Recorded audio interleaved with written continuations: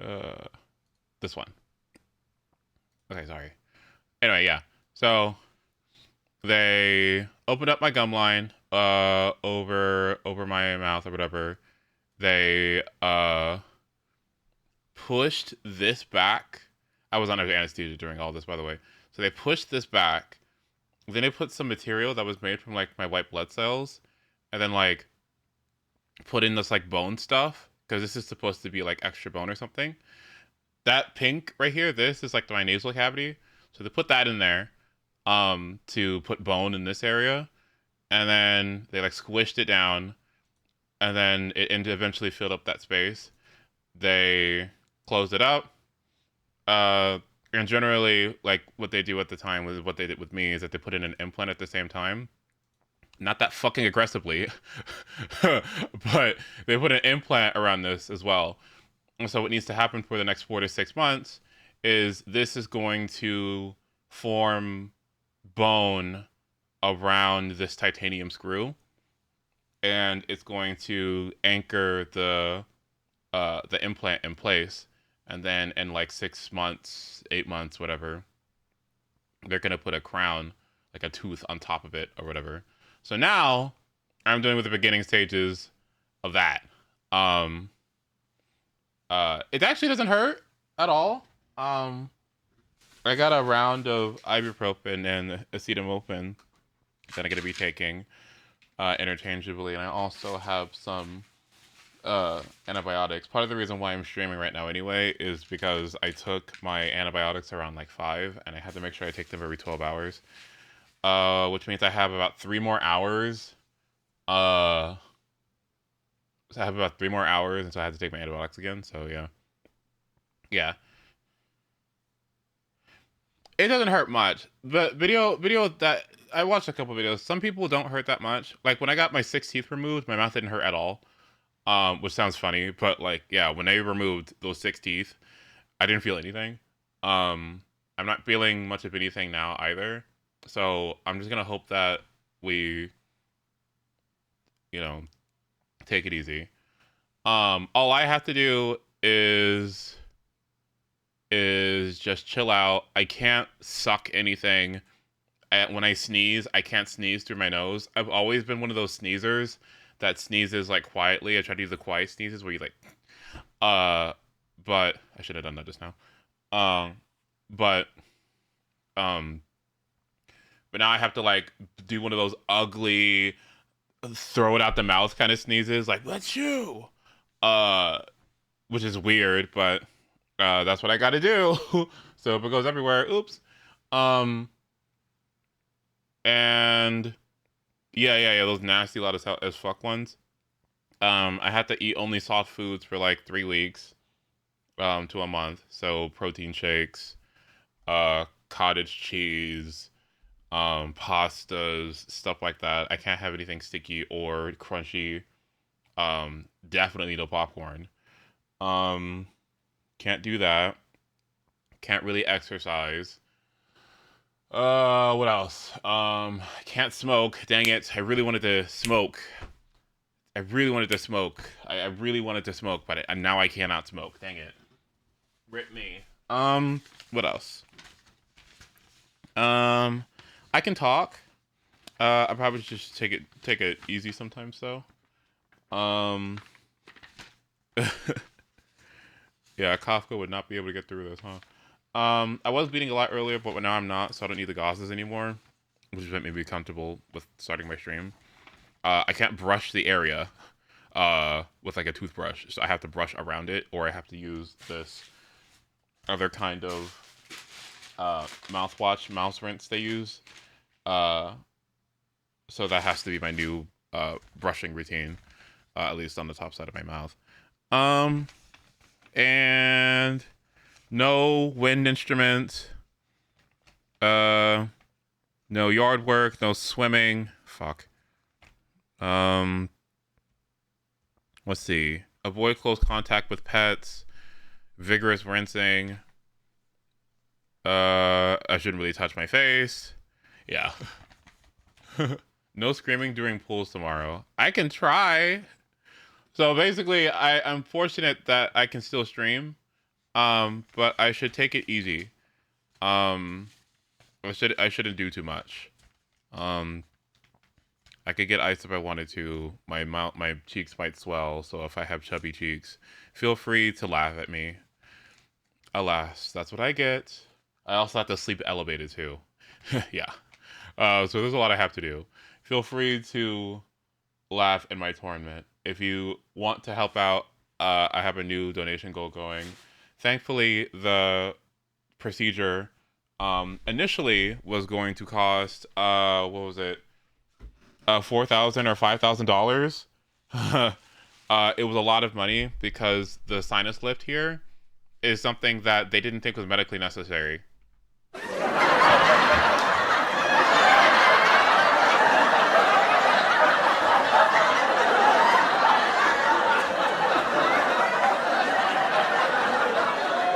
They didn't think this was medically necessary. What they would have rather have done is I should have. Ralph. You deserve it, smiley face. Thanks, Plumber. I appreciate it. I really appreciate it. What was I gonna say? So, damn, that $15 did a lot. Do you see these titanium screws?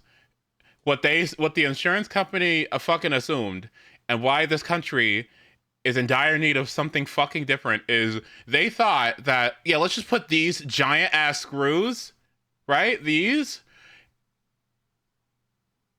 in this.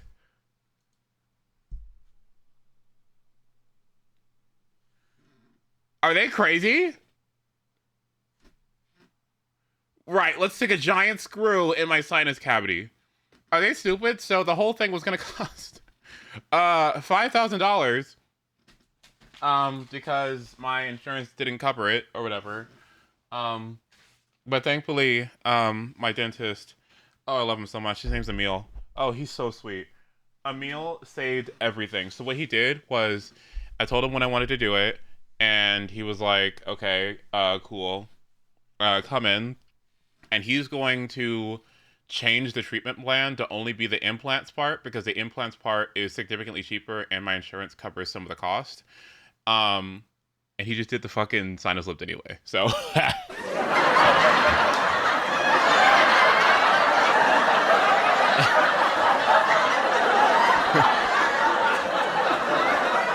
so this man saved me like $4,000. So we win, yay!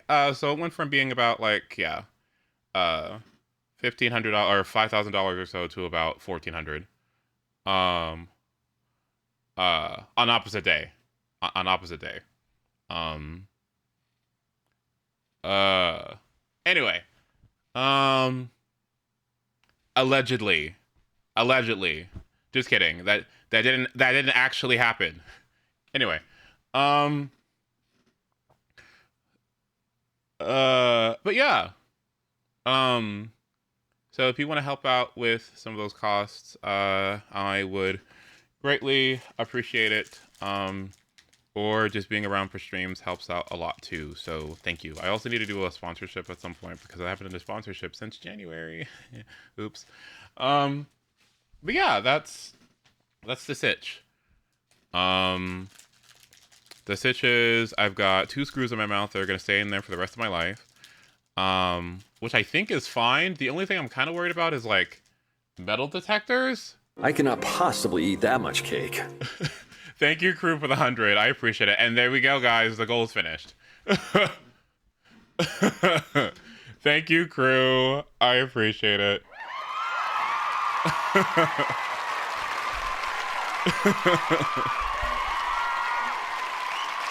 Thanks, guys.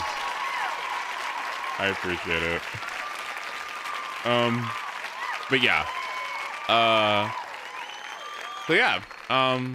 That's what we're gonna do. The titanium screws are gonna stay in my mouth forever. Unless they get some sort of thing to grow back teeth, which I don't even think I'm gonna fuck with that. They'll never rust. They'll be permanent, and I will never let something like this happen to my teeth again, because low-key brushing my teeth feels really fun. I like it now, so. I have a metal rod in my front tooth, and metal detectors really don't care. Okay, neat. All right. Well, again, and then I guess we'll be fine. But yeah, this implant's gonna be huge. Because losing teeth kind of causes them to kind of collapse in on each other, and your mouth kind of compensates for not having one. I'm not necessarily super embarrassed about it because apparently 69% of Americans, don't have are missing a tooth, which is like, I'm not sure if they're including wisdom teeth in that, but double fun fact: did you know that Kentucky has the most missing teeth out of everyone in the country? And I guess I fell into that category. Sorry, my bad. I guess I'm just a statistic. I lost. So, rip. Wealth. Okay, and thank you so much to Apollo for the 80-20. I appreciate it. Thank you. But yes, if I take a bit to go do food, that's so nice of you guys. Thank you. Is it going out of the bar? Okay, sure, whatever. If I take a while to go eat like I usually do, it's probably because I'm taking forever to go back to. And I'll try to turn off my camera for this, but if I need to drool for whatever reason, I'm gonna be doing so in this cup. And if you see that, I'm sorry. Because I can't spit. I can't spit. I can't. Ugh. I have to just let it drool out. Ew. So we'll see what happens. Okay. Let us get started. So what I want to do today was, if I can't talk, then let's let the game do it for me. So I wanted to do some AMPHOREUS. Get some of that progress out of the way, since we kind of care about plot stuff now. And what else did I want to do? Play a little bit of Genshin and or Star Rail. Or sorry, Zenless. This would be the perfect time for me to do story quests. Because they talk to us. So maybe I'll do Shiori's or something. And I wanted to watch some videos. Specifically Globa's highest in video and the relic video that you watched. Does gifting subs add to that goal as well? No. I would say gifting subs is good in that it helps people. I cannot possibly eat that much cake. I decided to not go for Hyoscene, so you can have the money instead.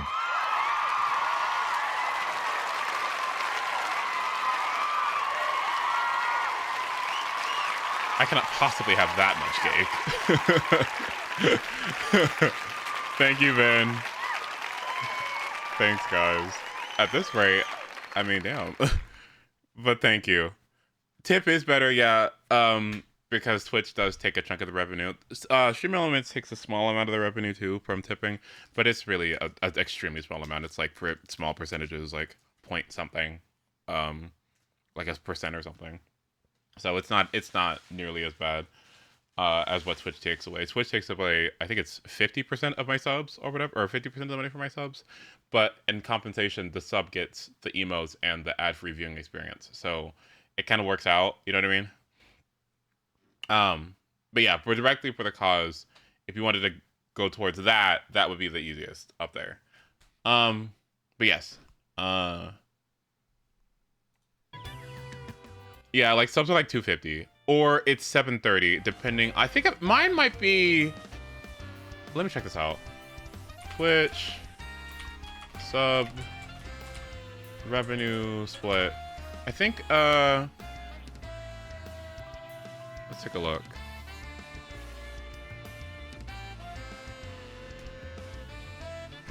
Yeah.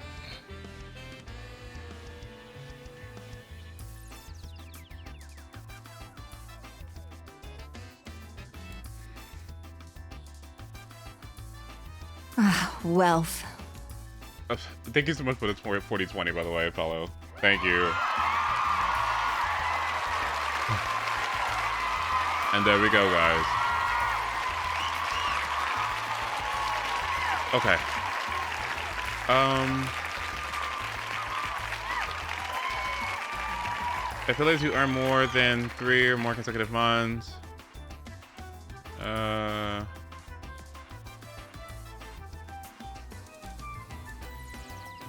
Okay, so if I have more than 100 points, I get 60-40. If 50-50 is the default, and then if I get 300 subs, then I get 70-30. I see what's going on here.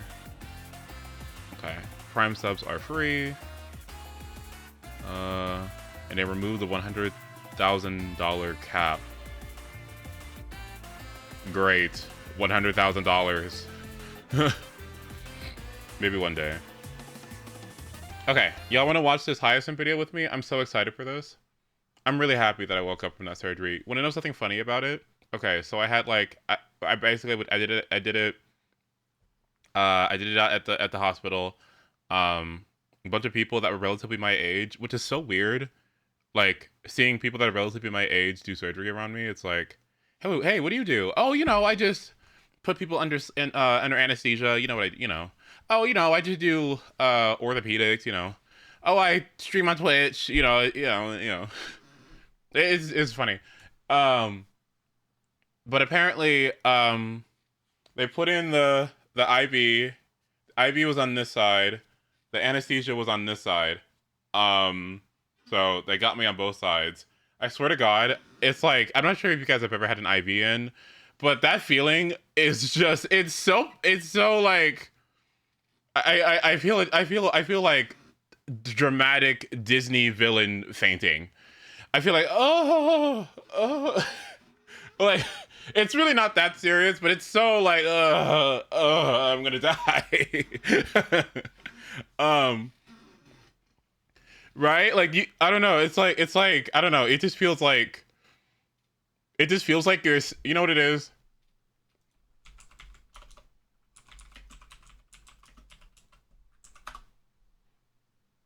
You know what it is? You know what it is? It's fucking, as soon as it enters you, it's, no, where's it at? Where's the other one? Where's I can feel my stats lowering. Anyway, so the fun part was, apparently in during the surgery, there was a fire drill, a fire alarm, because there was a fire in the basement. And they were talking about the fire, and I'm like, what do we like? Okay. Like, what are we talking about? I was like, yeah. So they had to evacuate most people, and I guess all the patients were just sitting there.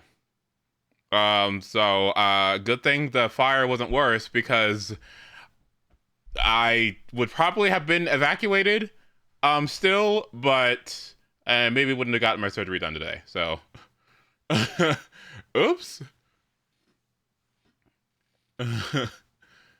Whoopsie. Yeah, so thankfully we're good. Anyway, TLDR, it was a success. I'm here. I'm happy to be here. I love you all so very much. You being here is actually very meaningful to help me cover costs, and give me something that I can do while I heal. Meanwhile, the more I yap, the more my blood clots and my white blood cells are like, bro, can you shut the fuck up so we can work? Damn. Let's watch the video. Hey, Goyusin here. It's been a short while since our last sustain, but Hyacinth will not disappoint you. Castorus fans, Acheron enjoys, Fei Xiao believers, and of course, Blade Gigachads will all have a treat coming for them in 3.3. But even outside of them, she remains a sustain that will just work and will deal damage. So let's check her kit out and then review her Eidolons with my calculations. Oh, he's got something to say about that E2. I know he does. Oh my god. Then it's on to best builds and light cones, and finishing with pool value and team synergies. Like and subscribe if you want to win your Hyacinth 50-50, and let's begin. Hyacinth is a Wind Remembrance unit, and she is the first of this combo. She is also our first Remembrance Sustainer.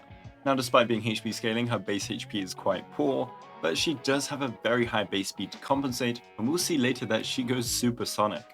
For choice priority, I would just level everything except her basic attack.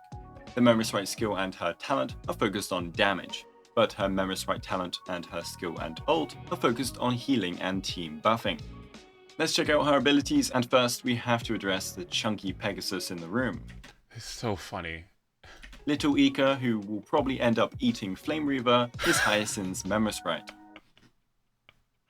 Oh, that's good. Oh, that is. Oh, Guoba, that's good. Oh, Guoba, that's mean.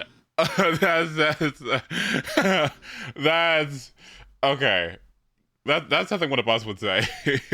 Little Ika, who will probably end up eating Flame Reaver, is Hyacinth's Memory Sprite. First, Little Ika's HP is set in Hyacinth's talent. It will be equal at all levels to 50% of Hyacinth's max HP. Okay. Furthermore, when Hyacinth or Ika provide healing, Ika will get an 80% damage buff stackable up to 3 times for a whopping 240%. Does she remind you of Tribby yet?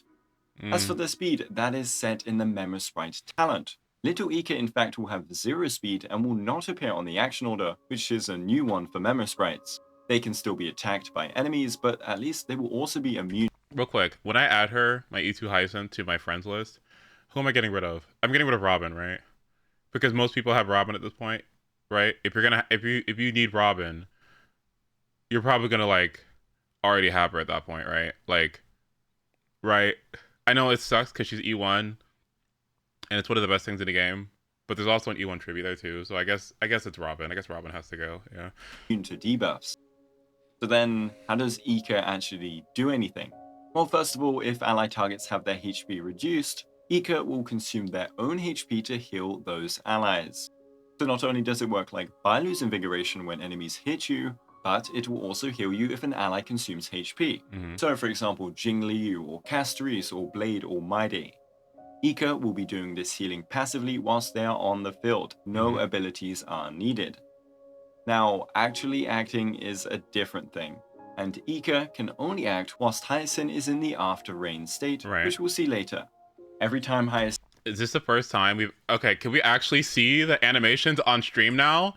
This is so fucking good. Whilst Hyacinth is in the after... This bubble shit is so good. This bubble shit is so good. Like I wanted to talk about it on stream so bad, but this ult is like my favorite thing in the game. I'm sorry, I'm so into it. I'm so into it. Like I'm just, which we'll see later. It's just I'm obsessed with it. Every time Hyacinth uses an ability in this state, Little Ika will get an extra turn and use Rain Cloud's Time to Go, which is the Memory Sprite skill. What is it called? Extra turn and use Rain Cloud's Time to Go, which is the Memory Sprite skill. So now they kind of act like a follow-up attack after every Hyacinth ability, but of course it's not actually a follow-up. It's not actually a follow-up, I gotta keep that in mind. And the After Rain state will also buff Ika's healing. So now all allies will get additional healing every time HP is reduced, even if only one ally had their HP reduced. So a Blade reducing his own HP will get that first heal.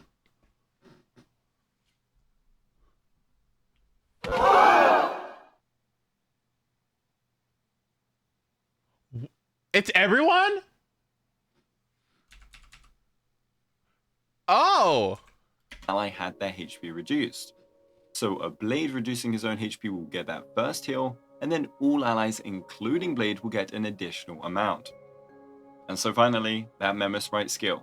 One of the most gorgeous animations to exist, thank you Ika, good. And this ability will do damage to all enemies. Now interestingly, it's not HP or attack or death scaling, it instead deals damage equal to 20% of the tally of healing done by Hyacinth and Little Ika in the whole battle.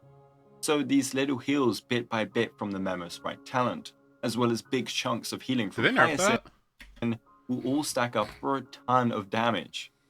Obviously though, after performing this skill, 50% of the tally will be cleared, which avoids you ramping up to infinite damage. So how do we get Little Ika on the field, and what does Hyacinth do? To summon Little Ika, you will first have to use Hyacinth's skill. This will also be restoring all allies' HP by a certain amount, whilst healing Ika by a little extra. This could be because they're a cute Pegasus that needs more love, but it's really because Ika will be consuming their own HP.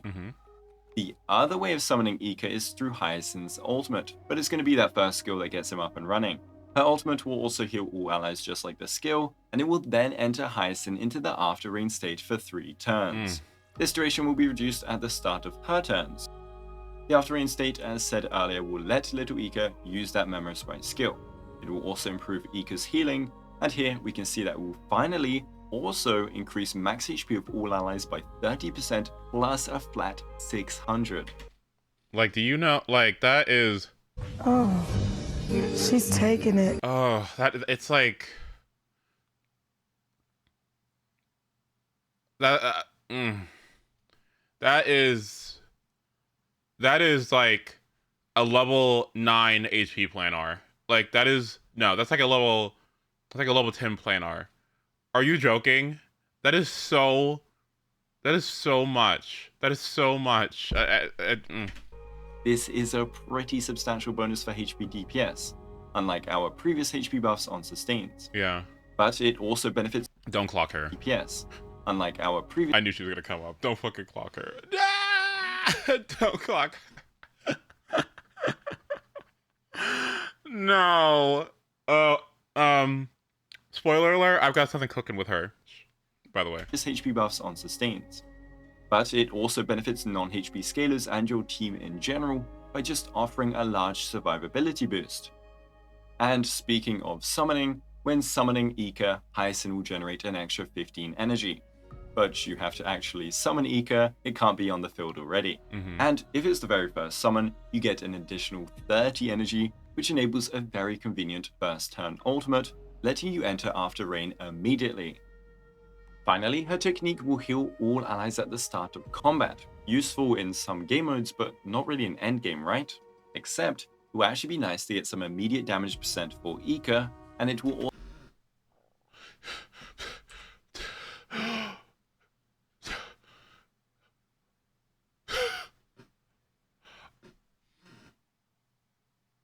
I didn't even think about that.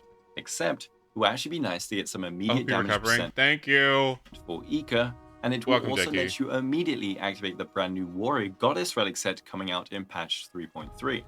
This technique will also increase all allies max HP by 20%, which will stack with her after rain state for an incredible buff to your first rotations. What? Now onto traces, starting with that A2. Hyacinth and Little Ika will straight up just have 100% crit rate. Sorry, Kokomi. Now you'll just be doing damage without...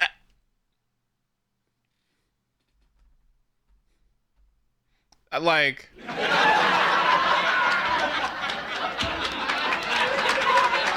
like, calling Ika fat, like, shading Flushbon, shading Kokomi. What is going on with Woba? This toxicity is not what I'm used to. What is happening? Time to build specifically for it. And then, Ika and Hyacinth will have their healing buffed if healing a target under half health, neat. Her A4 will then increase her F-res by This is so 50%. Ika is immune to debuffs, but Hyacinth is not.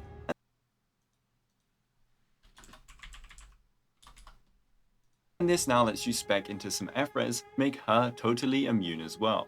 Very useful on a sustain. And for her allies, well, every skill and ult will be a team-wide 1 debuff dispel too. Finally, her A6 will buff Hyacinth and Ika's HP by 20% when Hyacinth's speed exceeds 200. Then for every, wait a minute, 200 speed? Yes. Do not be frightened by this number, it's not too hard to get in reality as we'll see in the build section. Anyway, if you go past that 200 speed, every single speed point afterwards will also give 1% healing bonus to Hyacinth and Ika up to a maximum of 200 excess speed. No. Want to see something? Want to see something? So if you want to move 3 times in the first cycle, you need 200 speed, which is why that benchmark is so important, which is why certain characters being 160 speed with DDD is, with Windset is important, because I think it helps you get up to 160 something, helps you get up to like a pseudo 200, right? I was checking something with Hyacinth's E2. If I have Ranmei on the team, if you want to move 4 times in the first cycle, that's why it, like, when you start getting a lot of speed, it really starts to get really fucking hard. So you go from like 134 to 160 to 200, and then it's 266 speed. With Ranmei, it's 0.7, 266.7 speed. But with Ranmei, I learned that I can actually hit that speed number. So we're gonna be moving. 4 times within the first cycle. We are going to be fast, okay, and we're gonna be zooming, and I'm really excited about it. Anyway, We're not hitting 400 speed, but I guess it's just a soft cap for Divergent Universe or something. But if you don't know about the 200 speed oh yeah, here it breakpoint, is. It should be right there. this means in the first cycle, she will always take 3 actions, and every subsequent cycle, she will always take 2 actions at least. This is kinda insane. In Trace bonuses, Hyacinth then gets an amazing 14 speed, 18% F-res, and 10% HP. This will bring her pre-build speed to a whopping 124, as well as her F-res to 68%, only requiring 32% in substats for full immunity. What? I didn't even know that.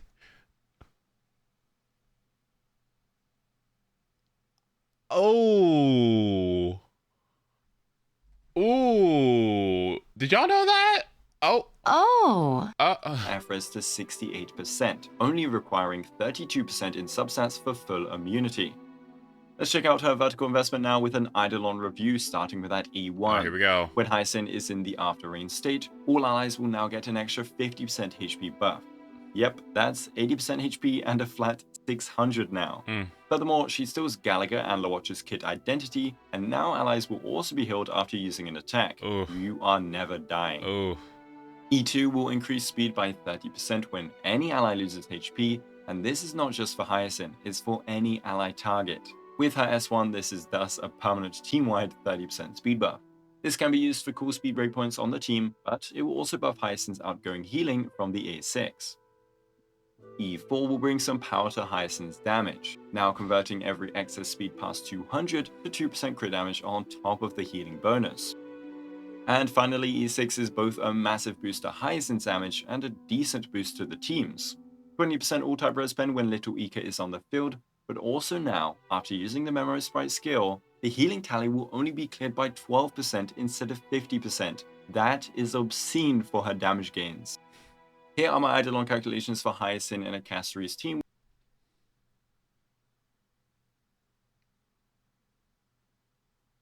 Very dependent if it leads to a better speed breakpoint or not.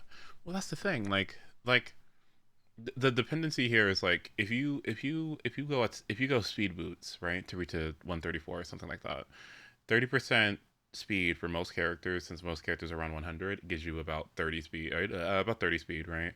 A little more, a little less, depending if you have lower base speed or not.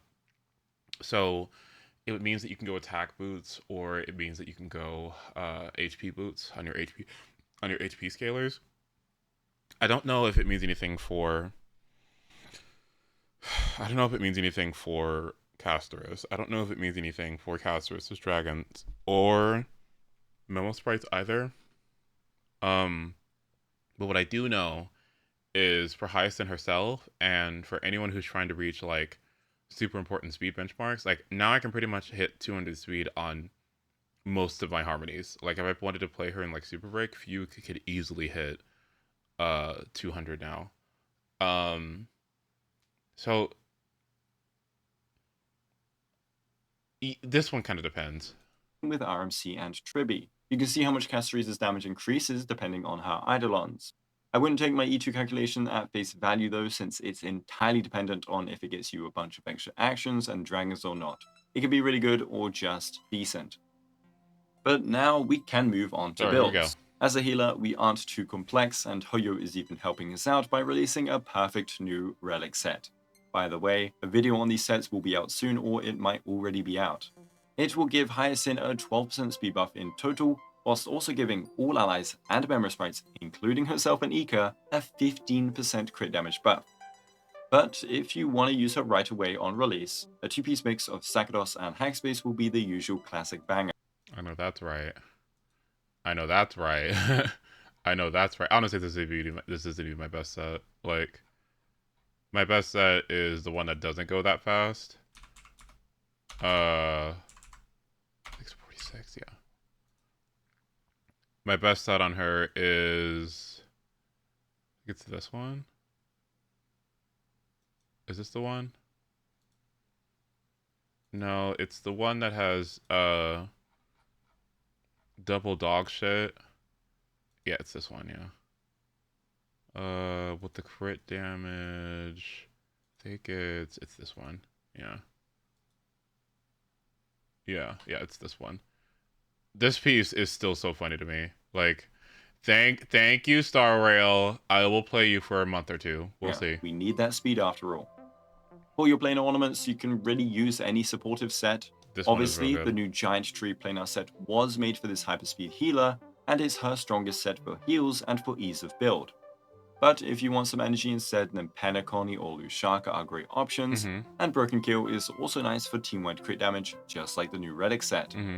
For your main stats, they are pretty much set in stone. Your boots should always be speed, your orb should always be HP, and your rope should always be energy unless you're doing a sussy hypercarry team. And then the chest should be healing, but you can also run HP percent if you're lacking one. And so for stat goals, 200 speed should be your first goal, and that will include the extra 6% you'll get in combat from the Warrior Goddess set. With speed boots, the Herder Shop Cone, and her best relic and planar sets, you are already at 182 speed. You'll be good to go. For HP, 4500 HP is a good baseline goal to achieve. Then you can stack up crit damage and effect res, otherwise there's no real crit damage goal, but for F-res you can specifically hit 50% to get full debuff immunity with the A6. And remember, you have 18% in stat bonuses. But now let's check out her light cones and her signature. First off, an 18% speed buff, fantastic for her, but also supportive remembrance units in general. Oh, here goes with this stupid shit. This, if you don't get her, but no. Then, when the wearer uses a basic skill or ult, you'll consume all allies' HP by 1%. Interesting. Then you will deal an instance of damage equal to 250% of the total consumed HP when your Memory Sprite next attacks. Okay? Then, when the Memory Sprite uses their skill, increases damage taken by all enemies by 18% for 2 turns. This is a vulnerability effect and is a debuff. It's a lot of random stuff, but basically, you're faster, you consume HP very frequently, which is useful for some characters, and then you deal more damage, and then you also give team-wide damage amp. This cone is nutty, but for most teams, you can run the free-to-play hard-to-shop light cone just fine. You have weaker team damage amp and weaker speed, but you don't need the extra stuff necessarily. RMC will just have to revert back to using Victory in a Blink, which is just fine too. Now, in a blade composition, this cone is insane. Every Hyacinth turn giving Blade a stack on top of every this edgy fucking Dark Lord bitch and her. This is the funniest thing in the world. This is what he's wanted the whole time. A bubbly healer, fatty horse. Like this is what this is what he needed. It's so funny. Leads to some serious follow-up attack frequency. In an Acheron composition, this cone is also awesome if you want to run Hyacinth here, as she can now apply debuff every turn of hers in the after. Oh, I did not realize that they both had. I didn't realize that they both had bows. I didn't even realize they both had bows. Oh my god! I didn't even realize they had bows. Inyasha, good to see you. Leads to some serious follow-up attack frequency. In an Acheron composition, this cone is also awesome if you want to run Hyacinth here, as she can now apply debuff every turn of hers in the after rain state. And for Castoris, it's really nice for more HP consumption and thus eco healing and thus more new bud. But actually, I don't think you need this for Hyacinth with Castoris. My testing found her absolutely fine and amazing without it. It is, of course, a decent upgrade though. Speaking of upgrades, in terms of power increase, this cone is similar to Hyacinth's E1 for Castoris team. But since the cone is cheaper, is pretty, has little eco, and makes her work amazingly with Blade, and makes her work with Acheron, all leads me to definitely recommend S1 over E1. Oh, and RMC can use the cone. Before we look at pool value, let's talk energy. She has a high cost. Oh, I'm so, thank you, Guoba. Thank you, Guoba. I've been worried about this for so long. Thank you so much. We love you so much. Oh my god, we love you so much. Because, yeah, I know that I take more hits, which gives you more energy, but I don't know what to do. Do I go a 5% energy planar? I don't know. Please tell me. of 140, as well as a desired ultimate rotation of 3 turns. How do we make this happen? First, let's consider a 3-skill rotation. This will lead to maximum healing, aka maximum new bud, but also maximum hyacinth damage due to ramping up the healing tally.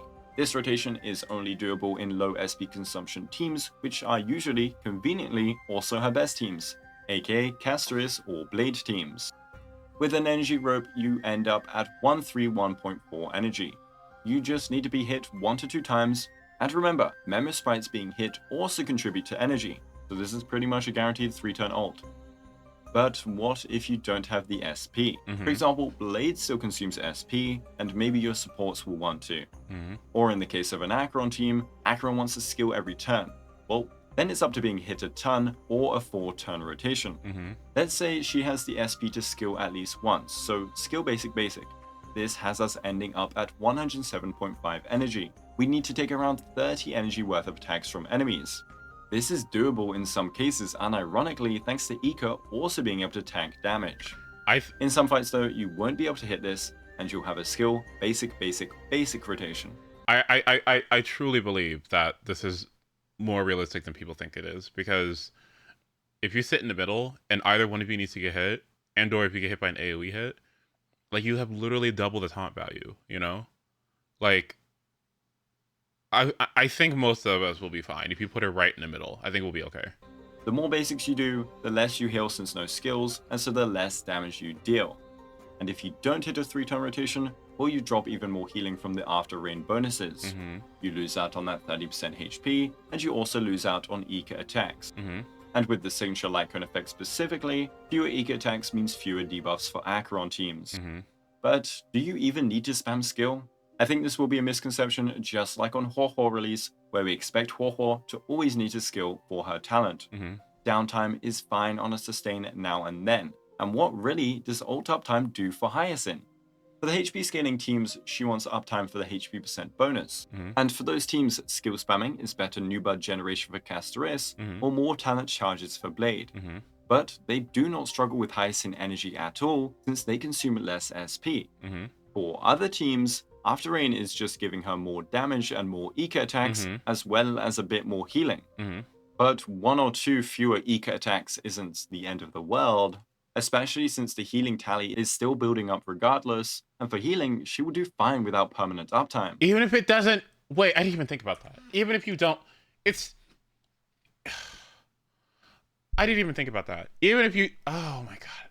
This is why we love Guoba. I didn't even think about that. Even if you don't use it frequently, it's still tallying. I didn't even think about that. I didn't even think about that. It's still tallying. I didn't even think about that. I didn't even think about that. I didn't even think about that. Her more damage and more Ika attacks, as well as a bit more healing. But 1 or 2 fewer Ika attacks isn't the end of the world, especially since the healing tally is still building up regardless, I didn't think and of for that. healing, she will do fine without permanent uptime. She can perform at her peak damage-wise when she can skill spam, but she doesn't need to use it. You can absolutely use mostly basics in these high SP teams and still survive. And in fact, having a 200 speed unit able to provide SP is kind of crazy, right? And finally, some teams will even want you to use basics. With all that being said, is she worth it? Where can I run her? Castoris teams, I think she is absolutely worth it, even at E0 S0.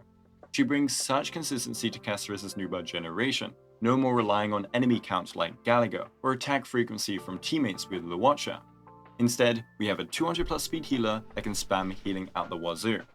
She heals every turn, and every time allies' HP is reduced or consumed by Castoris.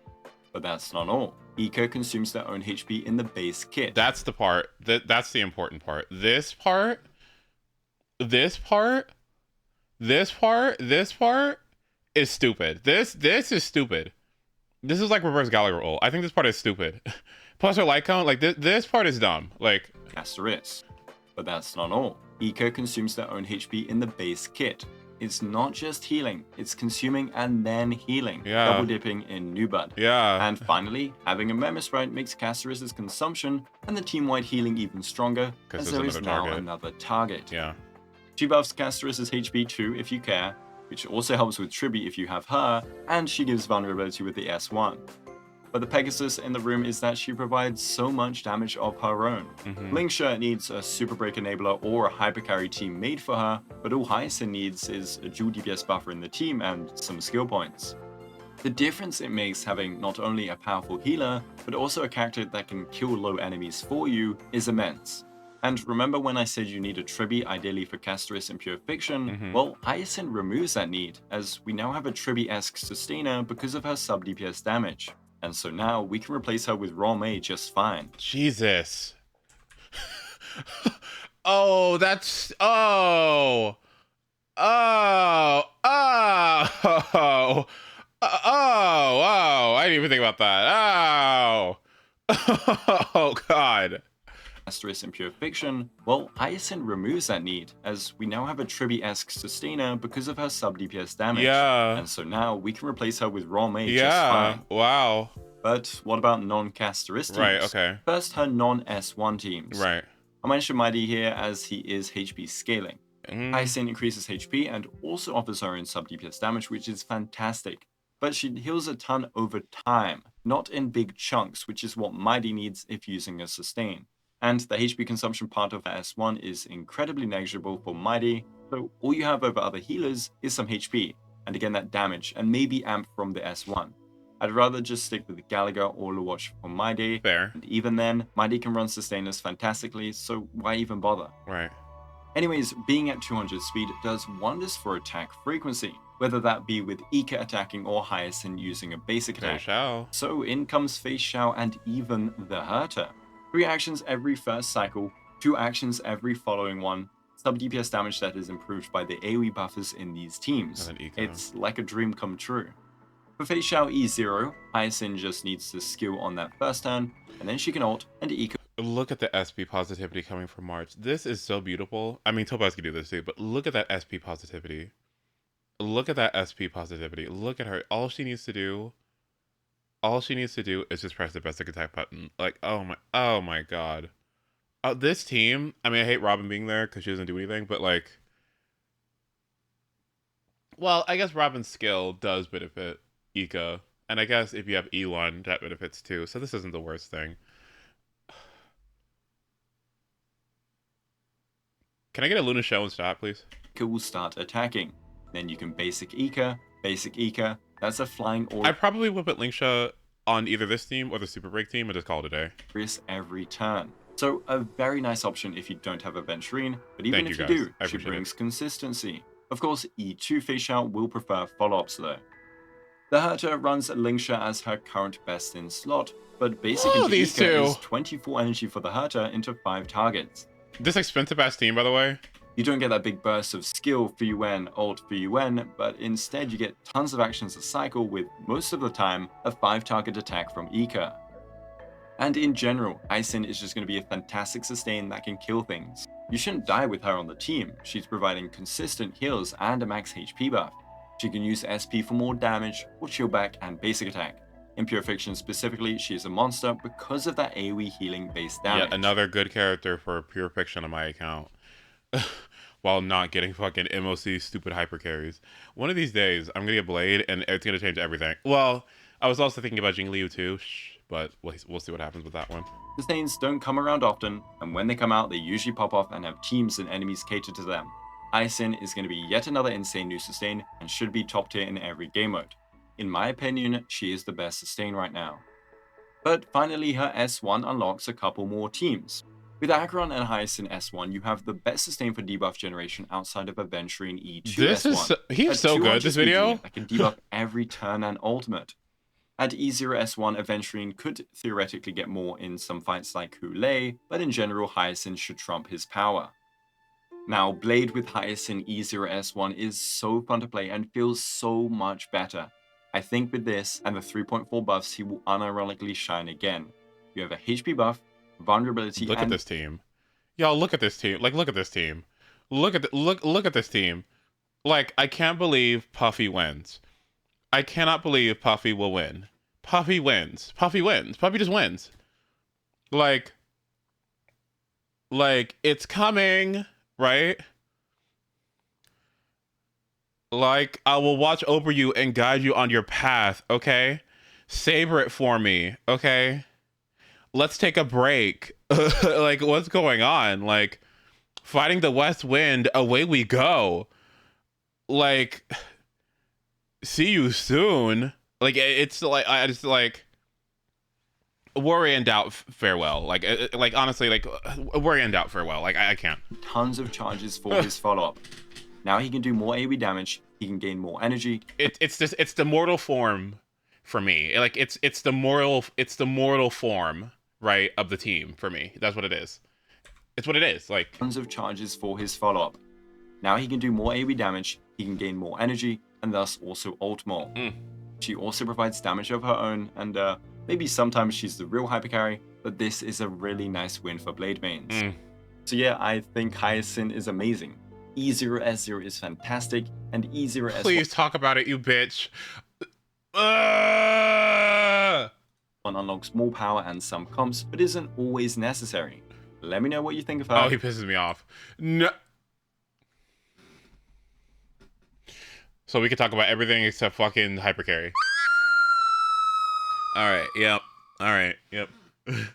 This is the one thing I was waiting for. This is the one thing I was waiting for, and I got a stupid footnote in the last 10 seconds of the video. This is the worst day of my life. This one unlocks more power and some comps, but isn't always necessary. Let me know what you think of her, and let me know if you're pulling. Like and sub as always if this helped. Thanks for I really watching. don't think you have to pull. Like, I genuinely do not think you have to pull. I'm hyping her the fuck up, but I really don't think you have to pull her at all. Like, at all. Like at all. Like, at all. However, we will be pulling, and we will be reaping the rewards. Hey, go here. Y'all should just skip. I mean, really, like, if you don't have Castorus and you don't, like, love her, I really do think you should just skip. But I will be going crazy. It's that time of the year where we're getting new relics, so let's check them out. And a video on the You could oldest just use 3.1 mine. play- I mean, I'm gonna go crazy, so you could just use mine in my support, and farming and stuff if you want to use it there, just so you can see what it's like. So Planos will be coming since more characters that actually use them have come out now. Let's check out our two new relic sets, a healer-oriented one, finally, and a pretty interesting DPS set. We'll see how they work using CE server testing, how good they are, and who can use them. Like and sub if this helps, and let's begin. Let's start with the Warrior Goddess of Sun and Thunder set, which we'll just call the Warrior Goddess set, I guess. Warrior Goddess. What does that remind me of? Who's a Warrior Goddess? Lightning, Palutena. That's who it is. How's the mouth feeling? It's gonna feel like shit for like about a month. Well, it's not like shit. It's gonna be mildly annoying for about a week, and it's gonna get better like over the course of the month. But yeah, I can't suck anything, and I can't have anything that's not soft or liquid. So, and that's gonna be the case for like 3 months. So, no chips, no crunchy, no nothing. So, tortilla chips. I can't. The 2-piece is another lovely 6% speed increase. This is now our third 2-piece bonus of 6% speed alongside Sakados and What about Hackspace, temperature? It doesn't helping you build most supports and getting them to their After a while. desired speed thresholds. The 4-piece, however, is really cool, and we finally have a new healer 4-piece set.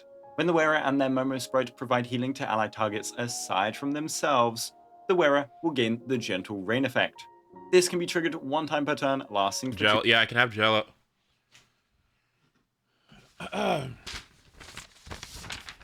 Avocado, baby food, applesauce, baked beans, and spaghetti, bananas, broth, casseroles. I said castors. Cheesecake, soft cheeses, soft or melted clams, congee, couscous. Okay. Cottage cheese, plain or mixed with veggies, custard, dips, hummus, guacamole, eggs, poached or light scrambled, fish, soft tuna or lox, ice cream or frozen yogurt, jelly/jello, juice, macaroni and cheese, mashed potatoes, meatballs, noodles, and pasta. For the first few days, I have to make sure I have a cool diet. So, Great. But yeah, I had to eat baby food.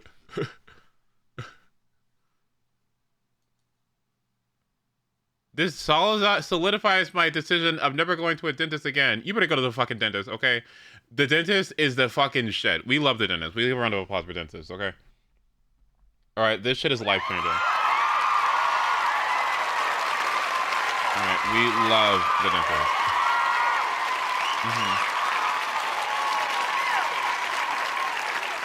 Did you guys know?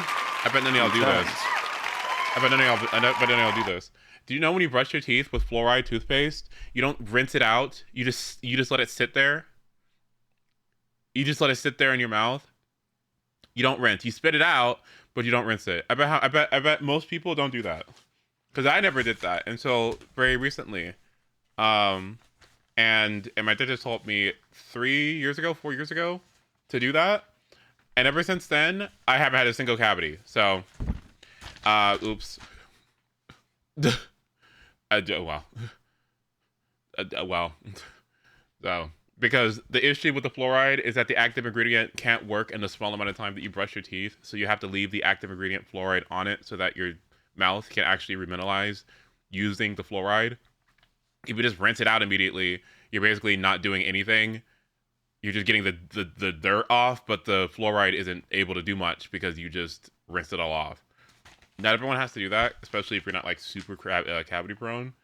But yeah, if you have the tolerance, you just leave it in your mouth. You just leave it in your mouth after you spit it out, and it's dramatically more effective. It's really cool, actually. Just don't swallow it. When the wearer has gentle rain, they will get yet another 6% speed, but they will also increase all allies' crit damage by 15%. Just to be completely clear, because the wording is a bit weird, you do not need a Memo Sprite to use this. You just have to heal, or your Memo Sprite can heal, and it has to heal other allies. This means Remembrance MC cannot use a set. I think I'll be okay. I think I'll be okay. I just have to make sure. I basically just have to make sure that I don't.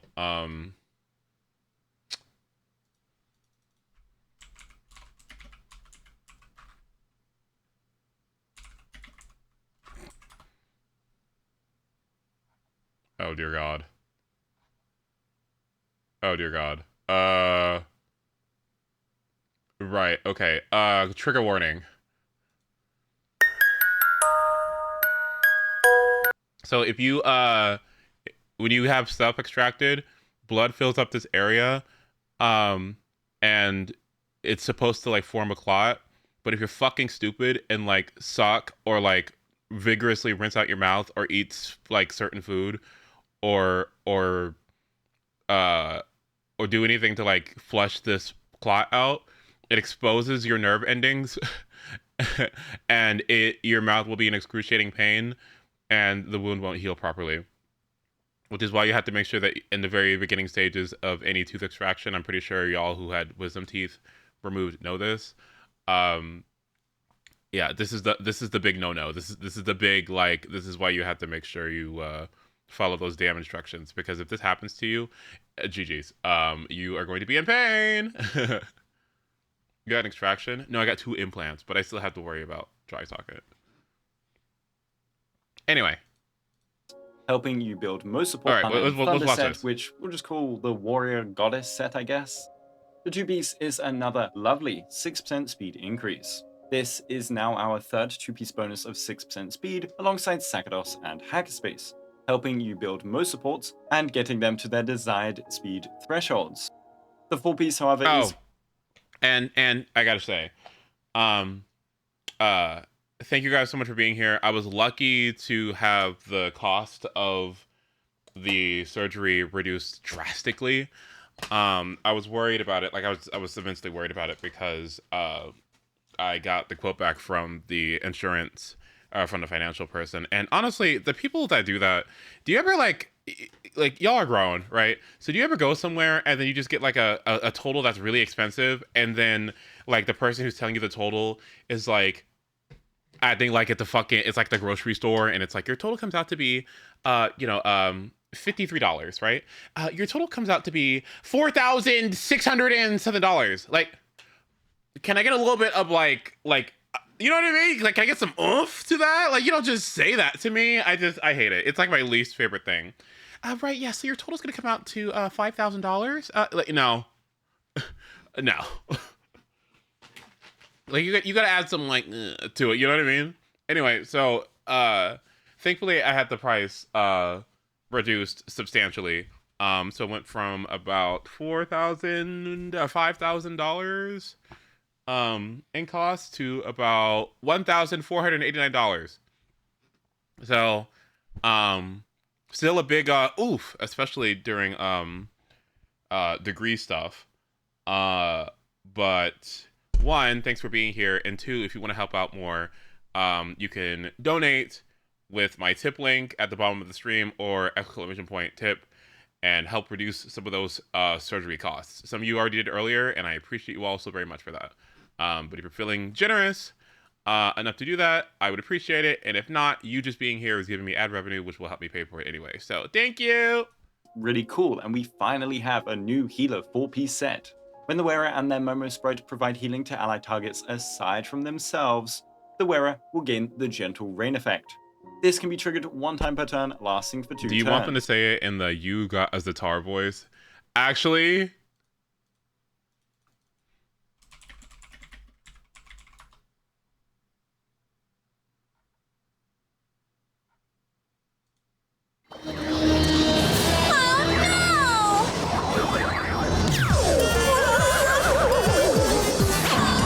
You got a Zatar.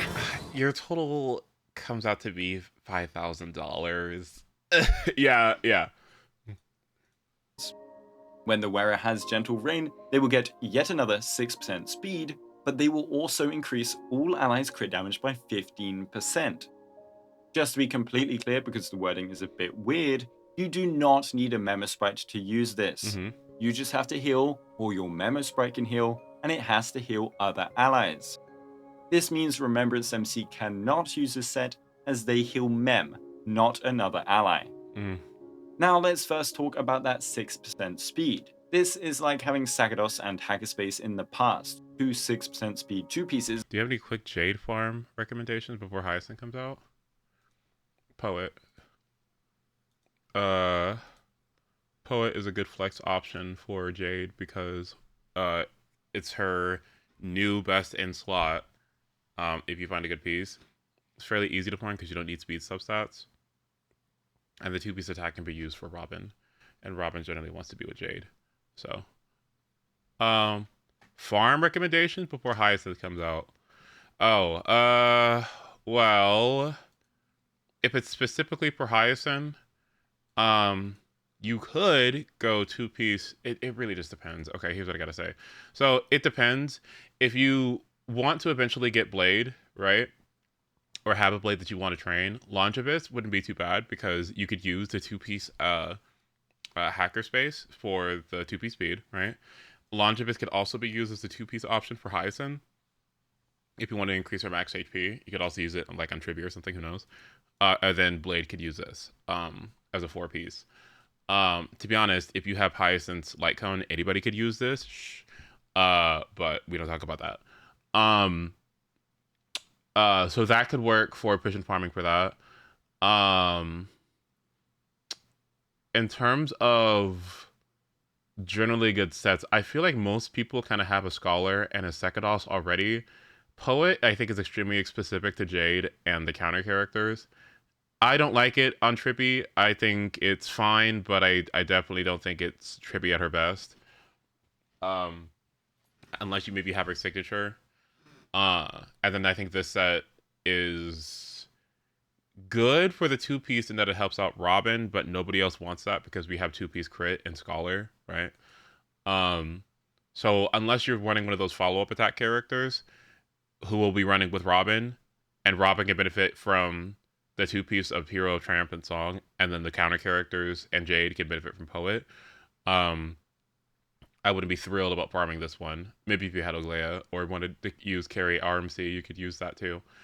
All of these are kind of not good to farm. except Wind or Eagle. I mean, obviously Eagle is really stupid, and Eagle is not that hard to get into, because the thing about Eagle that I think kind of gets lost on deaf ears is that even though you're farming a new set, what you're here for is the 4-piece. The advancement that you do is the important part. Obviously, your subsets are important too, but if you're able to get like a kind of low level piece, you're still advancing your action by 25% after you use your ult, which is the entire point, right? So if at a baseline you can get like an acceptable Eagle set, that would be very good. And then everything else is just kind of depending contextually on your teams. I you know what I truthfully think? You want to know my low key? My low key. He meant for primos. Oh, sorry. Okay, well, my bad. I was yapping, but I'm gonna finish my thought anyway. Low key, my hot take is that Robin, Sunday, Tribby, all these characters give such potent buffs that, to me, low key, your relic farming doesn't need to be that serious, because the supports buff you so much. Does that make sense? Like, if it was like Tingyun or Bronya or something where it wasn't that much, you know, it'd be like, yeah, sure. But I feel like the harmonies buff you so fucking much in this game and give you like thousands of attack and like a fuck ton of crit damage and stuff, that like just a couple of stupid ass relic rolls isn't gonna change everything. So even if you did find a better set for your Acheron, at this point, like, I'm not sure if farming relics is really the way to do it, and maybe you'd want to expand your relic options for your teammates, and see if that would lead to higher gains and higher consistency over time. That's my low key, because I just, at a certain point, I'm just like, okay, I'm killing things, I'm doing damage. Now what? Like, unless you're trying to go for like perfection or whatever. So I think, yeah, that's why this triple planar situation or triple Rex situation was a little weird, because I feel like most people kind of have these already, right? And now you're just kind of like going for like more niche things, right? That's why I was kind of excited for a lot of people to go for Eagle, because Anaxa leads people towards that, and if Anaxa leads people towards that, then it leads people towards Tribby doing the same thing. And it also leads towards, it's Tribby, Anaxa, and RMC that can use Windset, which are new characters. So I was hoping that it would influence people to like glean toward it because a little bit more, because I think it's one of like the best measures for longevity in your account in the game. But yeah. And if you're talking about like getting Jades, I don't fucking know. Like, play the game. Where are you gonna get Jades? Go get Topaz, get Herta, walk around the map, and go play the game. But all in a 4-piece set. So you get the 2 bonuses. No, I need triple planars too. I feel the exact same way. Like, do you want Slow Jade? So Slow Jade, I think, is dramatically better, because Jade, if you go take a turn on Jade, what do you get? You get a blast basic attack, and you get some charges for her follow-up attack. If you run Slow Jade, think about if you have a Slow Jade that barely acts, think of how many follow-up attacks that you get from your deck collector, assuming they're attacking frequently, without Jade having to take a turn, right? If you think about like the amount of value that one SP that you use to put the deck collector on like Tribby or Linksha or something, Linksha and Tribby or whoever you put it on is attacking over and over and over and over and over again. Like, bending the rules, time for a lesson, self-inflicted misery. Like, who's a little backstabber here, right? Like, she just keeps doing it over and over and over again. And if you think about it, she is getting the higher consistency from Poet, and she's not having to spend more turns to generate more stacks for herself. Now, the bad thing that kind of sucks is that you aren't generating as much SP, which is a little lame.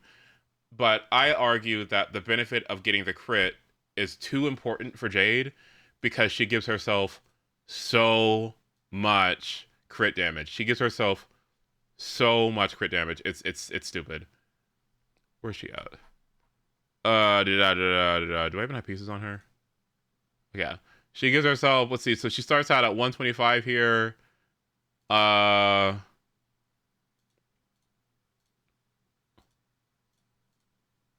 Okay, I can't remove characters. I don't think any of these buff crit damage, but she starts up at 125 and then gives herself the 270. Like, get that crit rate, please. Like, just get that crit rate. It's too important. It's too good. I can't. Anyway. On top of this new crit damage effect, and this crit damage is for all allies. This means for any healer that you've been running 2-piece combos of speed on, you should now ideally replace it with this. However, as always, if you farmed a ton and have insane speed gear on them, refarming for a small gain is not necessary. But if you want the upgrade, it's there. But one thing to note is that the speed buff is gained in... I will say, the one thing I think everybody could do, and this goes back to what I was saying a really long time ago about crit rate, okay? And I was right, and I will continue to like stand on this hill or die on this hill about this, right? But I'm telling y'all, like, bitch, these fucking like these crit rates are too important in Star Rail, especially. Like, crit rate is such a good stat in this game. It makes no sense. Like, crit rate changes everything, because like there's so many crit damage buffs in this game, and there's like barely any ways to buff your crit rate. Like, you have Sunday giving you 20. You got Fushuan giving you 12. Who else? Who's buffing crit rate? RMC gives themselves 100 when they ult, but only on their ult. Oh, okay, yeah. I guess, yeah, RMC does give themselves 10. Gives you 10. Yeah, gives you 10 on one of the Idolins. Yeah, you're right. RMC gives 10. Anything else? Anyone else? I can't think of anyone else. Sparkle Lycone gives 10, yeah. But do you see how rare it is? Do you see how fucking hard it is in this dumbass game to get crit rate? It's like nowhere, right? So for me, I feel like what the majority of people should do or can do is, because the supports have crit damage up the ass, like Sunday gives you crit damage, Robin gives you crit damage, Tribby gives you crit damage, like Bronya gives you crit damage, Sparkle gives you crit damage. Who else? Where are the harmonies? Am I stupid? Okay. Anyone else? Not Tingyun, not Hanyo. Who else? There's another one. There's another one that gives you crit damage. RMC, yeah.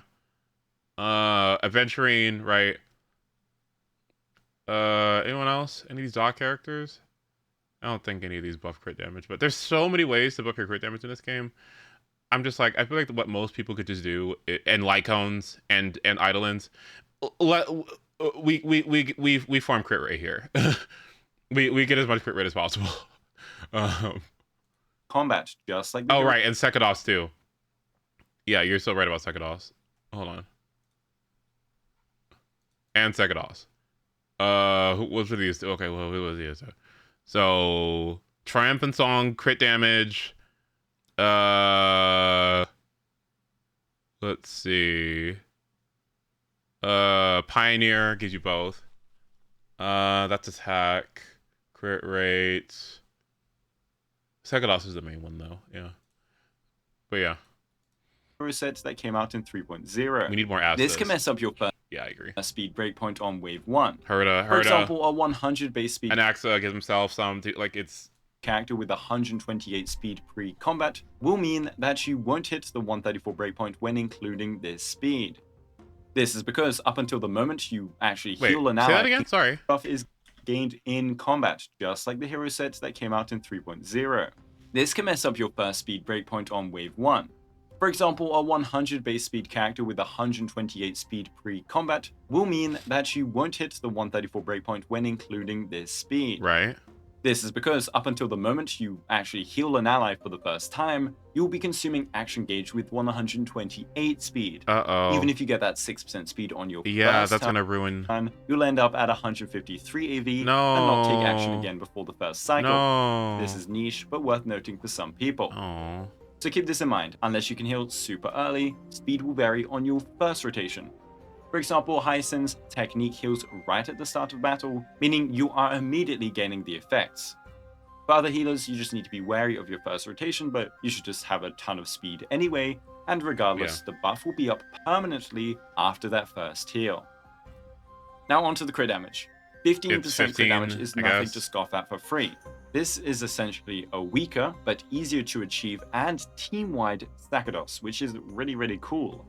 Not all healers could run Sakados anyway, and they'd have to consume SP to give. I just thought about that if you ran this set, that if you ran this in RMC's Sunday Tribby, they all benefit from that crit damage. Because Sunday passes the crit damage onto you, and RMC passes the crit damage on as well, and then Tribby builds damage. Wow, okay. Pretty cool. Not all healers could run Sakados anyway, and they'd have to consume SP to give the buffs, which isn't really ideal in a bunch of teams. Now, legit, all you have to do is heal, and now the crit damage buff is up. But it being team-wide is even cooler than Sakados. Yeah. Yes, Sakados is better for hypercarry, but dual DPS teams exist. Yeah. Furthermore, we are entering a game state where supports and healers sometimes have sub-DPS capabilities. Tribby and Hyacinth. This is seen with Tribby, and now with Hyacinth. 36% crit damage for a soul carry is great, but 15% crit damage on your main carry, your Tribby, and your DPS healer is pretty juicy. Yeah.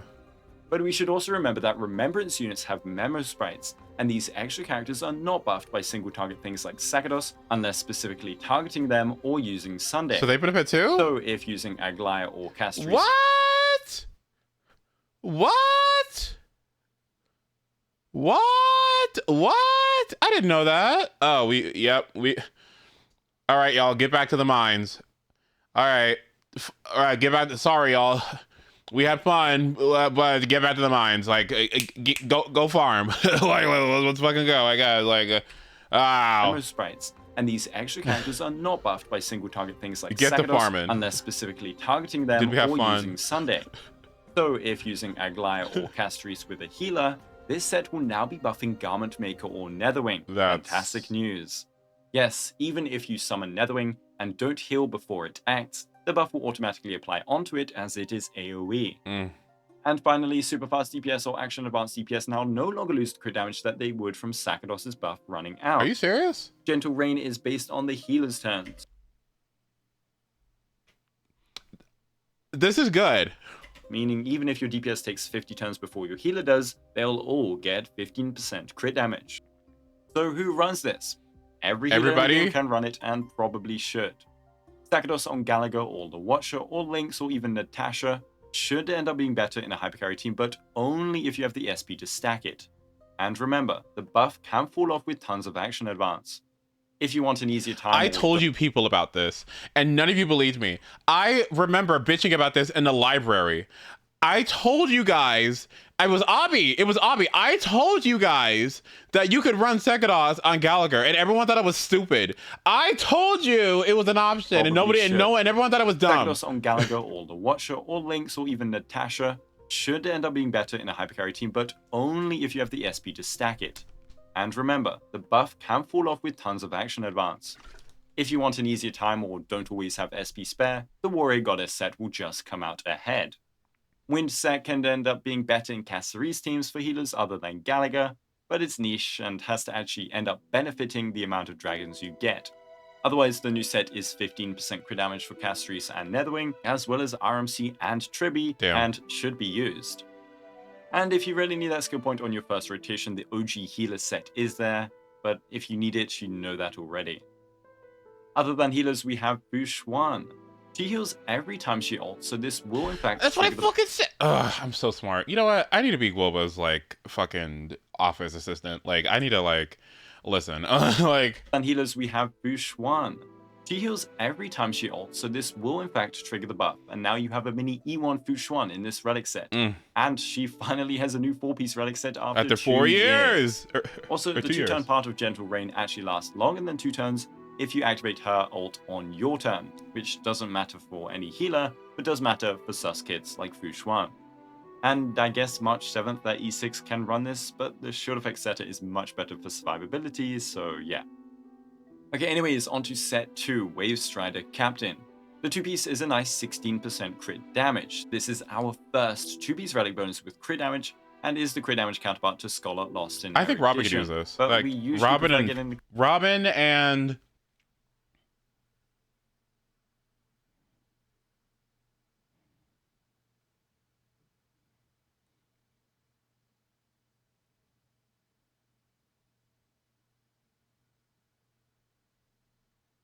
I can't think of anyone else. crit rate. Anyway, already this cabin set has great farming efficiency. You have 2 fantastic 2-piece bonuses with, most of the time, a best in slot relic set for every healer. The 4-piece is very interesting too, just like our other one. When the wearer becomes the target of another allied target's ability, gains 1 stack of help, stacking up to 2 times. Help? If there are 2 stacks of help when the wearer uses their Help. ultimate, consume all help to increase the wearer's attack by 48% for 1 turn. So just like Poet, this looks designed for the future, but we can still use it right now. Let's first dive into its intricacies. What is being targeted by another allied target's ability? It's when you have a reticle over your character when an ally uses an ability. So even if it's team-wide like Sparkle's ult or Blast like Huohuo's heal, as long as it is on you when used, Really? you will get 1 stack of health. Oh! This means for every ult, if you want to maximize the set, you'll need to be subject to 2 ally target abilities. Oh! This can be a Sunday skill and ult, a Bronya skill and ult, a healing ult, and a supportive skill. There are so many ways to get these help stacks. And even if you manage to ult without 2 help stacks, well, if you previously And gained yeah, 1 that was stack, the other one. That was the other one. It was the counter characters because they're slow. That's the other one. that will still remain. And the final intricacy is how long the buff actually lasts. People will see 1 turn and assume it's unusable, but this buff is one that will not tick down when applied during your turn. So if you ult at the start of your turn, your whole action will get the attack buff, and it will not reduce its duration when you end your turn. This means you will have your second action buffed by this Okay, but don't be stupid, bro. Like, duration. look what he did. Look what he At the did. start of your turn, your whole action will get the attack buff, and it will not reduce its duration. Look what he did. Look what he did. He just used that. He just used that right as Robin. Well, rip the buff at that point. What do you think Robin's gonna do? Not sing? But yeah, oopsie. End your turn. This means you will have your second action buffed by this large 48% attack buff. If you ult before your turn and then act, the buff will disappear. Yeah. But this is normal. Either way, 48% attack is insane. It's like if you had the maximum Duke Relic set effect on your carry. Wow. So hypercarries that can ult frequently or are heavily ult based will enjoy this set. Just remember that you will have to give them 2 help stacks in between every single ult of theirs if you want the buff up. This can hurt synergy with Tribi though, who is one of the strongest supports right now in the game. She does not target any other allies when skilling or ulting, and therefore Tribi teams will be unable to maximize this set. Yeah. But who can use this? Anaxa first comes to mind as a character with specifically a 2-turn ult rotation, and boy does he love attack percent. Yeah, If he he has a does. signature or gets kills, he hits that 2-turn ult, and so if he ults at the start of his turn and keeps up that rotation, this is his new best in slot in calculations.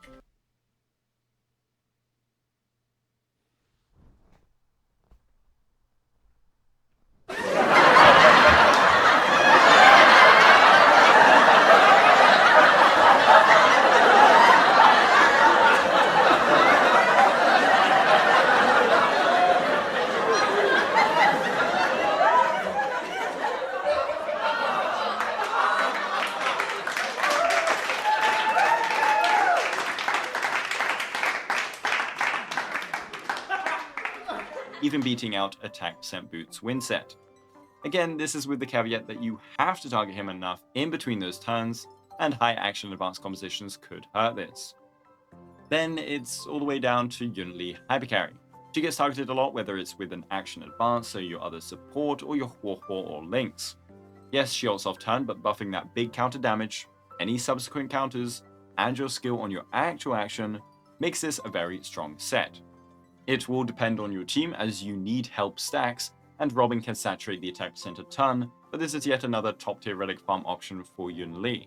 You shouldn't refarm, but if you slacked on her relics, you can now use this. Speaking of Yun Li, Clara exists too. This will be another Clara best in slot alongside the Poet set. They are pretty much on par with each other until considering large attack percent buffs. Acheron is very ult focused and can ult very frequently, and people run her low speed in some comps. However, she is played with 2 Nihilities or 1 Nihility, 1 Harmony, and so getting the stacks is probably a little tricky. I would stick with the other sets because of this. Argenti will be spamming out ults out the wazoo, so he will have lots of opportunities to get this relic set's effect. But he's normally in dual DPS teams like with the Herta these days, or sometimes in Fugue Super Break. And If you can get that fucking man out of my god, get him away from her. Okay, get away from her. Excuse me? Get him away from her. Yeah, I know he has physical break, but get him away from her. If you don't just play fucking Luca, get Argenti away from Fugue. Okay, no. dual DPS teams like with the Herta these days. You get away from her. Fuck you, but like, no. No, we don't play him in Super Break, okay? We play him in Hyper Carry or something, or dual TPS, but don't get him in Super Break, okay? Like, that's not, he doesn't belong there, sorry. Like, that's not his intended purpose, that's not true, that's not right, that's not correct, it's unethical. I will protect all beauty, okay? But just not in Super Break, okay? Like, Fugue Super Break, and these two teams would not want or enable this set. But if you run him as a traditional hypercarry, this will be a top option alongside Scholar. Oh, so you want... Oh, but we want HSR to use whatever teams we want, huh? Okay, well, fine. I'll take it back. I'll take it back because I do think that's something that's important, right? But fuck you, bitch. You're not going to run it, are you? Because how many of you guys have Fugue? How many of you guys skip Sunday for Fugue? That don't spend money on this game. Yeah, okay. And Qingxue has a big mega ult combo. She spams skill into ult, into enhanced basic, into ideally a follow-up attack from her E4.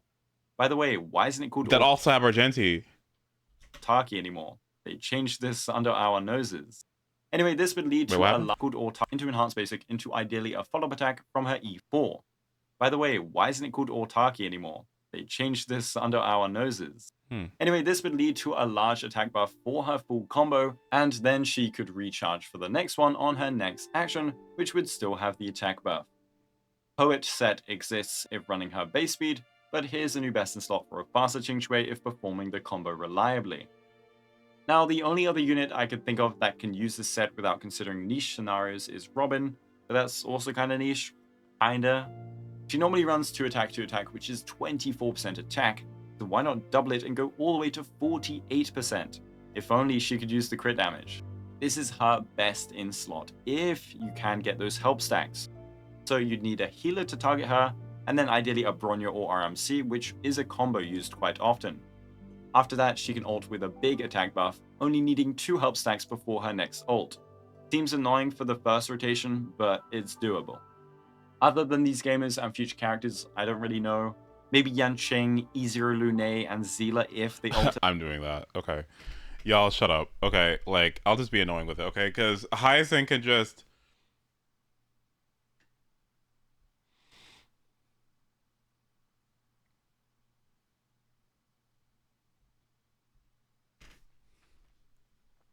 Okay, if Hyacinth skills... Does that target everybody? Is that a targeted ability? Does that count? Does that count? It does? Okay. And I don't know if the ult does. I don't think the ult does. Does it?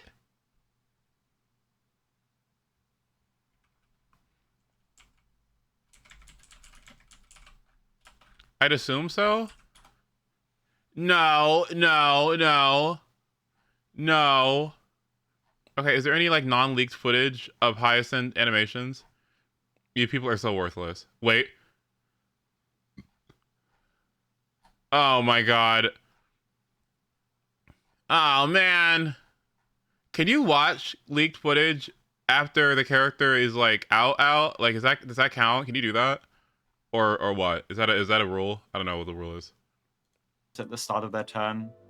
Zila works decently if her ult kills and she enters Resurgence, as that would be another ability benefiting from the attack percent buff. She also gets ult pretty fast. But yet, this set is a bit finicky with the help stacks, because some supports and sustains can easily provide stacks, whereas some fail to. And so not all... Why'd you clock her? Some supports and sustains can easily provide stacks, whereas some fail to. Why'd they clock her? Wait, why? Okay, but low-key, this is going to be stupid, by the way. One of these two being able to do this, because that's exactly what they do in their first turn. Want to listen to listen to Nerge Ace, okay? Listen to me. Do you know that these two characters both have a turn 1 rotation where they use their skill and their ult? Mark my words, these two are going to be the primary providers of this set's effects, because most characters in this game don't do that. Most characters in the game do not do that. Tingyu is one of them though. But Sunday will advance a character and then immediately ult, right?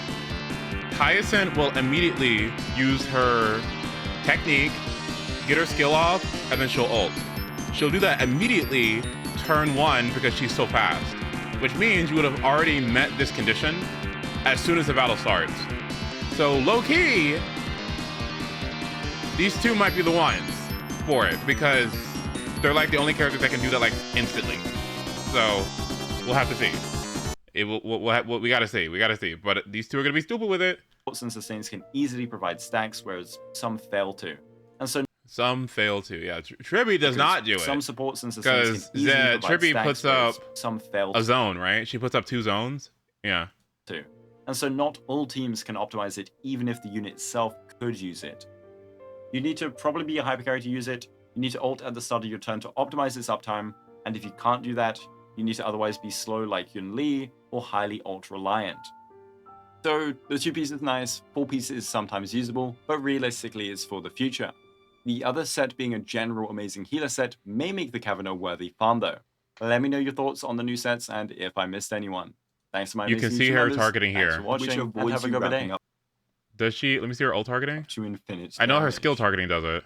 So how do we get Little Ika on the field, and what does Hyacinth do? To summon Little Ika, you will first have to use Hyacinth's skill. This will also be restoring all allies. Other way of summoning Ika is through Hyacinth's ultimate, their own HP.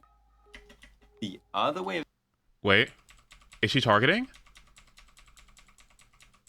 She is. I don't know, y'all. I don't know. I don't know. I mean, I don't know. I don't know. I mean, again, I don't know about anyone else besides Sunday and her that can do that. And Tingyun. Can you think of any other characters that can do that? Also, I'm gonna go through each of the HOYO games and get dailies done. God MC. Can RMC target somebody? No, wait, because what do? You Tribby's support, and then I guess you could use another character to do it too? Yeah, it's 2 different actions, though. Doesn't Ranmei ult target the team? Ranmei ult does target the team, right? Ranmei could probably do it. I suppose Ranmei could work because you could, like, if you have Lanwhack, which she runs anyway. And I guess when she starts the battle, does her technique count as targeting? It might. Wait, would we see what did Guoba say about... Oh my god. What did Guoba say about, zones? Hold on, let me see.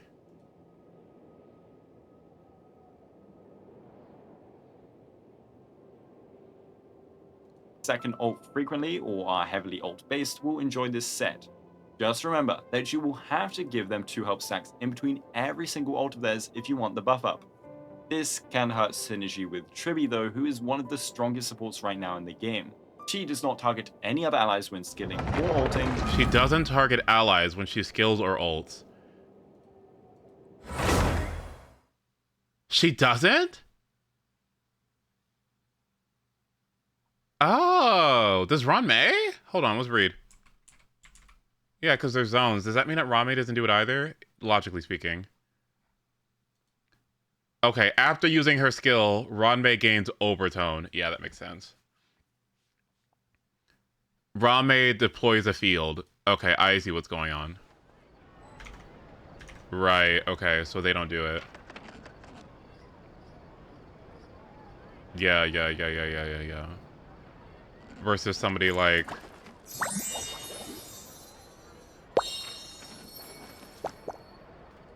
Sparkle, who... grants all allies... Okay, cool. Yeah, that makes sense. Yeah, okay, I see what's going on. Okay, did I do my dailies today? I think I did. Yeah, I think I did. But let me get my stuff farmed.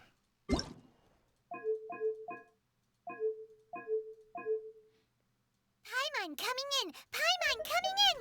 Is this level okay? Can you hear Paimon? Someday Sparkle will return. I never thought Sparkle should have fucking left. Sparkle should still be here.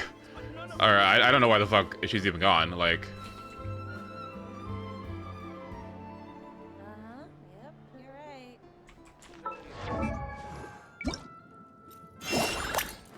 Okay. Yeah. Character level. Did I get her thingies yet? I did. Esco, did I get her things yet? I did. Okay, what about Navia's talents?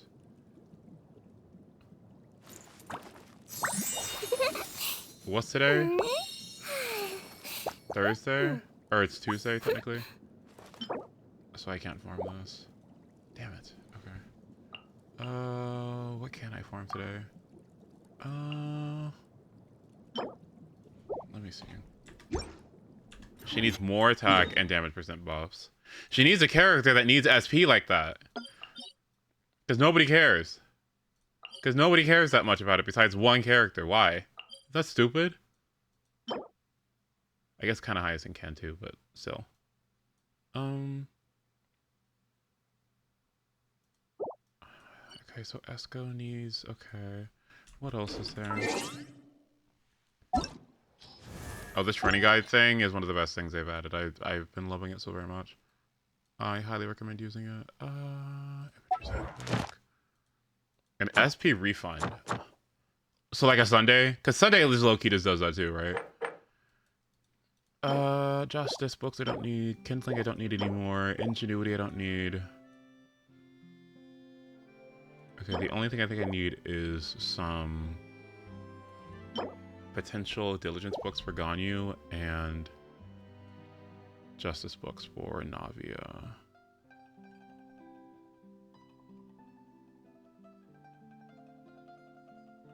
Or for Escoffier.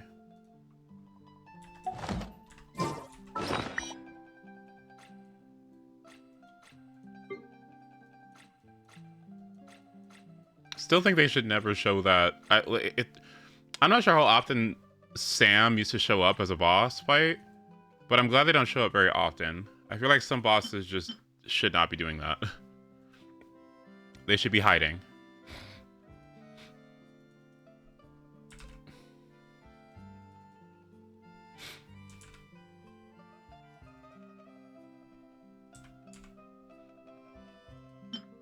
Order books. Equity.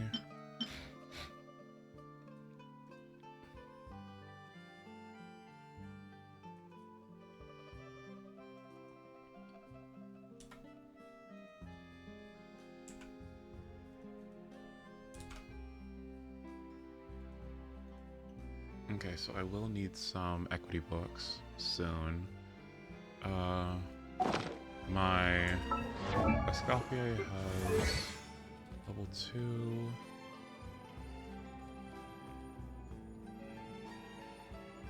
Amoosh boosh. Does my razor have his?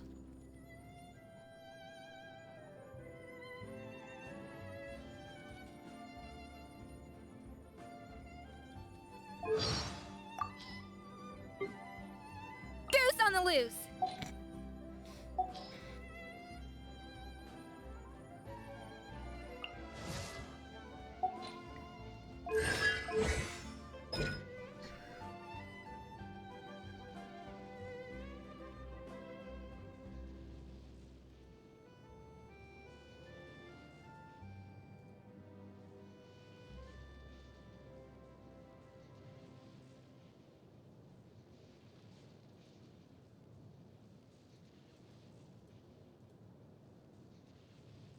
Okay, it shouldn't be that bad. All right, we're good.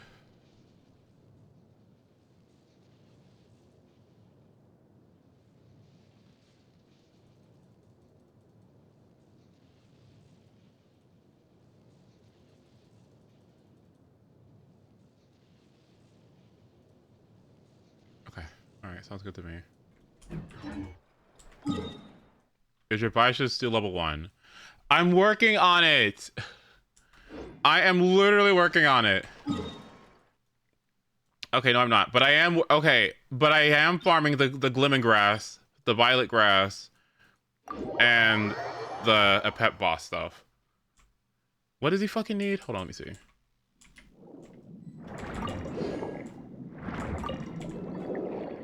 Where'd the other one go? There it is. Let me look. I'm thinking about Aoife too. I'm sorry, I'm a little bit too excited. I don't know. Like, Aoife looks real exciting. Not gonna lie. What does he need? He needs Evergloom Ring. He really wants to get to 90 as well.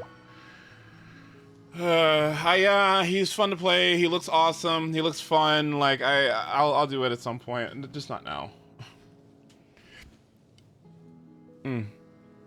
Anyone else that it is imperative for me to level up? Mona was the other one for this Imaginarium Theater.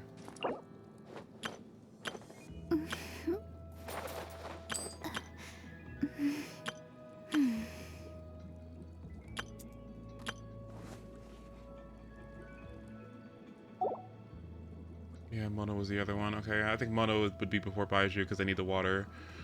And then invest more into Layla a bit. And then Dia whenever there's a Fire Imaginarium Theater around. Chongyun was another one that I was thinking about as well. But not Baiju at the moment because Seedwin and Ascopy are kind of taking what I need from him. Dundra's a bit in a weird spot. But yeah, Mona first, because Mona interests me.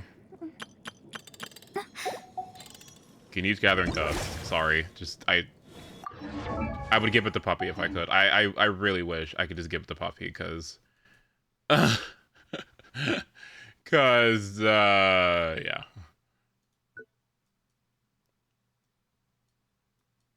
Give him to me. We're giving it to Puppy. We're giving it to Poppy so Puppy can get his copier. I could use the C1. No, you couldn't. Okay. Mona needs her A4. A4 is level 70, right? So what all do I need? Oh, can I just level her?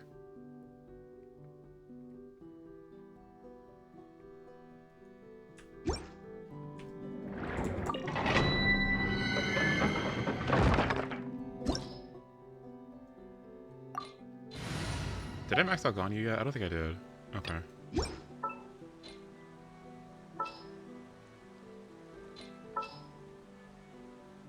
This is how it must be.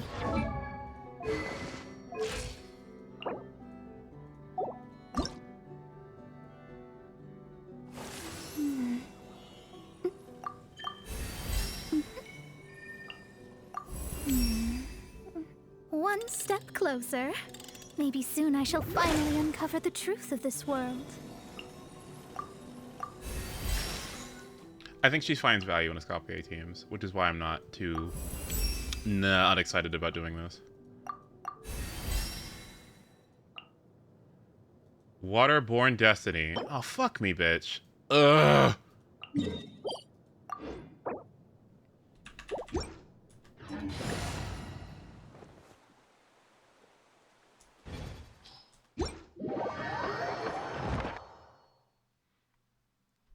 How much time do we have? An hour? Okay, cool.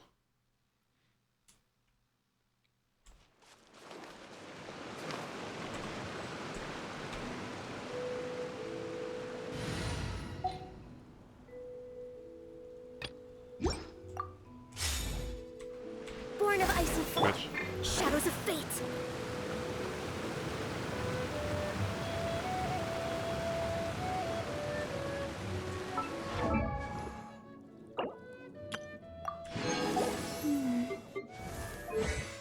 This song's good.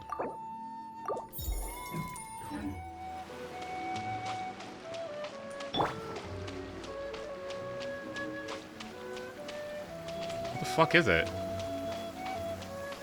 Okay.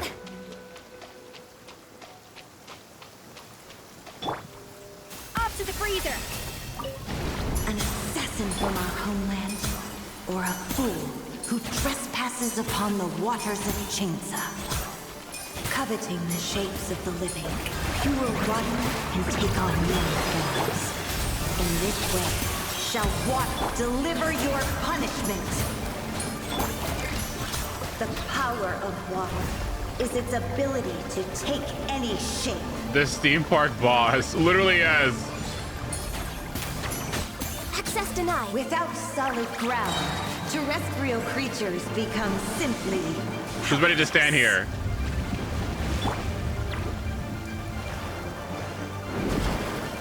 How dare you!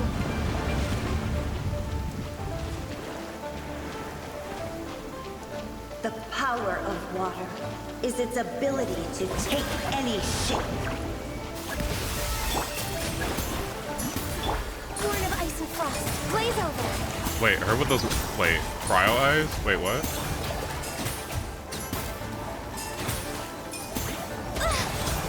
What the fuck hit me? One who is ignorant of water's treasures fails also to comprehend its horrors. Killing song. Fuse on the loose. Let me scribe. Written in the stars. Access denied. Let's see what happens when you lose your foothold. This boss taking 10 years. Are we pulling for Skirk? I'm not. I think they did her very dirty, personally, which sucks because she's a cool character and I like how she looks. Kind of.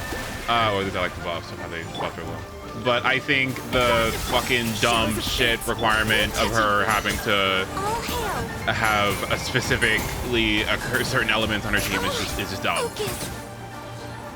I have no idea why they did that shit. I mean, I know why, but As long as rain falls. what do you mean Escoffier does, or what do you mean Skirk does 30k less DPS if she doesn't have Escoffier on the fucking team? Almost as hot as those. Like, are they serious? Like, what? Why? Like, what? Studio lights I'm in front of all the time. No, like now. Good thing there can only be one sun. Like, please. Like, I don't know why they did that. I just think it's so lame. Good for the people that can reach that threshold. But Puffy, I was talking to Puffy about this. I think Skirk should be the highest damaging character in the game, even if it's just by like 1,000 or like, I don't know, 2k, 3k, even if it's not by much. She needs to be doing the highest damage in the game. You know why? I think she should be doing the highest damage in the game because in order for her to actually reach those damage thresholds, she has to have this premium ass team and only have a specific archetype. And because she has such strict conditions, to me, that just means that she should be doing the most damage in the game. Like, I mean, even if it's not by much, it's because she has this dumb restriction thing that's arbitrary that doesn't need to be there. I just think it limits creativity. It just puts her in the same pile as every other cryo character that like now just kind of depend on Escopia if they want to do damage, unless it's like Ganyu and Milt. I don't know why they're doing this. Like I think it's stupid. I think it's very misguided. So we'll see what happens, but I don't like it. I need to fix it. What if you got her weapon instead of Emily's? I'm hoping that it's Mawika with Emily, because if it's Mawika Emily, that's huge.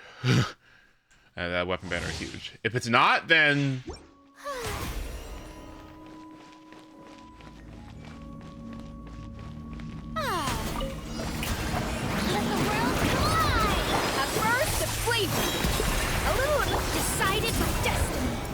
Let me scry. at least she looks good though.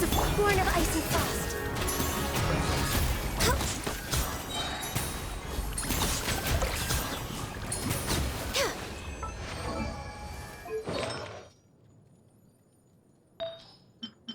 Moosh boosh. Okay.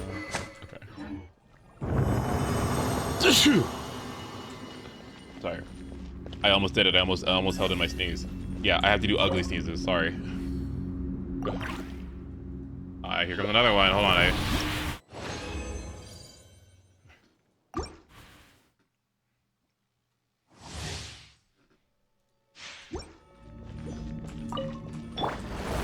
This is the worst season for allergies. So for all you allergy people, I know there's some of you out there.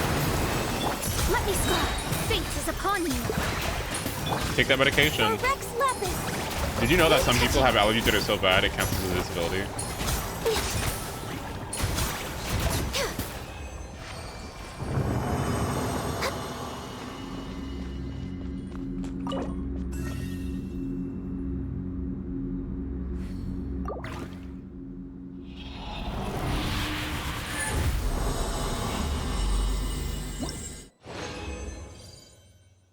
Is that enough?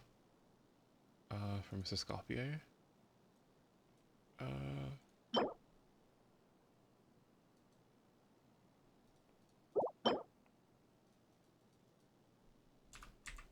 I'm so happy I'm not bleeding anymore. 33. 12.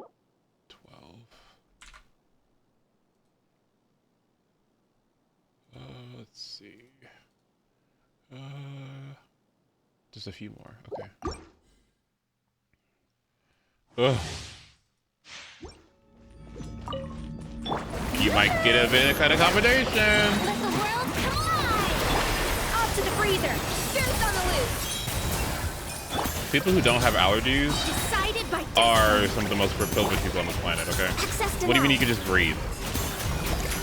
What do you mean you can just go into a house full of dust and just be like, oh, that's fine? What do you mean you could just like go outside when the sky is yellow, full of pollen, and you're just like, yeah, that's fine. I don't really fucking care. Like, 1,000 dogs run up to you to give you hugs and kisses, and dander is all over the place, and you're just like, yeah, I guess I just don't give a fuck. Like, I guess I'm different.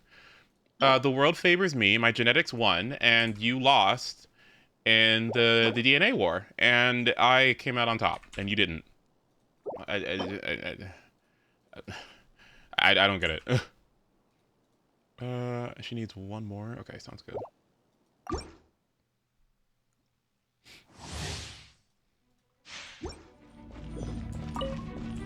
This is long overdue. Shower me with praise. Let my name echo in song. A dash of frosting. Pinnacle of excellence. Shadows of fate. Fate is upon you. No touching.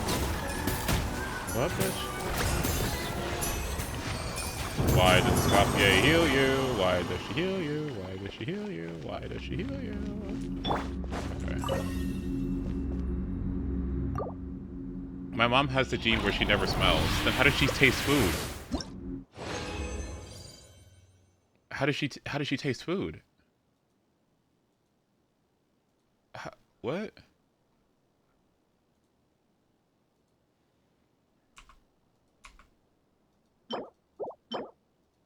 Oh, it's dirty. Okay, cool. All right, we are good. All right. All right. Like, oh, she doesn't have body odor. Okay. Okay, okay. That's a good one. Did I tell you guys about the benzoyl peroxide? And how you can use that to not have any smells because it heavily decreases the amount of odor-causing bacteria. I've been doing it. It's been great. Where's she at? Hold on.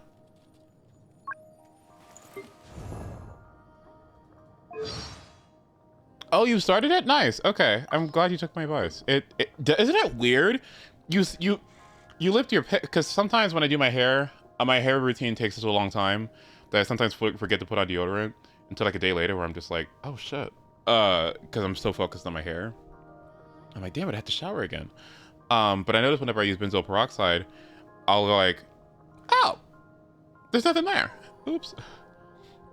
Where's she at? Is it time to go? Yeah. All right. All right. After you. I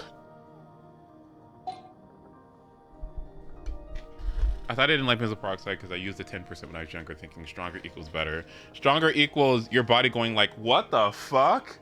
This is a nice character. Although I would not invest into her, well, okay. This is unacceptable to me. I think this is really unacceptable. This is the best part. And I cannot believe this should have been C1. If they were gonna do this at all, this should have been C1. I can't even believe I can't believe they did this. Like this is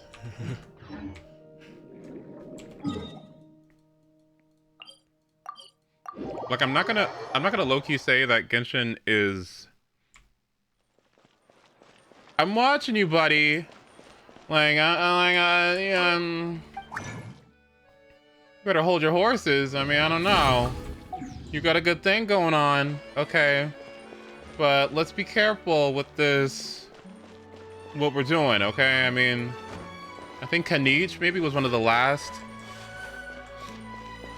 fully acceptable characters. I think Shilonen was kind of fine, and that it gives you another option. But I do think that the E2 and the lack of helping Geo characters as much as she could in Mono Geo is not good.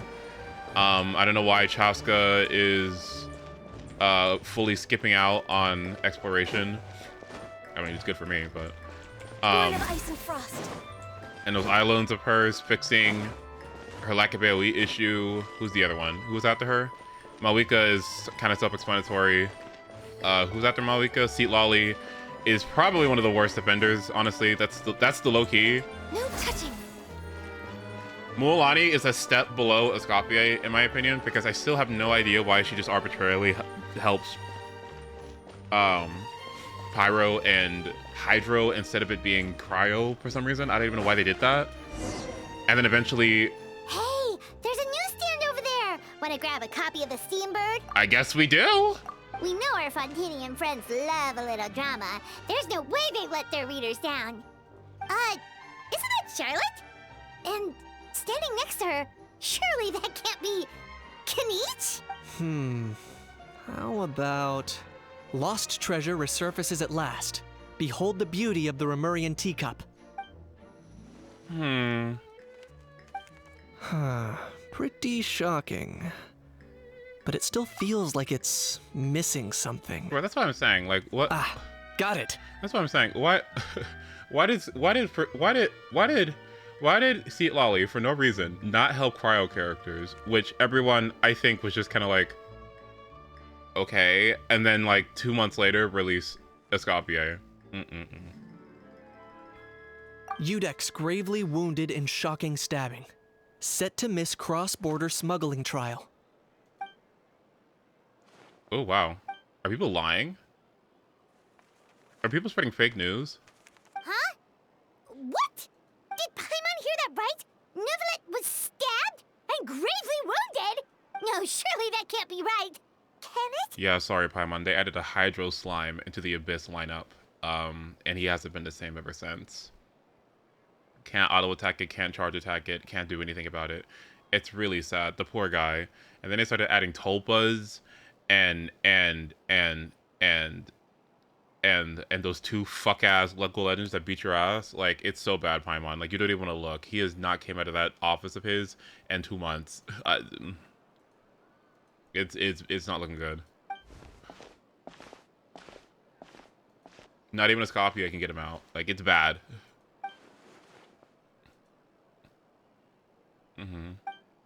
He's a loyal friend. Wait, huh?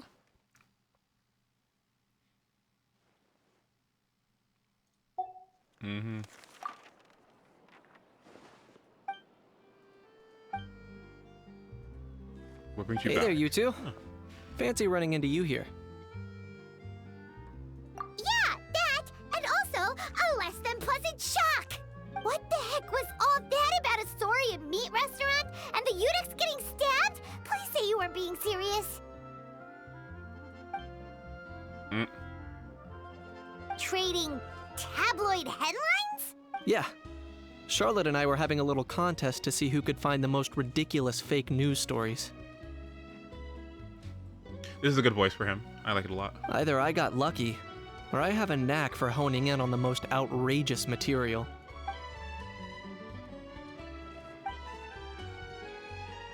I was just gonna saw you. Come on out.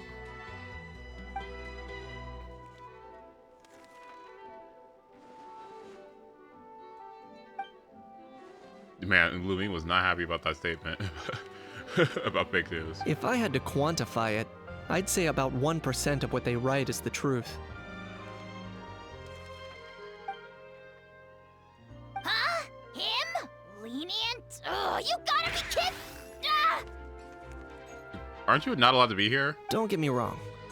I'm not trying to give credit to these so-called news stories for occasionally including a grain of truth. All I'm saying is, even the wildest leaps of the human imagination are always rooted in reality. You mean all those fake headlines you mentioned actually do have some basis in fact? Sure they do. For instance, there was in fact a smuggling trial recently. Considering the amount of speculation surrounding the smuggled goods, it's no wonder there are rumors about restaurants serving saurian meat or teacups being unearthed from ancient ruins. But in reality, the goods in question were simply a few ancient relics dug up from ruins in that land. Rest assured, no saurians were harmed in the process.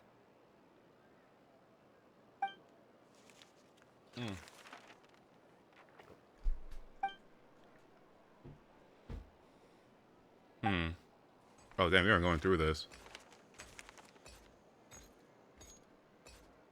Oh, okay. Paimon was so busy freaking out about those headlines that she totally forgot to ask why you're here in Fontaine, Kinich.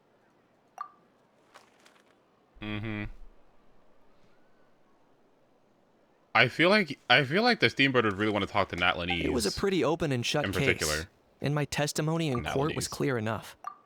But I'm guessing, Mademoiselle Charlotte, that you're less interested in the case than you are in trying to uncover some news stories about Natlan.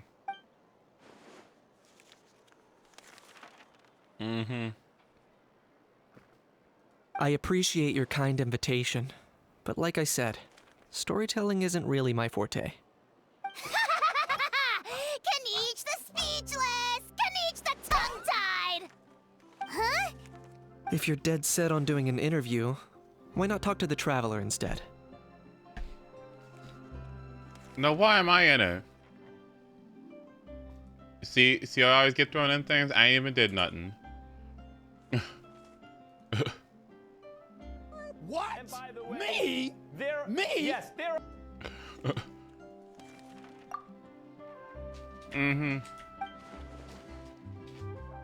Fine, sure.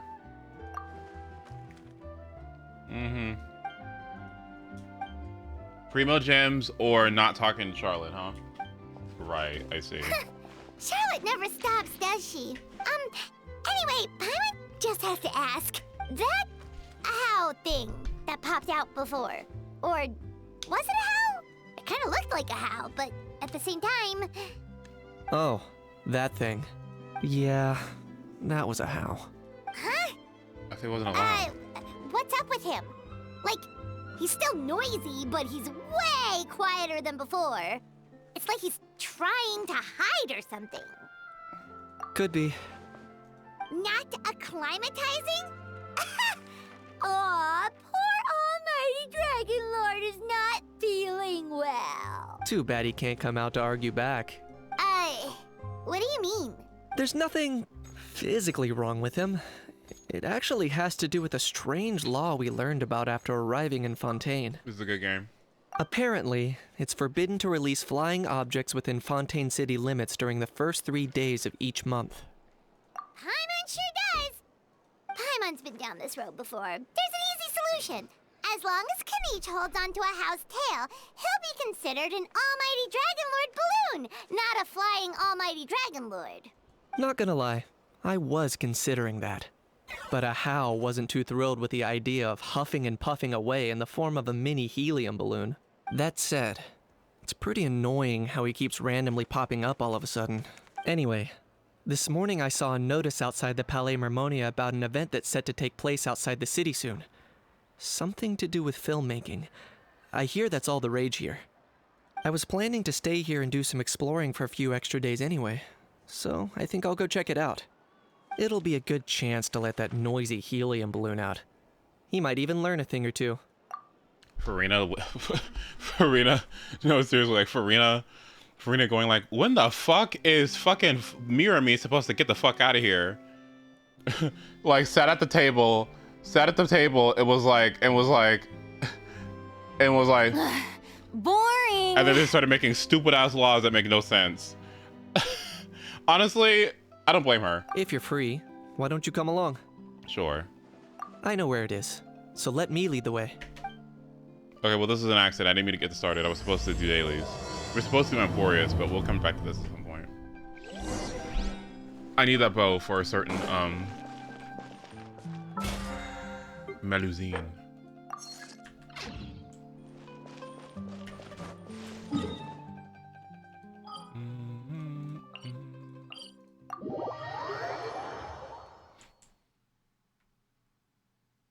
Yeah, no one else can really use it besides Yelan and her.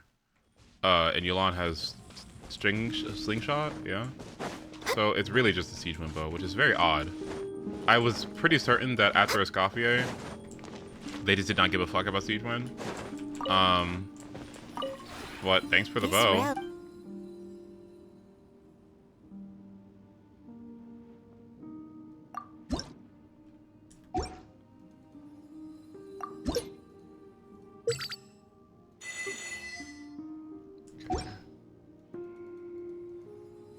If you ever had...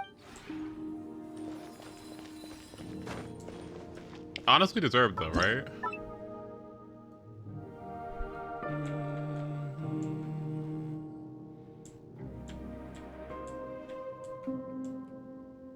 Mika, I hate to do this.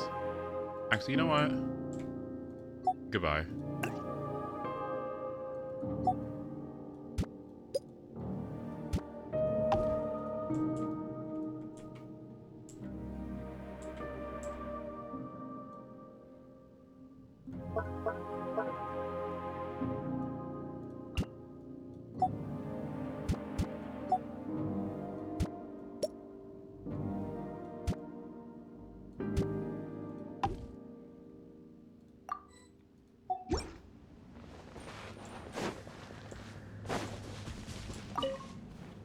Your footsteps told me you were coming. Oh, girl, what the fuck? Oh my god. That's how I knew to wait for you here.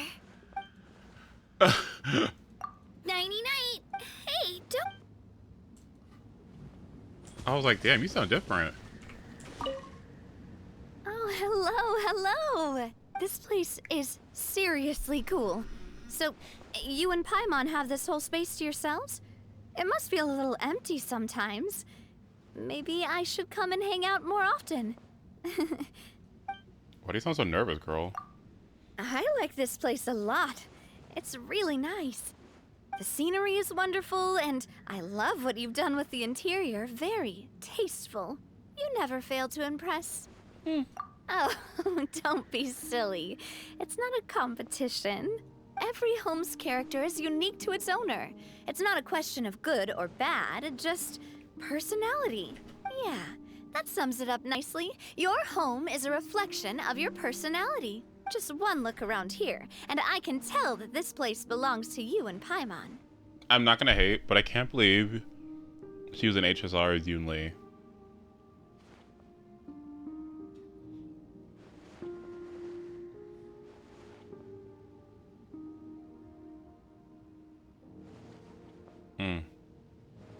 She could have been Fugue's new VA or something. I don't know. Like, she...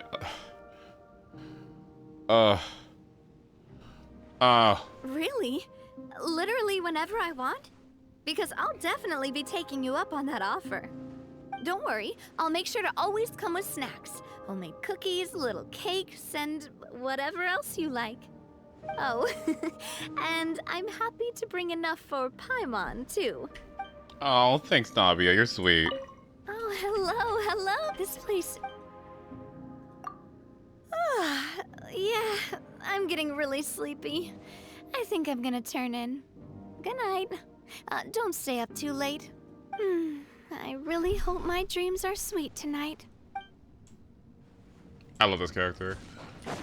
Hey there! Okay. Genshin is largely done. Tomorrow is when I farm more equity books for Navia, and the plan long term is sit around and do nothing. Oh. Where's Mona?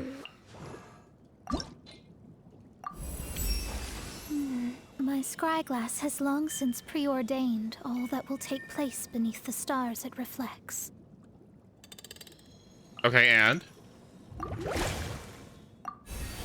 Where's the rest? Okay, now she's Imaginarium Theater ready. Okay, that's good. I might be able to complete Imaginarium Theater now. But I have to check the other games first. I did say I was gonna do. Should we really be off work this early? There is still a lot left to do. What are the Mona Escape teams you mentioned? Oh gosh. I saw that she was usable with Skark, which made me think about other potential options she could be used with too. Just as an option. I don't necessarily think Mona's that bad of a character because she has TDGS and above. So I'm like, I'm down.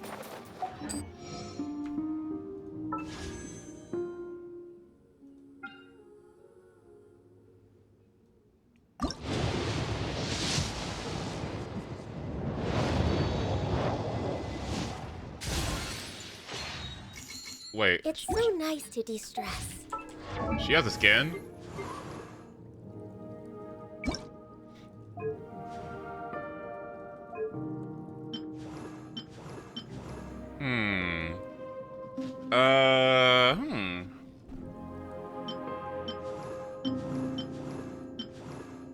Oh, I do like the blue more.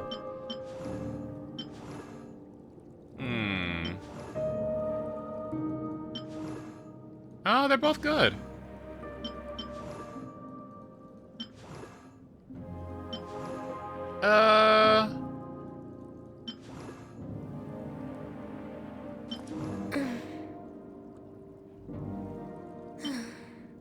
I think I like this one slightly more, but it's not by much.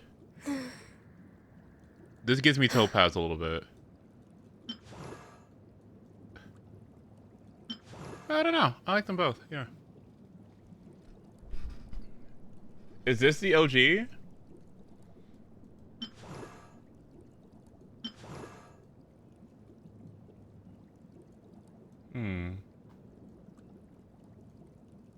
Oh, I didn't notice this part. Oh, I didn't notice that. Wait, that's such a good... Bitch! That's such a good bust? What the fuck? That bust is insane.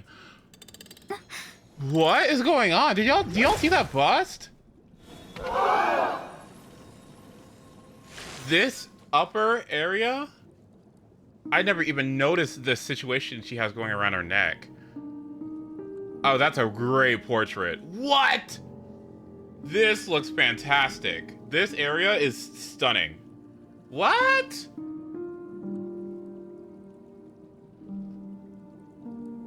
That looks absolutely wonderful. And then her visions back here too. That's stellar. The earring. That's good. So nice to de-stress. The eye color, all of this is just stunning. I really have never looked at this, but yeah, the pendant, like this is so good. The hat, this is really good. Wow, I never even looked at that. That's low-key one of the best looking busts in this entire game. It looks real good.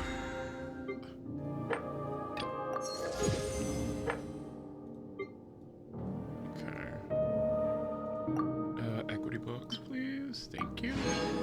If you lie on the grass, you can feel the heartbeat of the world. Last thing. This realm... Already got that, but you know what I do need? I need...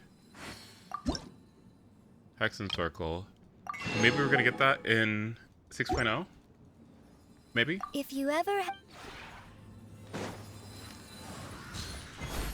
Born of ice and frost. Okay. Alright. Over to Zenless. And then we'll end off on Star Rail. Sound good? Yeah, let's do that. Alice. I wonder what they're gonna look like. I mean, not even I don't really care about. They're just extremely pleasant characters to me.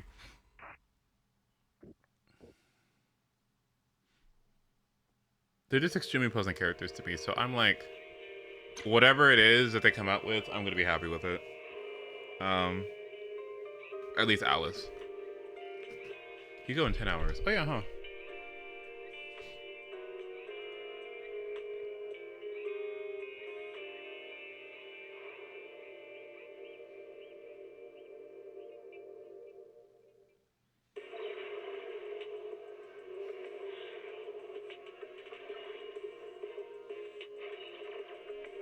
The problem with gacha collabs.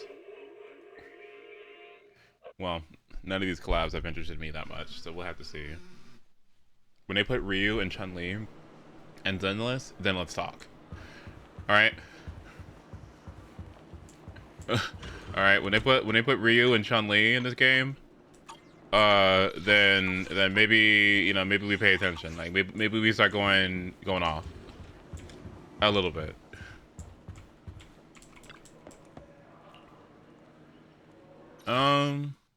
Alright, what did you say here? You said there was concept art with Alice? Let me see. Hold on, where? Ooh. Well, obviously I don't know if I can show this on stream or not, but yeah, she's got the ears. She's got the Klee. Yeah. Do you think she'd be an expansion on Klee?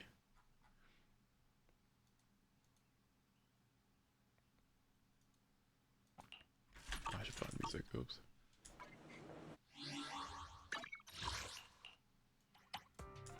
Probably Pyro. Yeah. What's it gonna do? Check my resources. Okay. Unfortunate thing in Zenless is that I am stacked on resources right now. 207. Okay.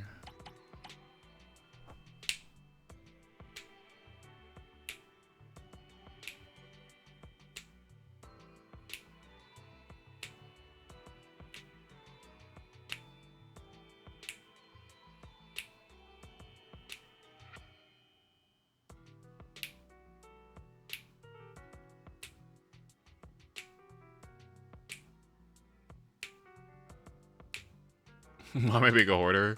Because I don't need them. Everyone's built. Except Ambi. Ambi's next, and then the only characters I would have not built are Coleta and Corin. To Puppy's dismay, she is on the shop. She is on the table. She is on the table. I just need to get those buffs. And then I'll be building her. What was I gonna do? This is the thing. I keep on opening this game and I keep getting stuck because I don't know what to farm. I think what I need to farm is. I don't even like farming discs, man. I kind of fucking hate that shit. Oh god, I hate farming discs so much.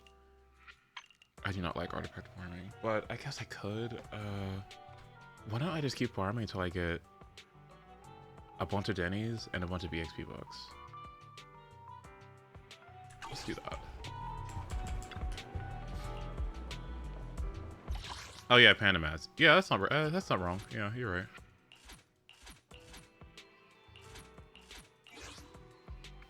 Like in Genshin, I don't know what you're supposed to do once you farm enough. I don't know what you do in these games once you farm enough. Besides just farm, just farm relics. I guess it's kind of what Starbucks kind of feels like. Adjusting for wind. Stand still. I promise you wouldn't feel as poor if you did your Hollow Zeros. If you do all your Hollow Zero runs per week and you max out your Z merits, you'll never be poor in this game because there's nothing else. There's nothing like, especially people who aren't crazy, who don't build every character in a game. You usually be fine if you just do your Hollow Zero runs.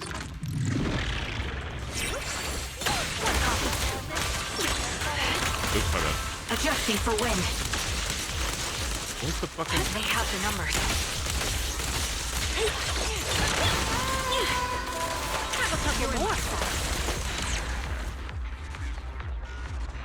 It's gonna be cute when Alice comes out, and I think she's the first playable character in a relationship. Oh, that's cute. Aw. I didn't even think about that. Hey, wanna know something funny? Did you know when you max out your Internet and Zenless on 0, you don't get extra money for it?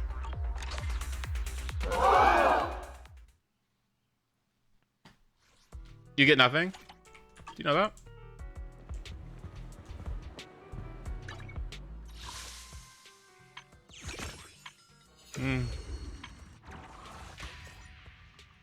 Imagine how tired we are. Huh? Imagine how Is tired something the we matter? are of it.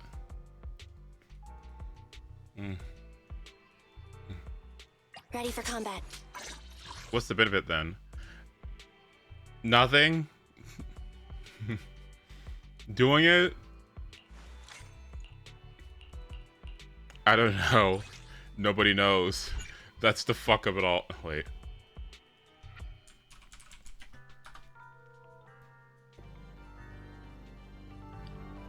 I don't know.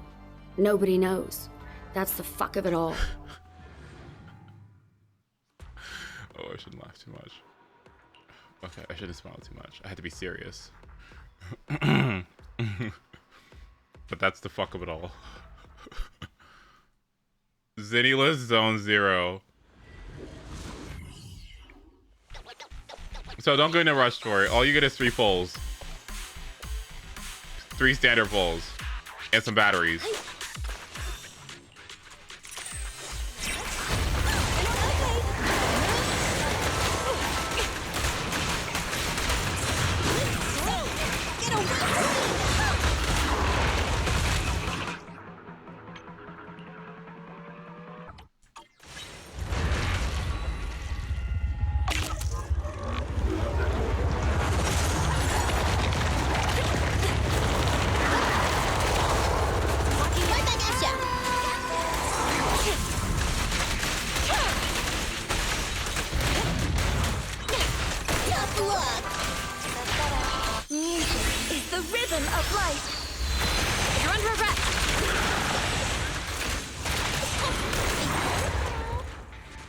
Okay.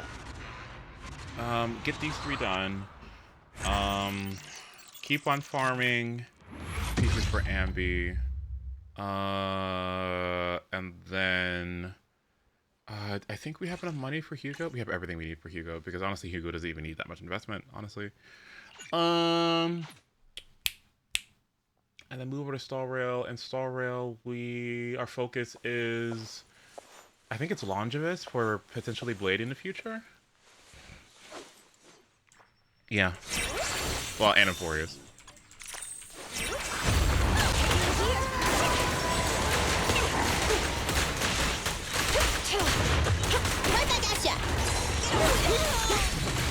An opening. I'm so scared for the Hugo banner. I have 60 pulls in a dream. We'll play the game!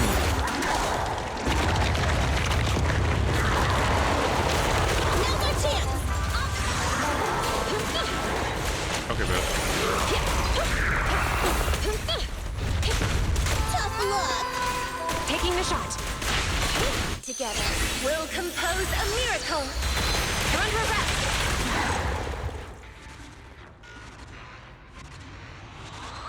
I'm excited for this 2.0 situation. That's what I'm excited for. That's what I want to see. You know what else I want to see?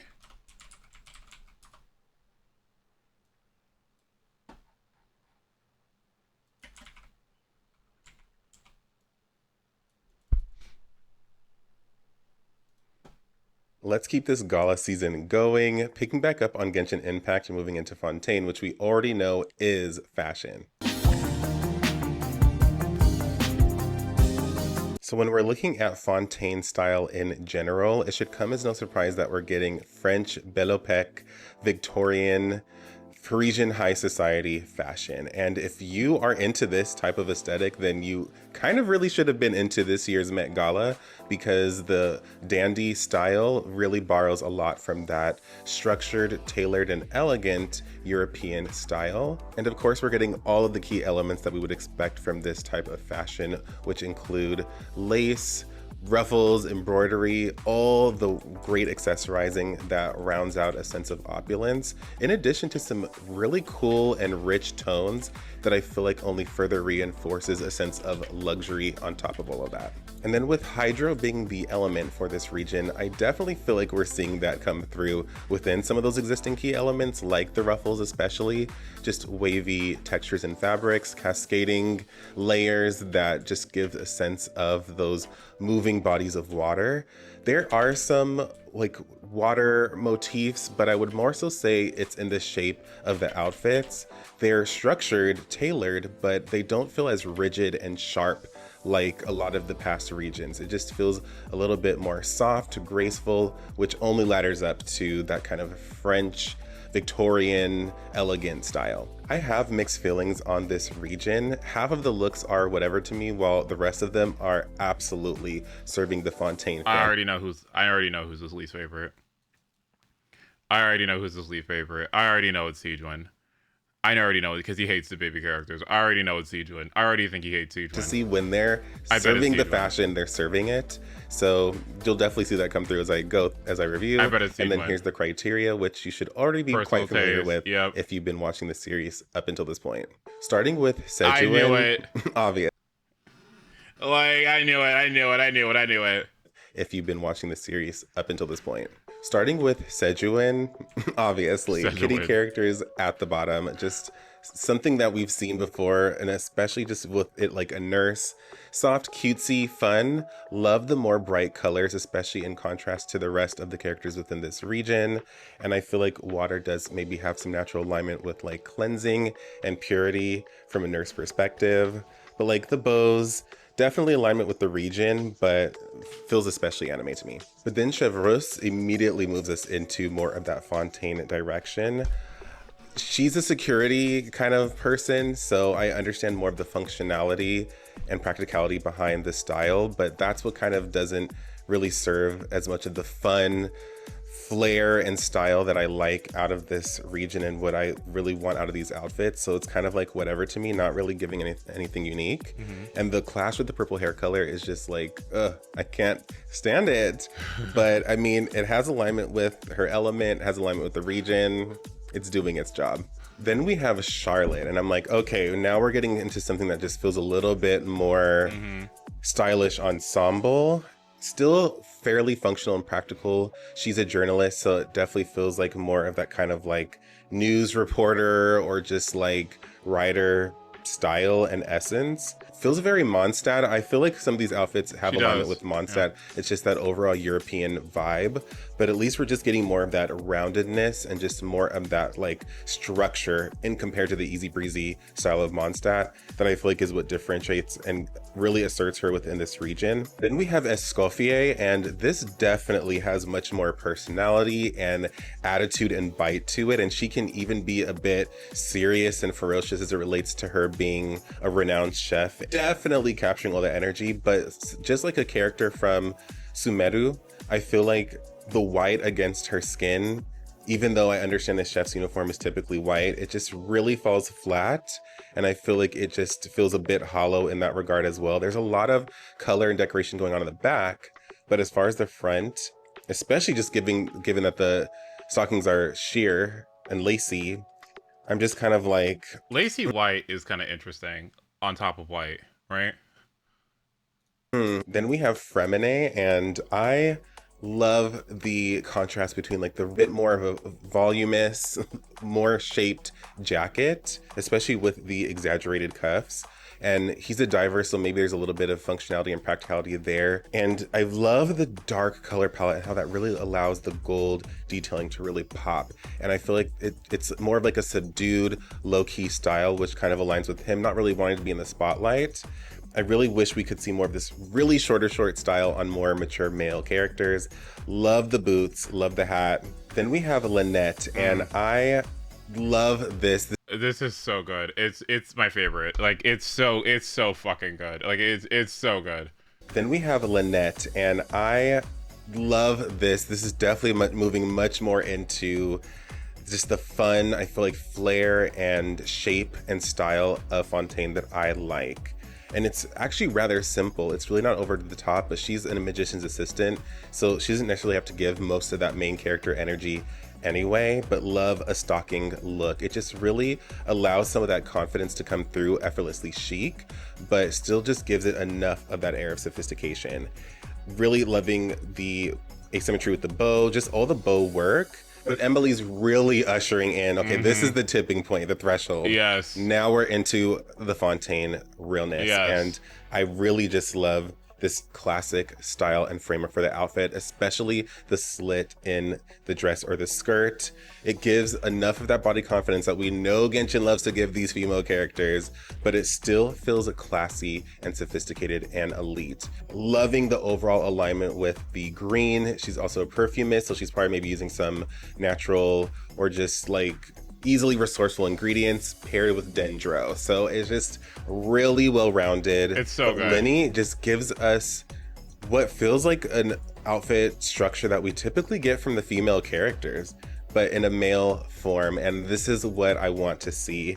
Even more so for like mature male characters. It can go even further. They can push the envelope a little bit more for me. But once again, still feels plenty sophisticated with the accessories and the ruffles and all of those Parisian high society details that we would want to see in this style. It's honestly pretty simple, just like Lynette's was, but it's a simple sleigh. Just showing that you don't have to do too much, and this really isn't that over stylized. It's doing a lot of work, and Pyro on top of it, giving me the full fantasy. Aside from, I already forgot her name. That's how forgettable she was to me. The first, like one of the first characters who's also security.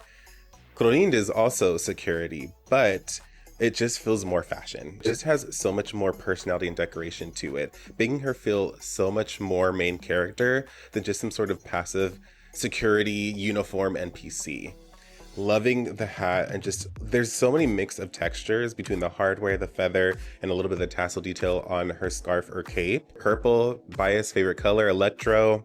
She's serving it all. And then we have Farina, who is the Hydro Archon, and I feel like the color palette, the little water droplets sprinkled throughout her look is absolutely paying that off, and only further signified by the like top hat crown combination going on. And I honestly like it more with the black than the white. She retreated from being this like theatrical public persona and just settled for something being more humble in the background, kind of again like Fremine, and just more of like a consultant. And I feel like the black leans a little bit more into that energy, while the white is a little bit more like fresh pop, look at me. So just again, loving all of the accessorized details, plenty of those small intricate points, just to really ladder up to what this aesthetic and this region's fashion should be all about. Now, I had originally had Nuvoletta positioned before Farina, but after just taking a closer look at the two of them, I feel like Nuve is giving more of that Hydro Archon energy. It's really that strong outerwear that is just so ethereal and majestic and fresh and so unique that really puts him in a whole different category. It's still Fontaine, but it feels just so much more personal style and aligns with the bias that I have towards all these other suited male characters. I do wish that even though it's translucent, I do wish, and a little bit of luminescent too, which I love, but I wish that the outerwear was like opened or just allowed us to see more of the scope of what's going on underneath. Risley, it just feels so much more effortlessly cool guy. And we do just get to unpack and appreciate so many more specific detailed elements to more of what comes together to compose the outfit. And I just still always have a little bit of a heart for an alternative look, especially when we can give it some sophistication and make it high fashion, which is exactly what this outfit is doing. It almost feels like something DeLuc would wear. Again, just a little bit of that parallel with Mondstadt and that European style in general.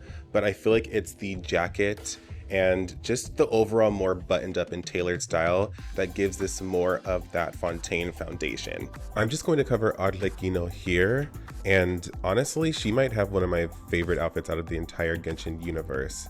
Such a tight, structured, well-suited look that honestly aligns pretty well with Fontaine anyway, and it's giving androgyny. And she's regarded as father based on her House of Hearth anyway with the Arbingers, so she's absolutely delivering. It kind of honestly aligns with the Met Gala theme this year as well, because a lot of women were suited in a very similar type outfit structure. Her other and even though look is so good. She has some very form-fitting, like tight oriented pants, there's still enough of that sophistication and sharpness to really elevate her into something that can be taken extremely seriously. I agree. As she should. But you already know that Navia has to take the top spot. I mean, look at her. She is the embodiment of Fontaine fashion, and especially being in a presidential role, I would expect her to lead by example in that regard. Tight, maximalist style and all the bells and whistles that I feel like is truly resembling a representative of that Parisian high society style. Oh, look at that and parasol especially too. being a geo element too. She has the hardware just sprinkled throughout the entire look, giving her so much more solidarity and foundation in this overall aesthetic, with just enough of that kind of roundedness skirt effect behind her just to give some of that movement and flow. So loving everything that she has going on. And that was my short and sweet review of the Fontaine fashion. Let me know which character has a style that especially resonates with your personal taste. I believe all that we have left is Natlan, which I have some opinions, but might not be exactly what you expect. So looking forward to getting into that. But until the next video, I'll talk to you later. I don't know what to expect from that video. I seriously have no idea what to expect from that video. I have no clue. Did he do Shiori? I think Shiori was in Inazuma, yeah. I think he did Shiori over there in the Inazuma video.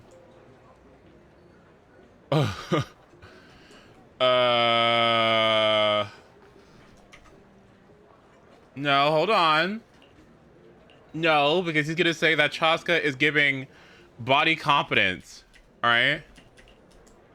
Like, that is like... Huh? Is something the matter? Okay, let's see if we can roll this real quick.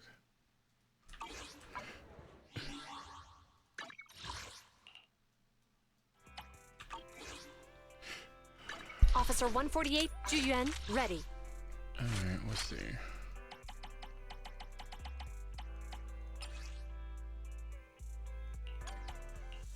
Where's it at? Where's it at?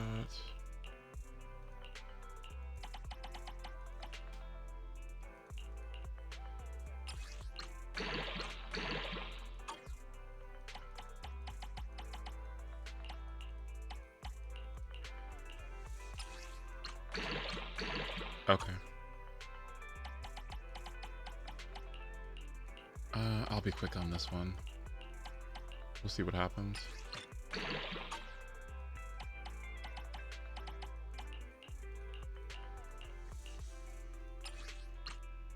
fucked that up. It's okay. Okay.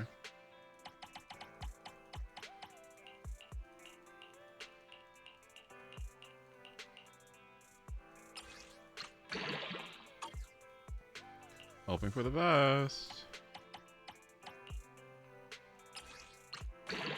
Unfortunate, but that's still a Yishun piece. Okay.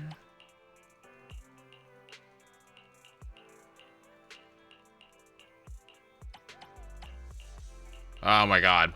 Bitch, I only have a minute. Fuck. I should have been doing this. Oh, I should have did this.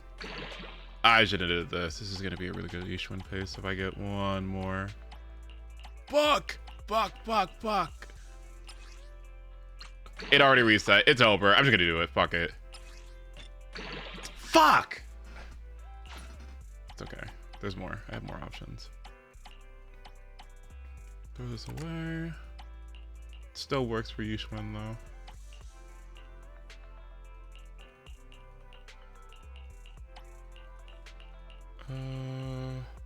We'll work on that one later.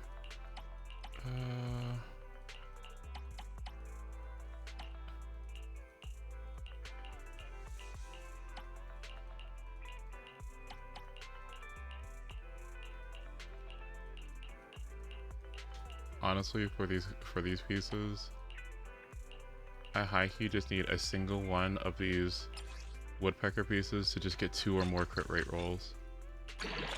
It never happens. I don't know why. It's so bad, but I cannot get a woodpecker with 2 or more crit rate rolls. You know how bad that is? I can't get a single one.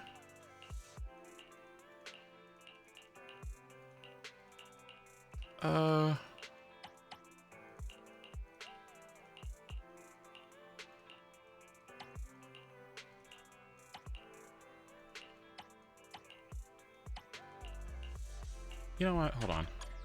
Huh? Is something the matter? I find that my Star Wars rolls tend to go better than my ZZZ ones, which is weird because I feel like it should be the opposite way around, but whatever. What flavor? Let's see. Woodpecker slot 2. This is really expensive, but This one's we're reckless. Goes on I'll take it. On.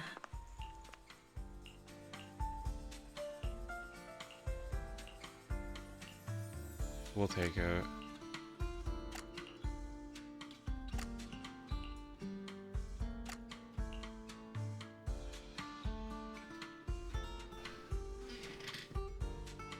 The joy that this delicious composition brings is truly remarkable. Well, I'm not gonna say that stats matter to me less than less, but the one I'm only like truly a stickler on is crit rate. Everything else I really don't care about, which sounds bad, but like I guess predominantly proficiency and crit rate are the most important things in the game to me. Crit damage is irrelevant. Attack percent is irrelevant. Like it. I mean, it's not. I'm not gagging. The joy that this delicious composition brings is truly remarkable. No, exactly. That's what I'm saying too. Like, who is this?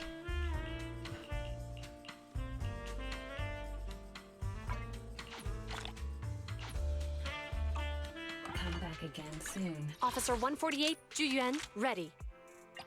Is it time to clock out?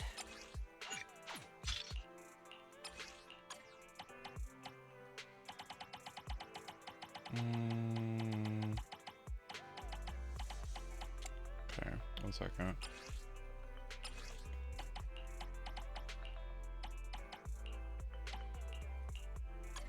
Okay.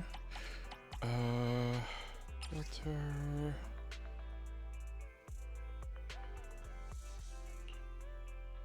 Hello?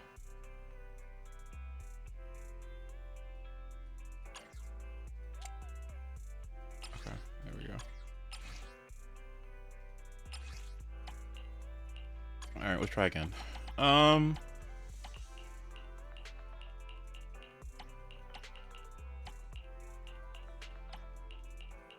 Okay, here's one. Okay.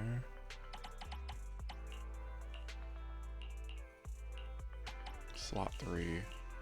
Okay. Slot 1, 3, 1.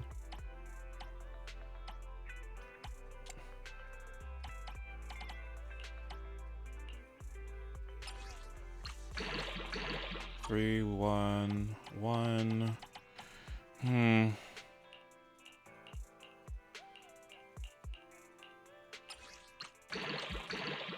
Okay, 3, 1, 1. Which makes me think that there is potential for... That's could be a really good piece, but what if I did...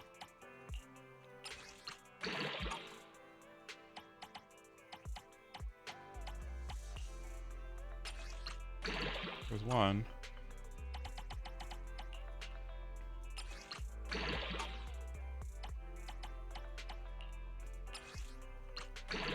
Okay, that's still good.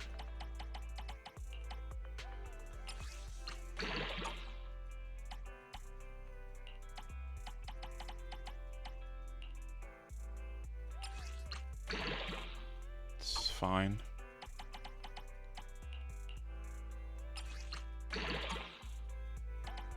As long as it's not proficiency. Yes! Ah, finally! Yes, bitch! Woo! Oh! Oh! Oh, thank God. Finally! I have been trying to get a single piece of Woodpecker with 2 slots of crit rate. That's all I needed. Ooh, and it's a stellar piece that has 4 good rolls. Thank you. Oh, Jesus Christ. Whew, now I don't have to do this anymore. Okay, good. Alright, I hate this relic shit. I'm so over it. Need something? Is it real? Go ask my colleagues. No guarantee whether or not it's real, but patterns so a sign of it being potentially a thing that slightly helps out your odds. So I honestly would say that if you don't have the patience for it, then don't do it.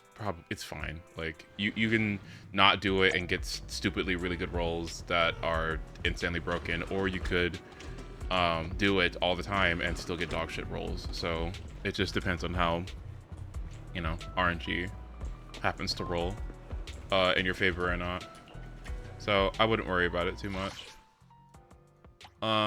For me, it's incredibly successful. And in each game, my builds are honestly stellar. I love my builds across each of the games. Did you know this is a Monster Hunter 2? That's what I'm saying. Like, you know why it's a Monster Hunter? Because games don't have true RNG.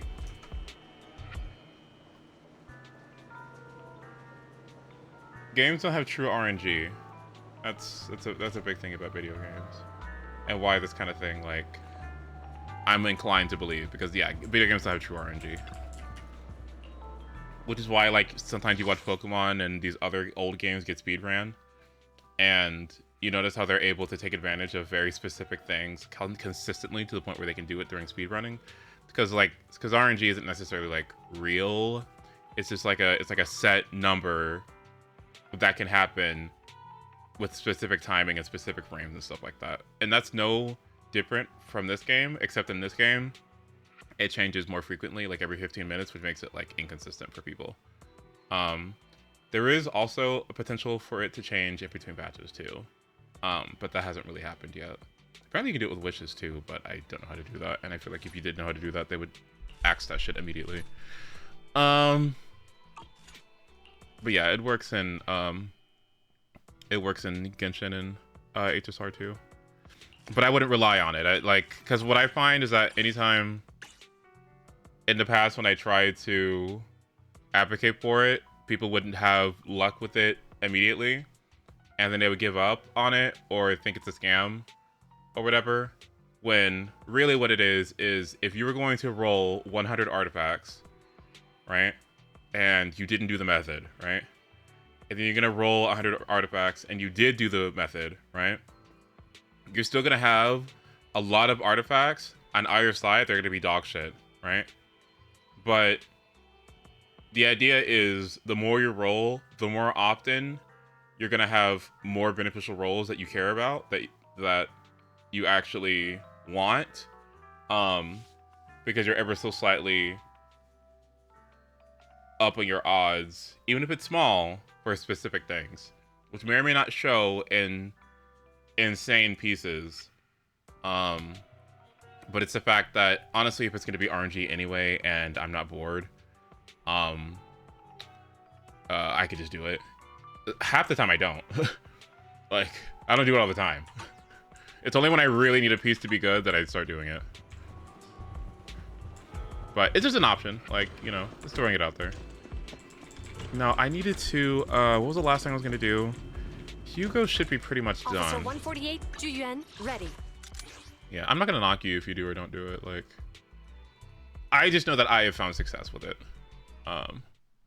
So I feel, I will advocate for it. I know that Obby's had success with it. I know that, who else? Eternal has had success with it. Someone else has had success with it too. But then you also have people like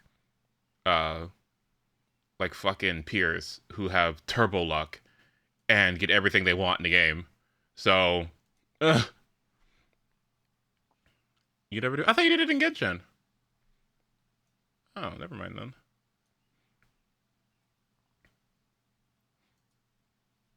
I guess I just lied. Oh, I thought you did it in Genshin. Oops. Where's he at? I tried it and gave up. Oh. Oh, then never mind then. Okay.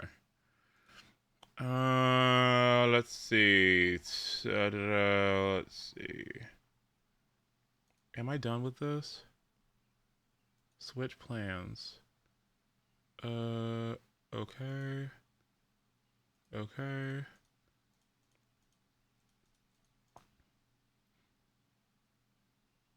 Am I good? Do I have an... Wait, where's the thing? Hold on.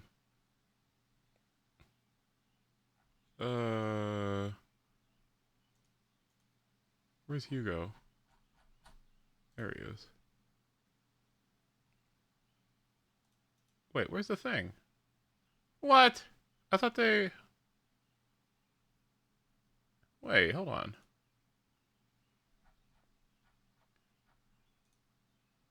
I might have pressed the wrong thing. Hold on, let me look. Yeah, hold on, let's look.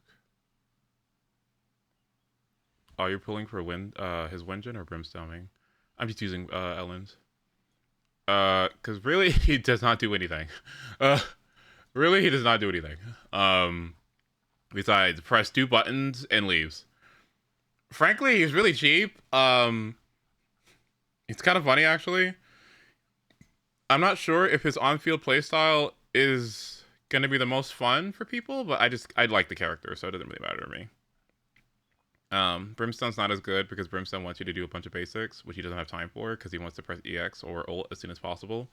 So my idea with Deep Sea Visitor is it gives you 24% crit rate, and then it says upon hitting an enemy with a basic attack, the equipper's crit rate is increased. So basically what you do is as soon as Hugo comes in, you tap the basic attack button, and then you immediately cancel that first basic, which takes like -2 seconds, and then you get 10% crit rate for free. So you have 34% crit rate, plus the 25% ice damage. So, nice. Yeah, he's got options. He's got options. Is Wenjin his BIS for Ellen? That's a good question. I don't know. I know that it does more than what Ellen's does, because Ellen's frankly just gives you a bunch of crit rate. If you can give yourself a bunch of crit rate anyway, then maybe you're perfectly fine. And you don't need to worry about it that much. But what? This one gives 24% crit rate and 45% crit damage, so that is 103% crit value. Okay. After using an EX, chain, or ultimate, you ignore 25% of the enemy's defense when landing a hit. It says a hit, so I'm not sure if that includes her basics too, but it doesn't help her basics out because her basics are like her most important thing, right?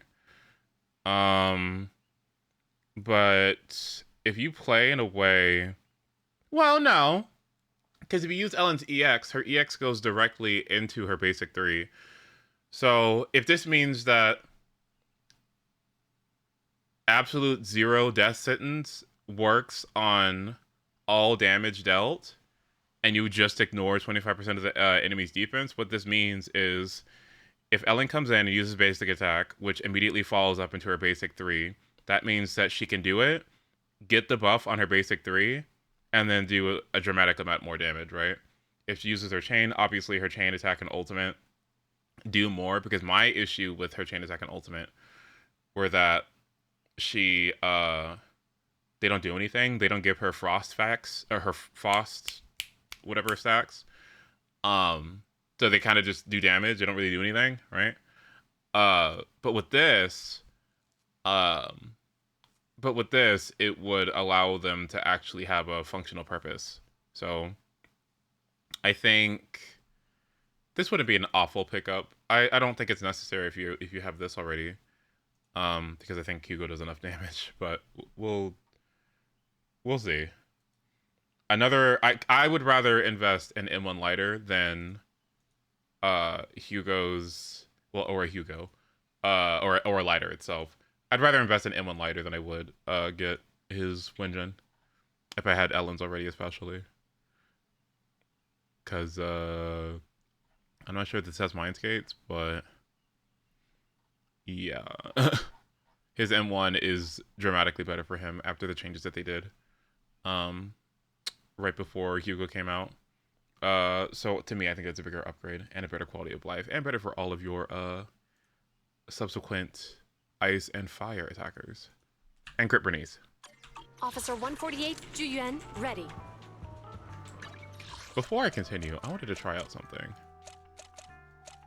Or before I close out his endless, I wanted to try out one more thing.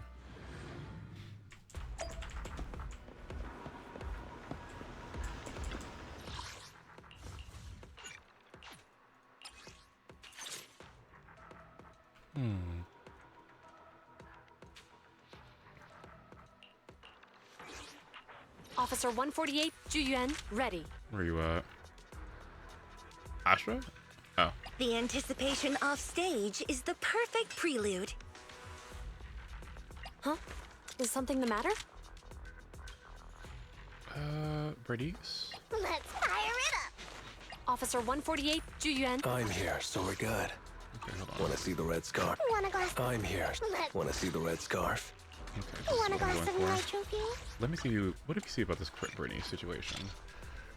So crit. Lighter buffs crit damage. So and Astra buffs crit damage. So I need to make sure I spam as much crit on her as possible, which means this is more than acceptable. I definitely want this. Okay.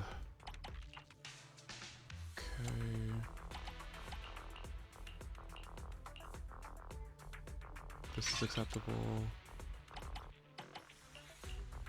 This one only has crit damage, which is sad. But it can work. Actually, no, I want each piece to have crit rate, so it's this. And then we go this piece. And then there's another piece that has a lot of crit rate here. It's this one. Okay, so if we check here, 78 plus 28 equals 101. So it's a little high. Crit damage isn't that high. So what I can do instead is...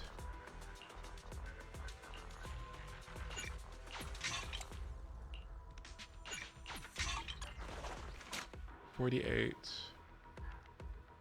plus 28 equals 76. Kind of low.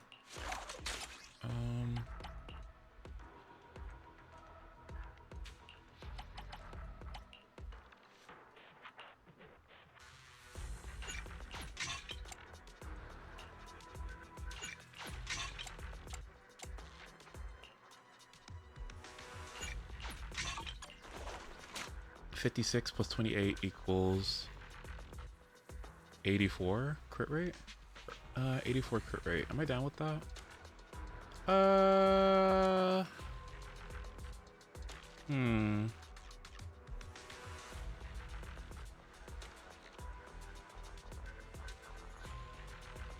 Hmm. 84 isn't bad. I can deal with that. Yeah.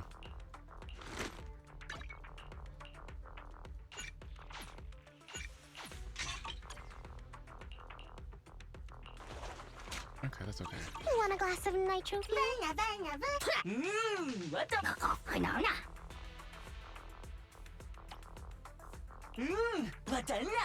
The biggest issue with this team is I don't know who to on-field with. Like, could be Astra. It wouldn't be that bad. Could on-field with Bernice too. I don't know. I'll try.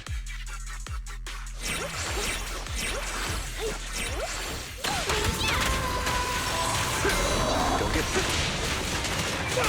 Be gone. Nothing to it. Need a hand?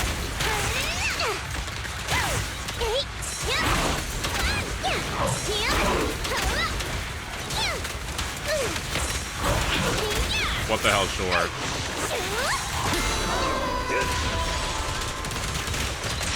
Music is the rhythm of life. Follow my flow.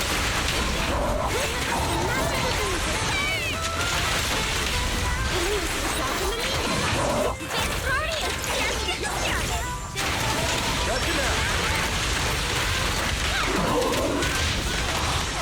There it is. Got you now.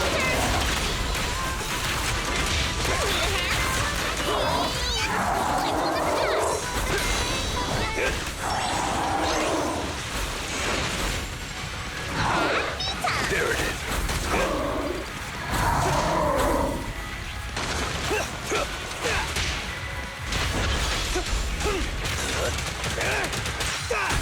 Make way for the undefeated champion!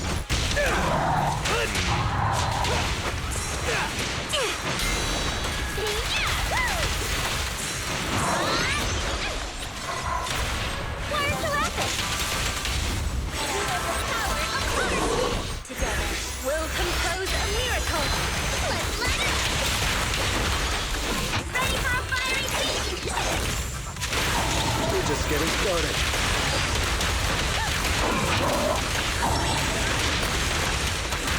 My turn! Got you now. Need a hand? There it is.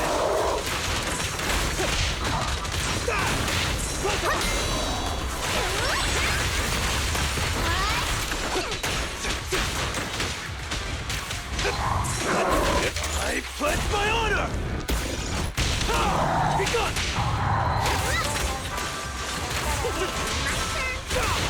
Whoa, shit, that's not good. Witness the magic of music! Need a hand? Got you now. My There it turn! is. Need a hand? Got you now. Music is the rhythm of life. Play, follow my flow. Hey! Let's have some fun!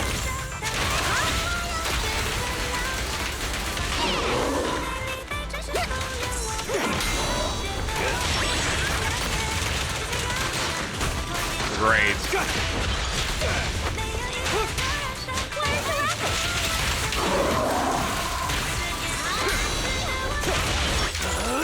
I'm unstoppable! Witness the magic of music! My turn!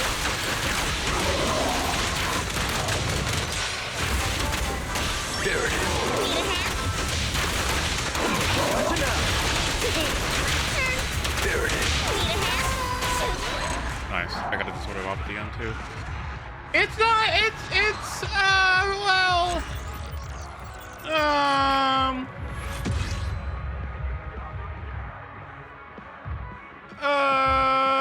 Yeah, not bad. The flow is really nice with this team a lot. Like the flow is really good. The Bernice, the nature of her EX plus Astra giving him more morale stacks is really, really good for his uptime. like really, really good for his uptime. All of the off-field procs that Astra does helps with getting afterburn procs consistently, which is really nice. The decibel generation on this team is really good too because of all the anomalies, coupled with the buff, with the deadly assault buff. This feels nice. There's like a little bit of a weird downtime though. It feels like, where sometimes you kind of have to do basics on Bernice, but yeah, it's not bad. I find that I find more success on Bernice whenever I play her in Critnice versus the other one. In fact, I wonder if Astra would do better on a different set. That's the team that I would go if I had Vivian, but unfortunately I cannot afford Vivian. I would love to have Vivian, but I really cannot afford her. Could you test her regular AP or hybrid on that same team? Okay, let me see.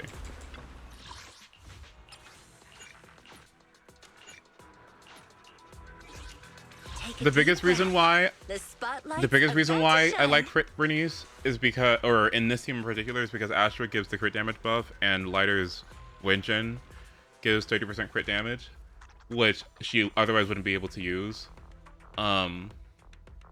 if she was running AP.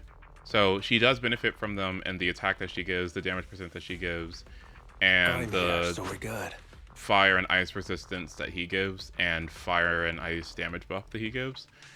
But the crit damage that they both give is something that's underutilized. So that's why I'm just kind of like pensive on whether or not it's actually a thing that's good or better. But you're right, it's good to test. If I wanted to go Bernice pieces, I would go. Do I have an attack percent? No, I don't. You can always go on my account. I do. There is one person here who has an M6 Vivian.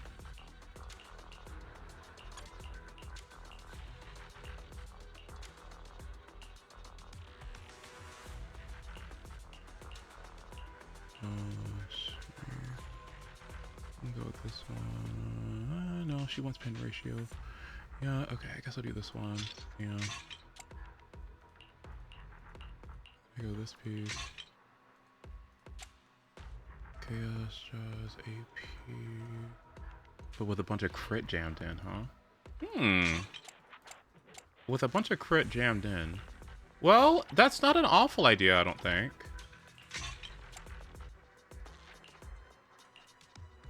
I don't hate that idea, actually. This looks pretty excellent. I'm really happy with my anomaly pieces. I've been starting to get a couple more here and there, but this one came up. Honestly, if you can get 2 rolls on your anomaly pieces, I feel like that's enough, all right? Like, give yourself a break. Give yourself a break, okay? Let's take a break. Piper says it best. Where's she at? Like, ready for combat. Where's she at? Hang on. Want to see the red scarf? No, let's take a break. Let's take a break. Let's get maybe an attack percent roll or 2, and just get 2 anomaly proficiency on each piece, and call it a fucking day, okay? And let the Wenjin do the rest, all right? Because I'm not dealing with all that, all right? Let the 2-piece bonus, the Wenjin, and the natural scaling that the character has do all the work, okay? Because I am not farming that one stupid stat. This is not speed and hard star rail. Okay, we are not doing this, all right? We do not have time to go for more than 2 anomaly proficiency pieces. If it happens, great, but I'm not gagging. And I never will.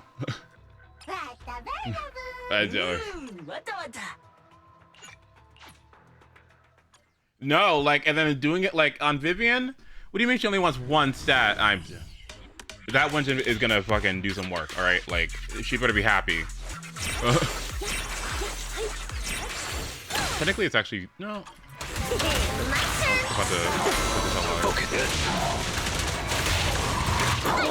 Gotcha now.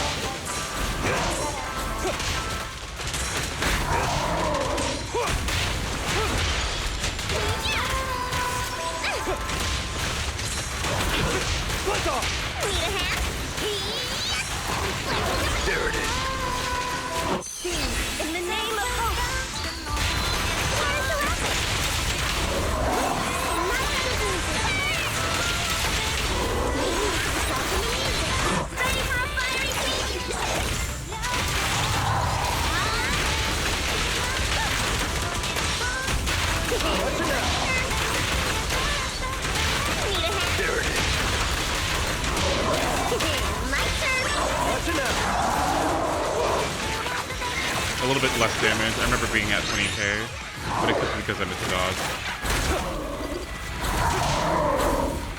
Nice hit. I pledge my honor! Gotcha!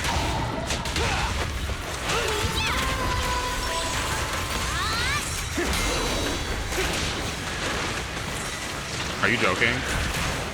Fucking pop! Hey, buddy! Like...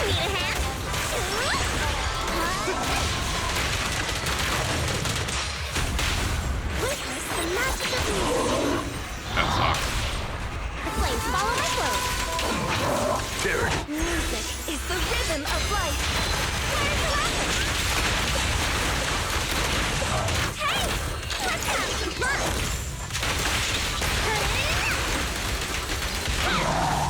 This one's a real crowd pleaser.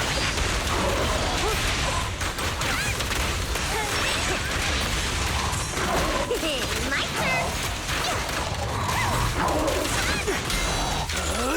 I'm unstoppable!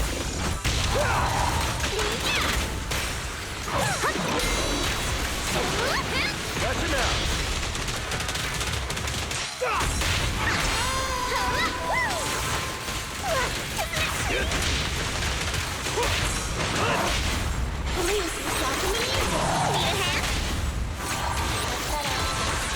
There it is. Oh, definitely the Stars of Lyra. I mean, realistically, the answer would be Sons of Caledon. I like Honey Hairs a lot as well. Honey Hairs is the vibe. There it is. Definitely not Victoria Housekeeping or Bellabog. My turn!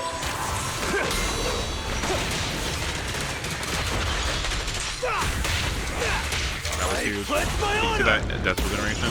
One thing I've started to pay attention to, one way that my gameplay has evolved in this game is starting to pay attention to, like,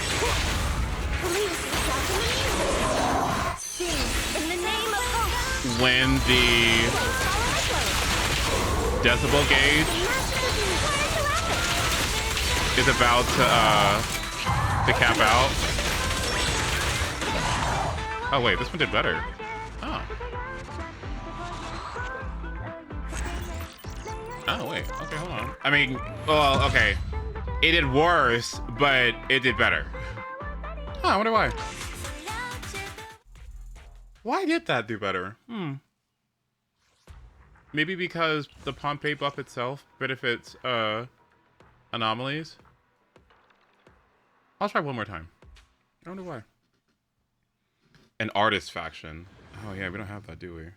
That'd be neat. Could have been a certain new character coming out, but oops. I'm gonna try something else. No, it's that kind of was on the application. How about a breather, pretty? There it is. Good. Nothing to it.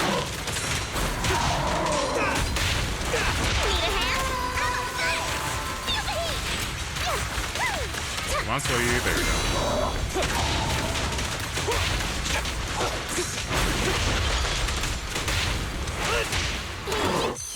In the name of hope. Astra. Cancel. Go for knees.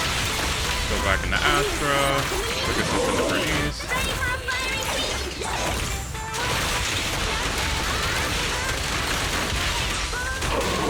Gotcha now. There it is. This is huge. I'm unstoppable. Need a hand? Gotcha now.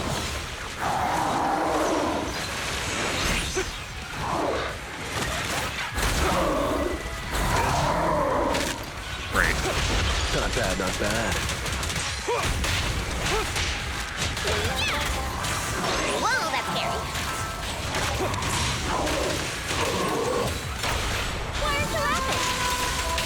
Shouldn't have hit that. Lost out on so much death pools from that. Or so many death pools from that. There it is. Music is the rhythm of life. This party is just getting started. We're just getting started. Don't let up.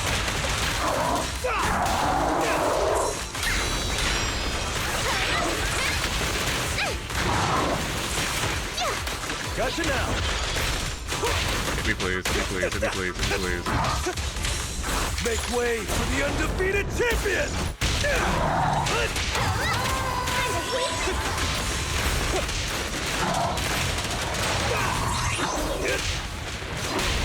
Witness the magic of music. My turn. There it is. Gotcha now. There it is. Gotcha now. My turn.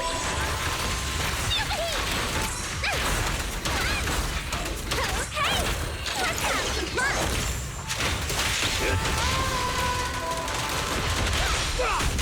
Be gone. Don't get hurt.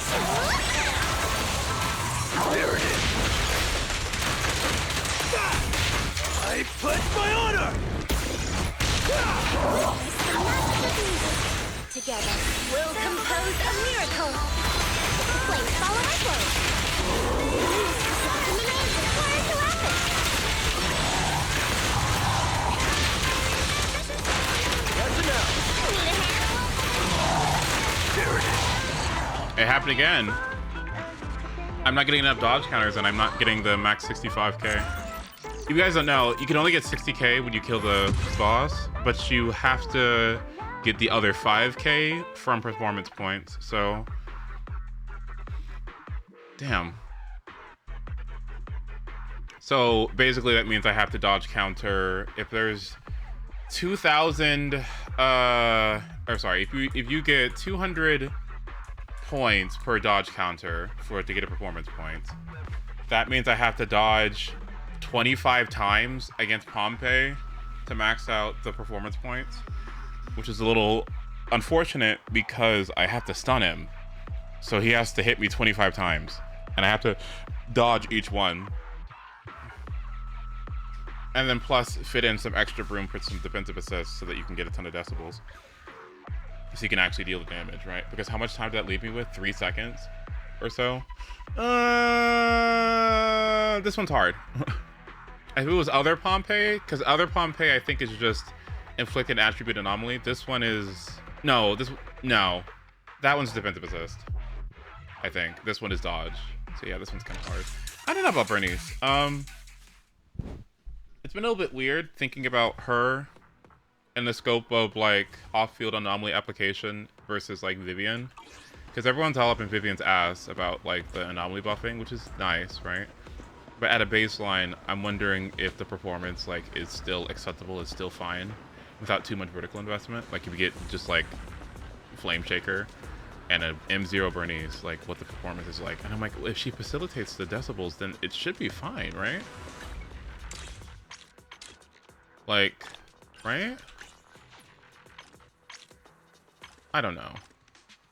The people who happen to have skipped Vivian and Hugo that are waiting for 2.0, I'm wondering if they're like suffering for that. They shouldn't be. I don't think they should be suffering. I think they should be okay.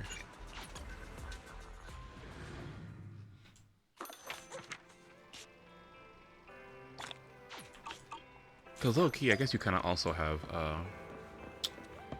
Yanagi for that. I wonder if people are talking about Yanagi and Vivian. They should be really good for each other, since she buffs disorders.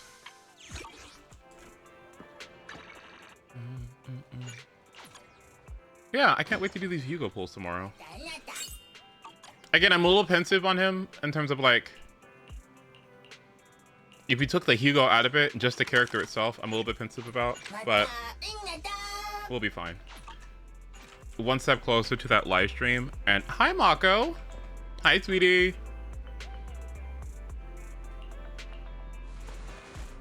Hello, sweetheart. Aww. So cute. Alright, let's play some Star Rail. Okay. I got 2 cats in my fucking house. Like, no wonder allergy season's so bad.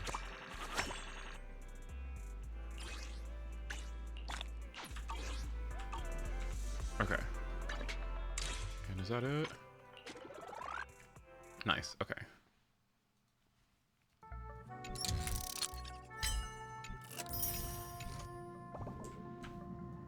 right. First thing we're gonna do is... How much does it cost to build a light cone? Honestly, do you know how long this takes? Am I crazy, or does this not take so much time?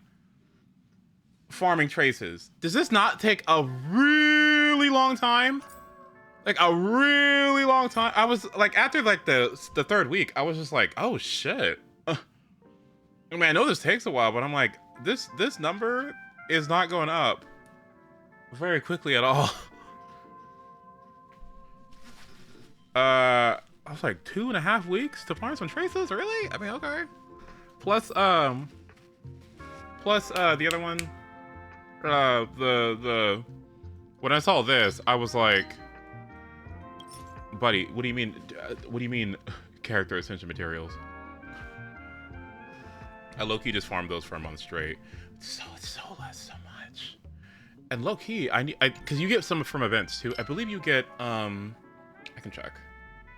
Remember how they give you a level up material for every event? So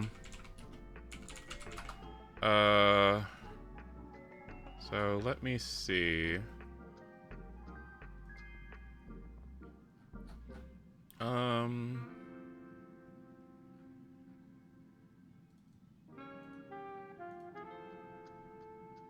Which is a very good thing. I'm really glad that Star Rail does that. I think Genshin should do it too. I think Genshin does do it sometimes, actually. Or rather, they give ascension materials for every type, which is not too bad either. So if I check here, Seal Slammers gives you 40 blue remembrance traces, which means 40 divided by the 3 would mean that you are getting, what, 13?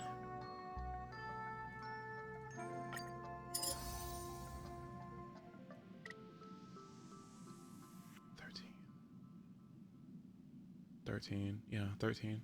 I think it's 13 that you're getting, yeah. 13 purple materials, that's not bad.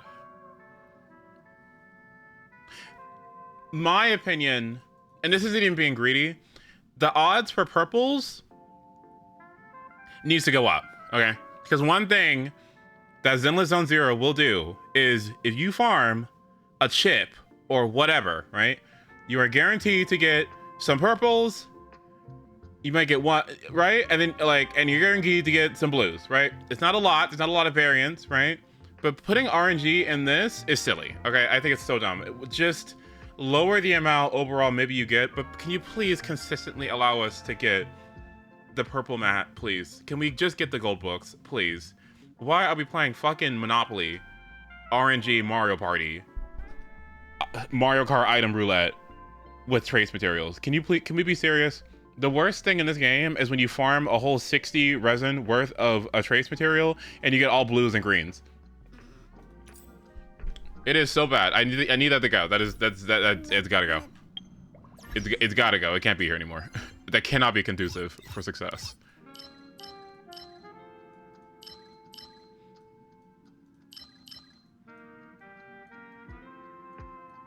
All right, let's see.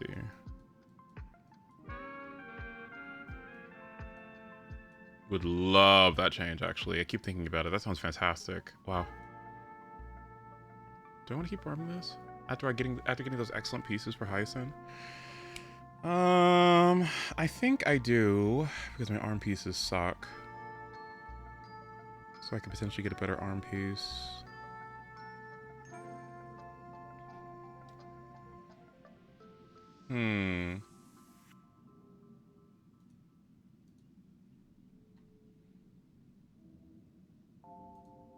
Yeah, the game is RNG enough. I definitely don't want to deal with more of it. I have a question. Would you farm this more?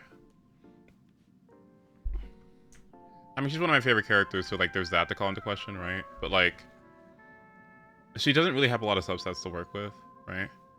So in terms of roles that aren't useful, there's this 1, 2, 3, 4, 5. So 5 useless roles, or not as useful roles, right? And 1, 2, 3, 4, 5, 6, 7, 8, 9, 10, 11, 12, 13, 14, 15, 16, 17, 18, 19, 20, 21, 22. Oh, you know what? 22 good rolls and 5 bad ones. I probably should move on.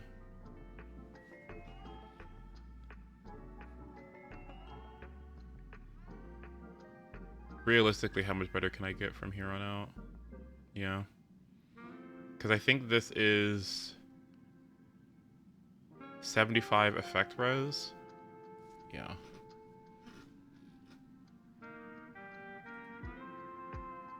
Want to know the realty about Hyacinth if you get her E2? Which none of you should do. I'm the only one that's going to do it, okay? None of you are going to copy me. Don't do that. But, okay. If you get her E2, she basically just gets the 200 speed for free. You don't really need that many. I don't think you need any rolls at all, actually. Especially if you have Ranmei. So that just means that you can just, like, go fully into damage or capping out your effect res. So I wonder if I can actually hit that 100% effect res. Can I do that?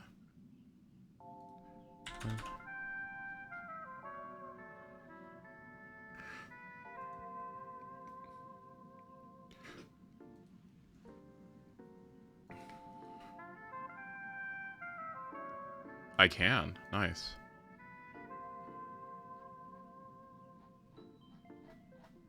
Or let's say 90. Let's go with 90.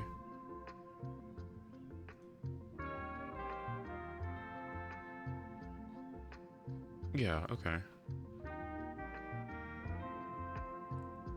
2-piece win, 2-piece HP. Wait, this is kind of cute.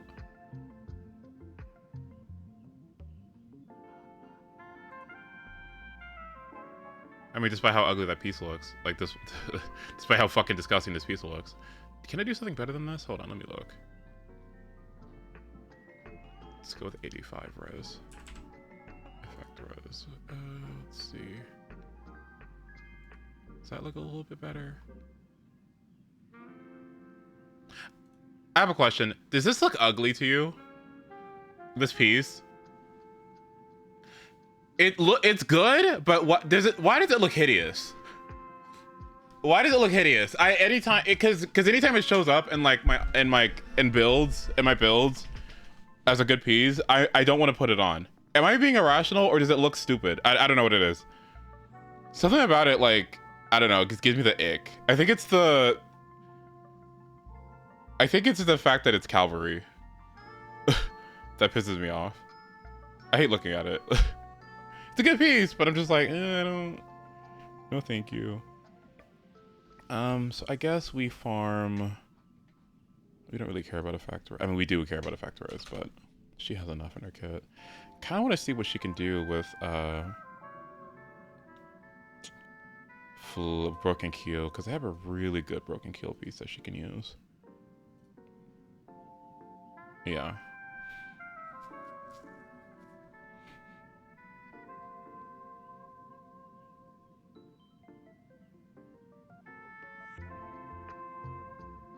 And this is for damage?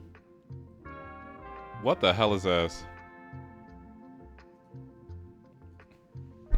What does she look like going on a battlefield with this?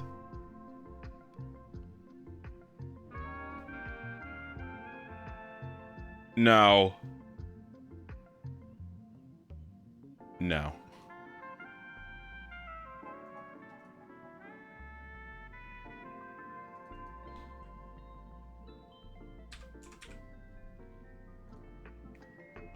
Okay.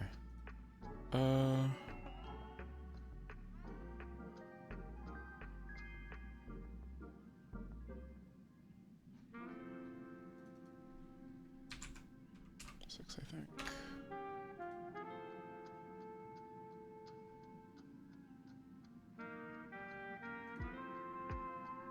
Is that the right one? Okay. Get out of here. Take this out. Alright, and then let's just do some AMPHOREUS. After we Oh, Blade is gonna eat this piece so bad. Wait a minute. Oh, Blade is gonna love this piece. Wait. Let me look.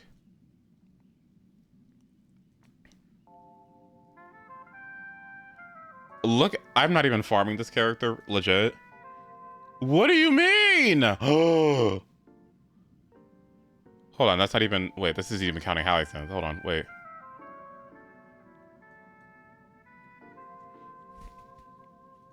Bye, Robin. Robin gets replaced with Trivy. And then...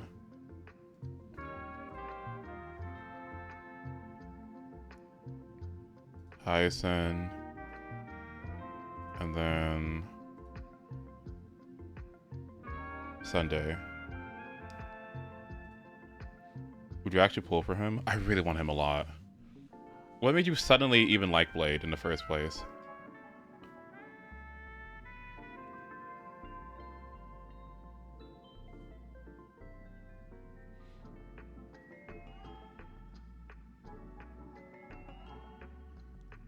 Honestly, kit design? Honestly, kit design? Honestly, kit design? I love his kit. I love his kit a lot. I love his kit a lot. And I love how it has these really fun, like, these really fun synergies. It's so, like, off base. I like it a lot. I like the way he plays a lot. I think he's really cool, gameplay-wise. Now, obviously, like, maybe it's not the best thing right now, but I like how he kind of has this underdog kind of situation. With his viability. I'm rooting hard for him. The Jade synergy I really like. Actually, I wonder what would happen if I put Jade on this team. Because that would mean that he'd get the 30% speed from Hyacinth, and he'd get the 30 flat speed from Jade. So what would happen to his speed? 188?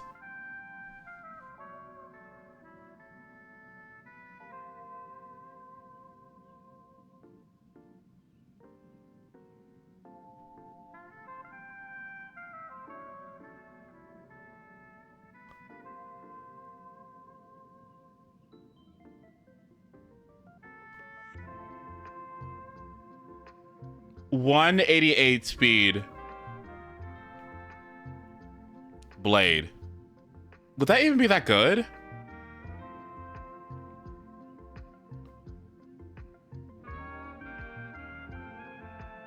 That just made me think of something.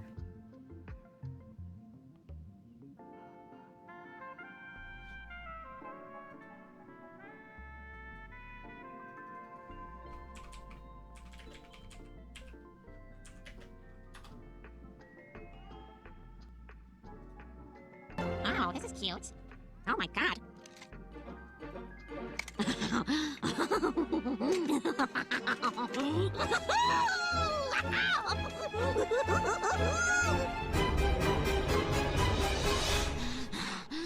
Guys. Oh my god. Guys. Such a rush. Guys.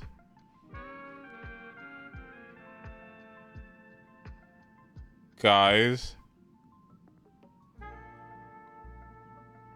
I just thought about it. Jade and Hyacinth. Jade Deck Collector giving you 30 speed, right? And Hyacinth E2 giving you 30% speed.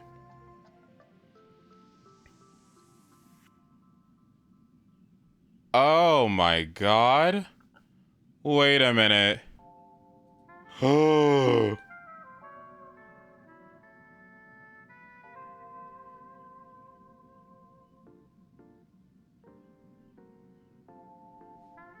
Oh.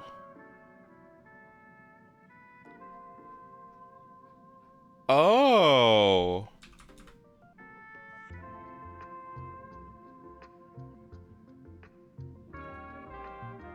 So that's just 200 speed trippy for no reason. Oh. That is an interesting one. I can't wait for this character to come out. Because you know what this means, right? As soon as I get that Jade E1, as soon as I get this, guys, as soon as I get Jade E1, do you know what that means? I could have a synergy of Hyacinth Jade Trippy. I'm sorry. Yeah, Hyacinth Jade Trippy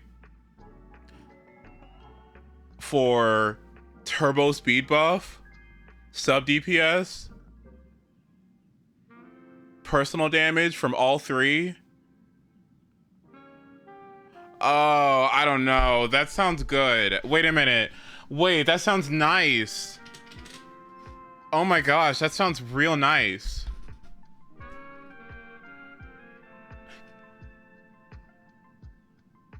That sounds fun. Okay. And that's not even talking about, like, what if I deck collected Hyacinth with E1 Jade? I need Jade to rerun. Okay, maybe Star Rail is fun. Maybe Star Rail is fun. I didn't even think about that. What if I just put... And then what if I put Ronmei in the last spot for even more speed? With Jade. Okay, well, how much speed is that? The fastest I could possibly go with a team like this is...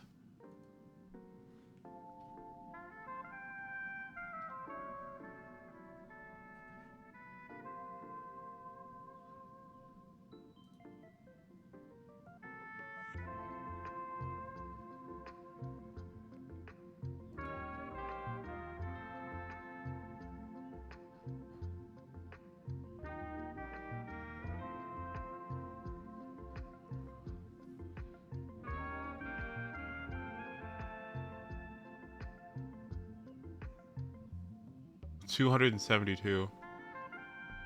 Okay. Huh.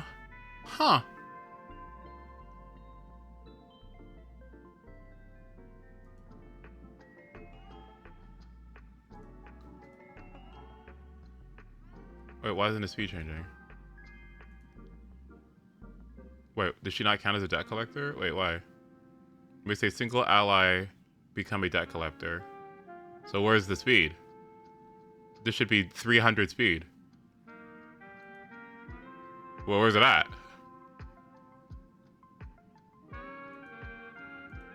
Okay, well, let's just assume that that just means that she...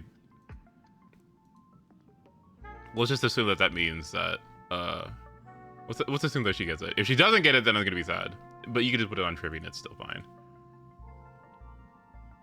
Oh, I cannot wait for this character. Ah! And then Hugo tomorrow. Okay, alright, we're good. Anyway, let's farm.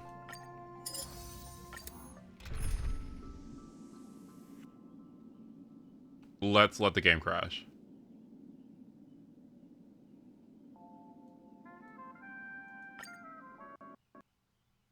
Starro. Okay. Okay, wait.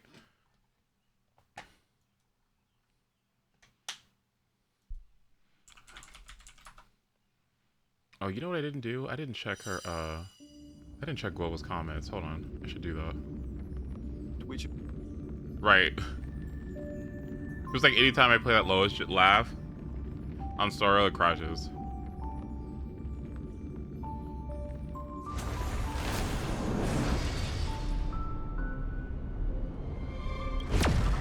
Thanks for not saying Ika's real name in the video.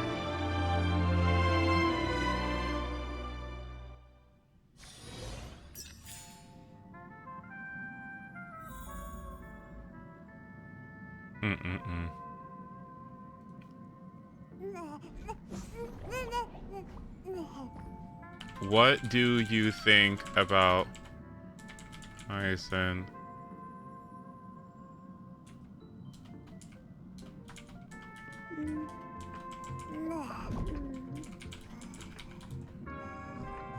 Okay.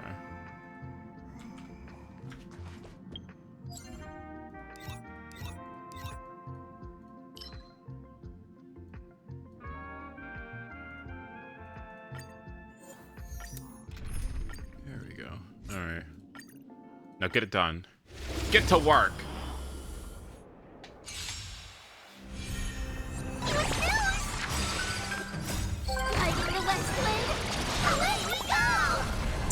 down.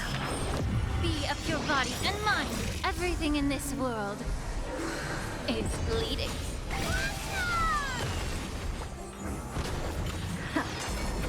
Impressive. Almost. Open sesame. Glimpse the unknown. Yeah. Everything in this world is bleeding. Endless riddles. Nothing but a void.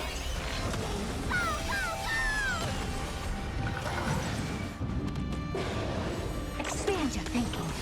Watch it chrome. Oh, thank God. Oh, thank God. All this needs is crit damage and it's GG's. Blade could use this. It's nice that crit damage is, or that HP percent isn't a trash stat now. They always deliver. Time to cleanse the filth.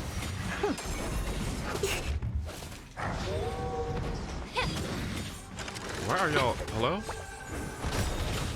Everything in this world is bleeding.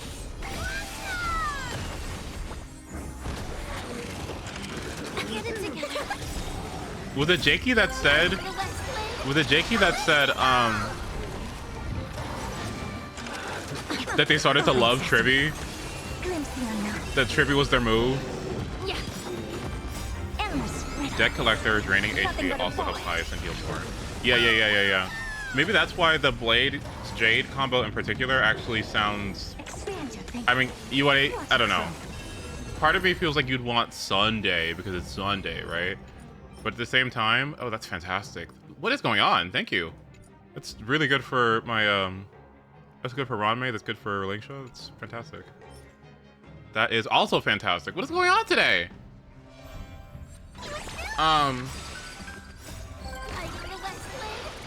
But yeah, Don't let me down. I guess if you drain and manipulate your HP, that also would mean Everything in this world is bleeding.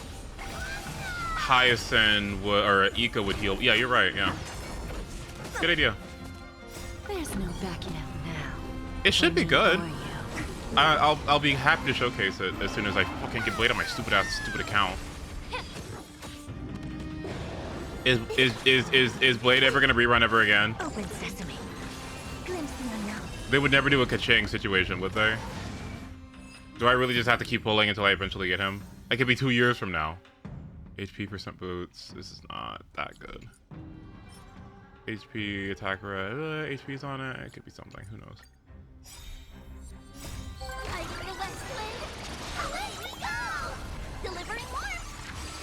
They always deliver. Yeah. Never seen perfection before? Expand your thinking. Watch it chrome. Time to cleanse the filth. Everything in this world Is bleeding. Can somebody tell me what Herd's E2 does and why everyone goes crazy about it? Open sesame.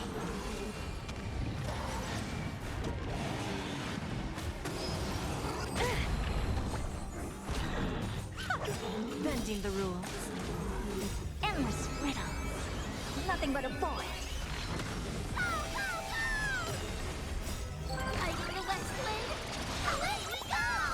Expand your thinking.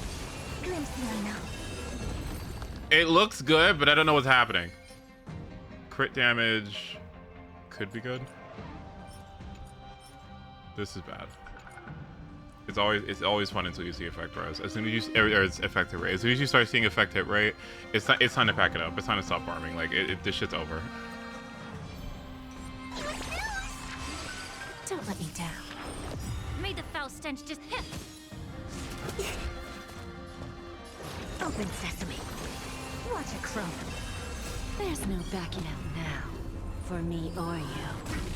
Self-inflicted misery.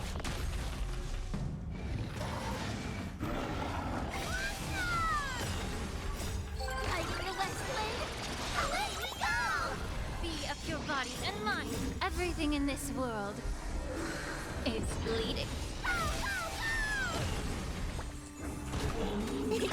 Expand your thinking. SP unfriendly. Yeah. E1. And when enhanced skill calculates interpretation, additionally calculates 50% of the stack on one target. Nothing but a point. Well, that's dumb. When using enhanced skill to reset interpretation, reset the skill number to 15 instead. Well, that's really nice. After Herta enters battle and uses her ult, she gains 1 stack of inspiration. Wait, what? What the hell is inspiration?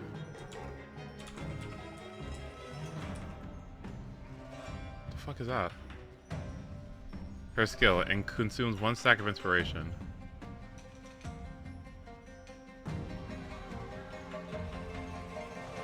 Okay. After using Herta's ultimate, Herta immediately takes action and gains 1 stack of inspiration. Inspiration can stack up to 4 times. When using inspiration, enhances skill to hear me out. Is this saying that anytime she uses her ult, she gets another stack of inspiration? And for every inspiration stack you have, you deal dramatically more damage?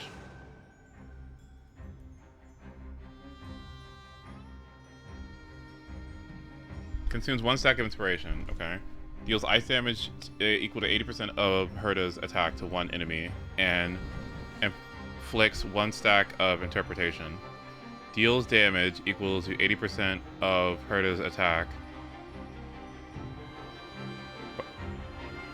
by this instance of a skill, and adjacent target hit repeating 2 times. Finally, deal ice damage equal to 40% of Herta's attack to all enemies. You just get a super skill, basically. Basically, she fires out enhanced skills much more often and advances herself with E2. Oh, I thought she advanced herself in general.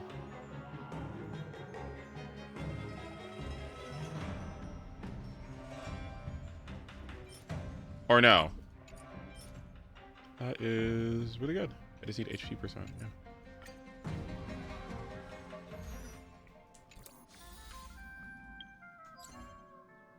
E0 and advances her by 100% after her ult, right? And so what does E2 do? E2 advances herself by 35% after an enhanced skill. Okay. Alright, neato. Alright, I need to go to the bathroom real quick. And try to eat. I'm going to do the impossible here. I'm going to try to eat some cottage cheese, everybody. Wish me luck. Okay.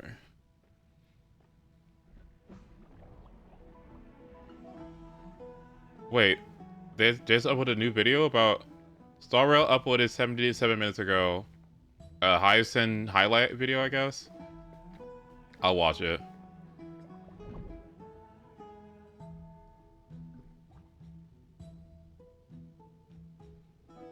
Okay, 1 second. Let me BRB.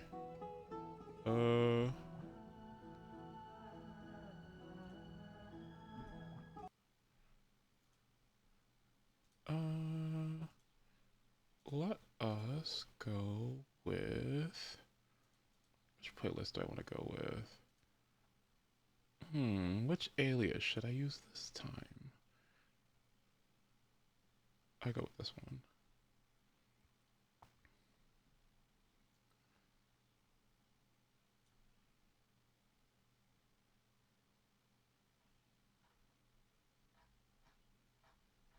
Yeah, okay, I'll go with this one.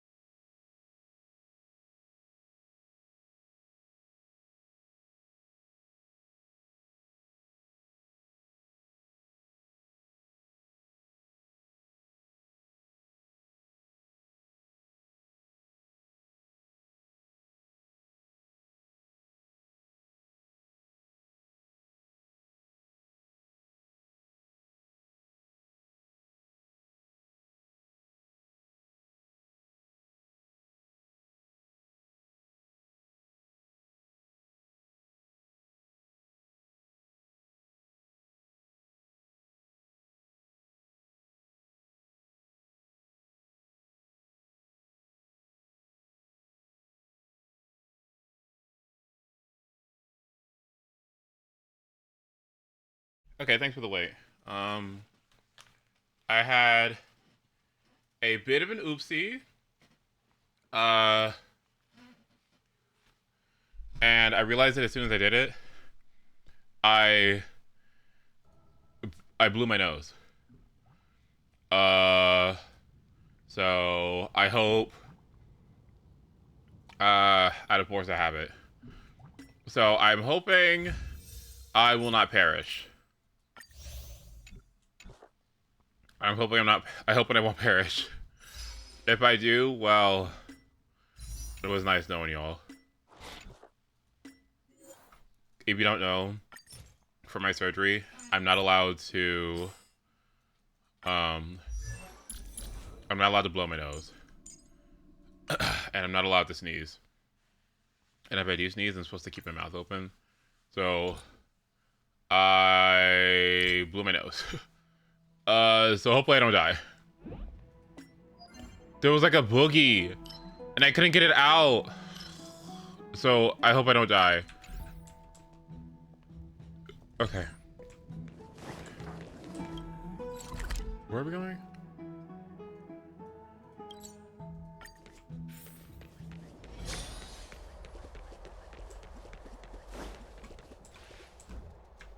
Alright, let's make a little bit of progress on this. And then I'll head to bed. Let's sing some.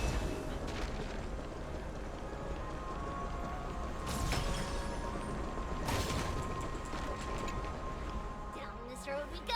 Little Cass, little Gray, are you ready? Yeah, let's go. You might not be aware of the... Mm-hmm. I'm ready, too. Okie dokie. Everybody, let's hold hands. To the grove we go. This better be good.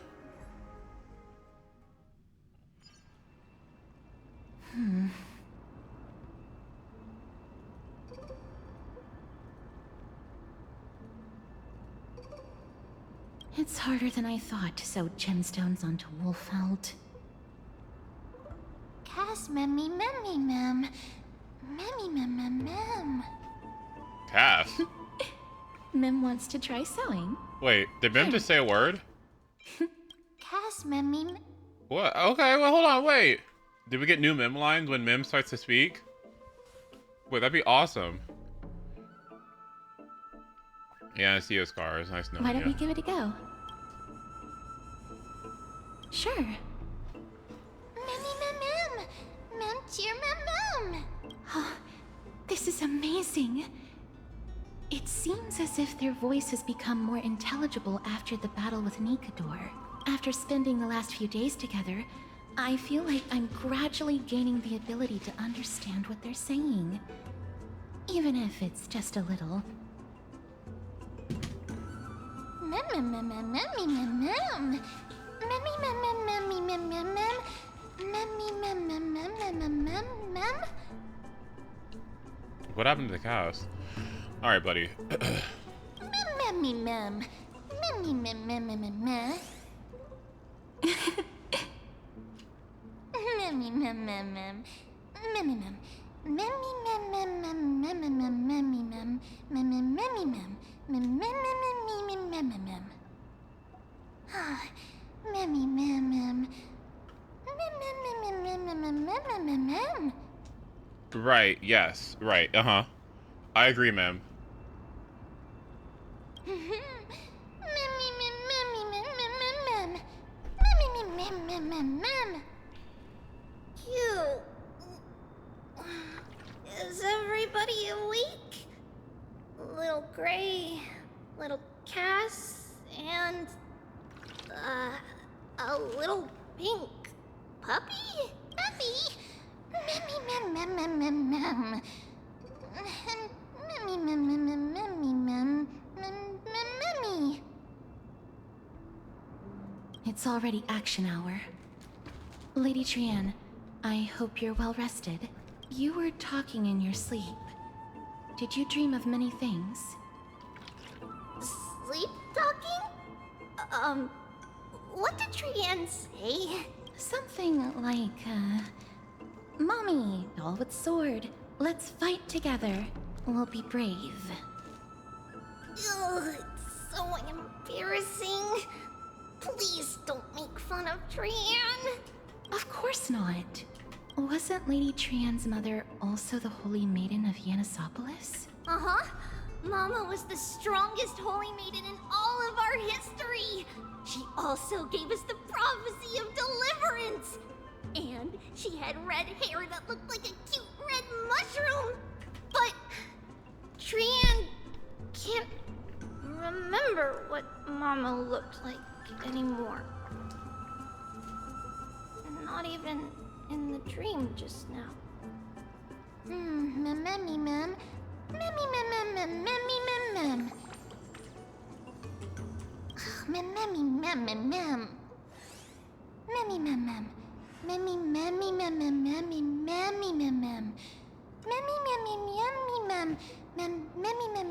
Ma'am, please.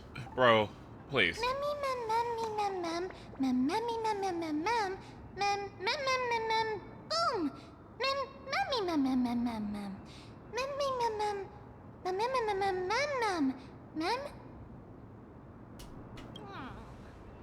Trian thinks that's a great idea. Can the pink puppy help Trian out? Yay!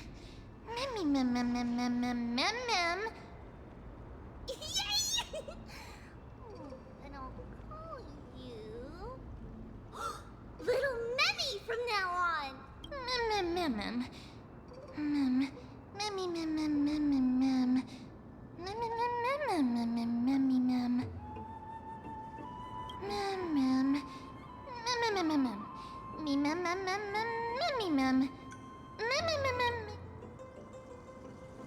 Why did I sit through all those? Okie dokie. Trian remembers that we need to help Aggie ask the big tree whether Cersei's would be willing to visit Akama. If we follow this woven trail and keep going upward, we'll reach the grove in no time.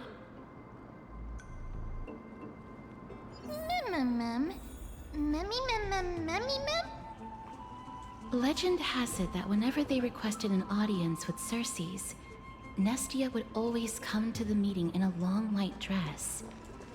As the warps and wefts of the dress came into contact with the ground, they turned into paths and stairs. Look! A huge tree! It's... Ma'am... Ma'am...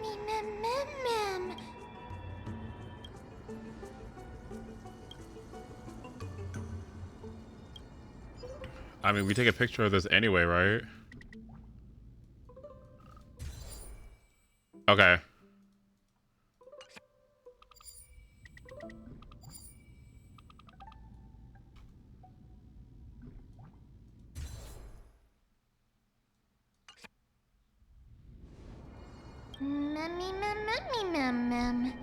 It's the Bow of Rift, the divine body of Cersei's.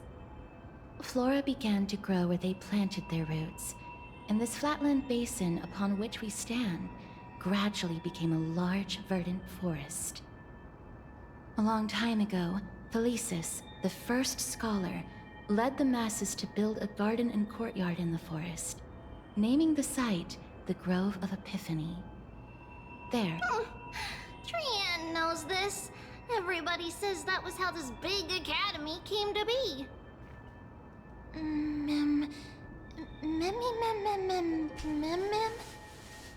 Something feels off. The Grove has always welcomed scholars. So too would Cersei's give us her delicate leaves and extend her branches in greeting. Yet, it seems both the Grove's messengers and the Titan are indifferent to our arrival. There should still be a way in. I'm just a little surprised. Maybe everybody's still asleep because classes haven't started yet. They don't want to be disturbed, so they shut the entrance. Okay, so now we gotta go to the campus? Is that what we gotta do? This place is too quiet. What in the world is going on? Observe our great master Cersei, such nobility and holiness.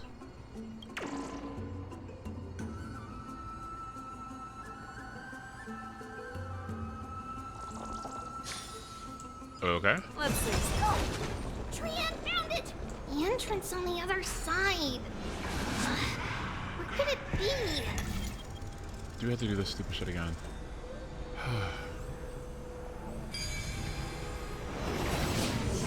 Ray's eyes are so sharp! I knew you would find it. The courtyard of Storgy should be just ahead of us. How do I get there? Let's see. Where's the start of the spiral staircase? Oh, there it is. Ooh, nice. But surely there's something better out there.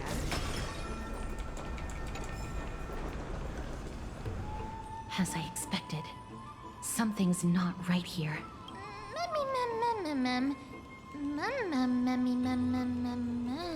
Not to mention that this whole place is also eerily quiet. That's possible. Hello? Is anyone there? Let me guess. Oh. No one's here.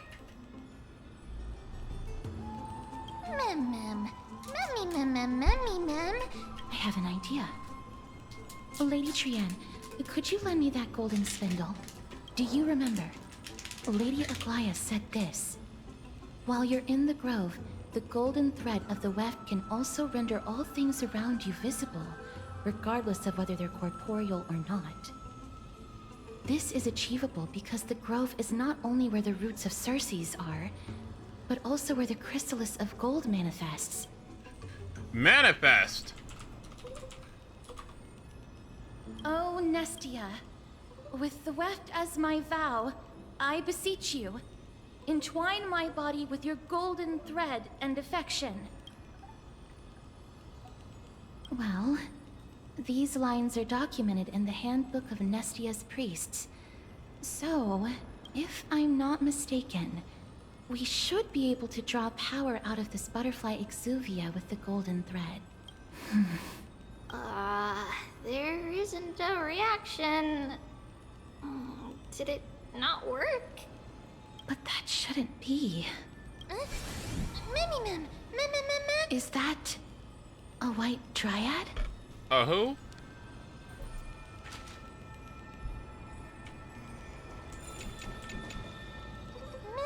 Mem. No, it isn't a white dryad. It is the shadow of a dead white dryad. Dead Mem? Shadow? Strictly speaking, these white dryads are still plants. They only gained sentience as a result of Circe's blessing of equality. But their sentience is minimal when compared to that of humans. These flowers have already died. What you see here are just faint afterimages of their souls. However, this also means that the golden thread has definitely connected with the Titan's presence. Without the golden thread's outlines, we would not have been able to see them at all. But what happened to them? Why are there only tiny shadows of them left? Mem, can you read their memories? Let me try. Mem. Whoa.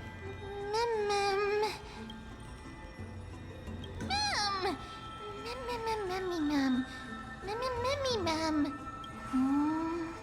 Black cloak. Sword toward the great tree. That's an interesting voice for men to have.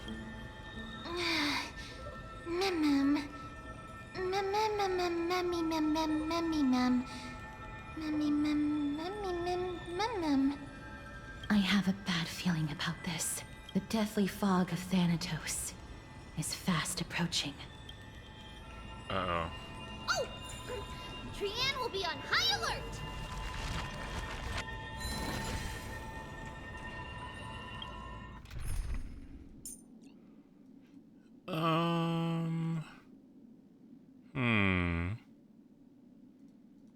We play Super Break. Face out here.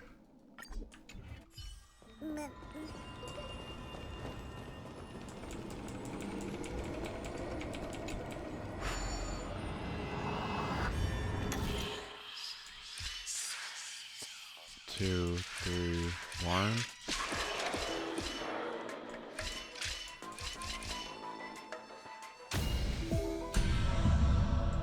Thanks, buddy.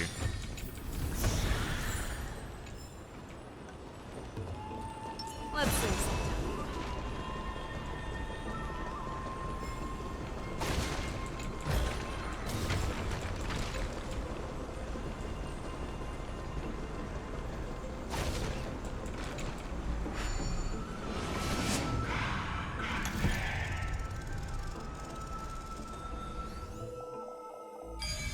Nice.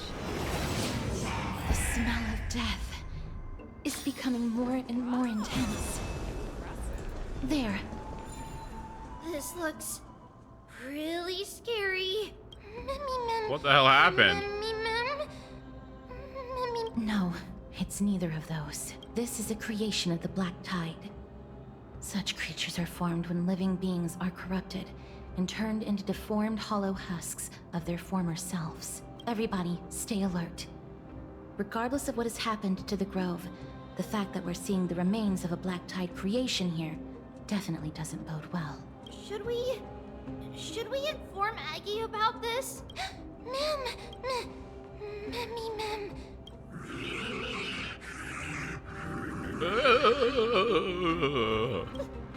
The monster is alive! Trianne, please hide behind us. Mister, let's do this. Certain enemies will inflict a status called corrosion. Attacking enemies will restore corrosion. As expected. The words black, sword, and cloak. They're talking about the Black Tide.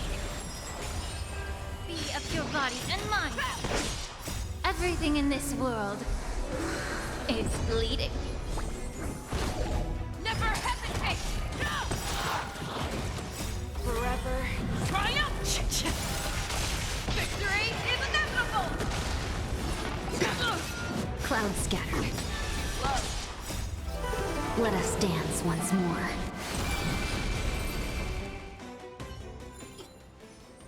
You defeated it! Little Gray, little Kaz, you're so strong! Tribby, you have no idea.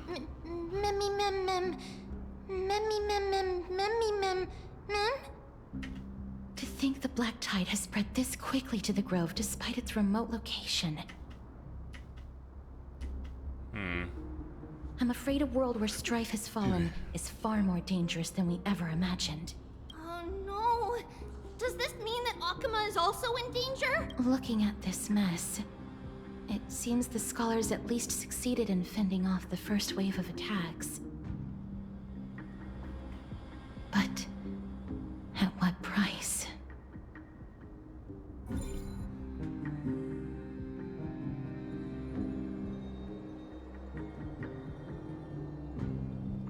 Lady Aglaya, after a few days of surgeries, both major and minor, we were able to save the life of that patient found on the outskirts of Akuma. Thank you again, Hyacinth, for your hard work. The scarring of his organs was especially severe, a result of the Black Tide's corruption. It's a miracle he's even survived. I can't say for sure when he'll regain consciousness. Don't stress yourself out over this. You've already done everything in your power to save him. There's no need to hurry to the Grove either. You deserve a good rest now. Tribi, I have some things to tell you as well. There's something strange about where that patient came from. He is not Akuman. The way the stitches on his clothes are hidden is quite unique. Such craftsmanship is undeniably from the Grove. The Grove? You mean... Is he a scholar? Now that I think about it, Castris and the rest should have arrived at the Grove by now.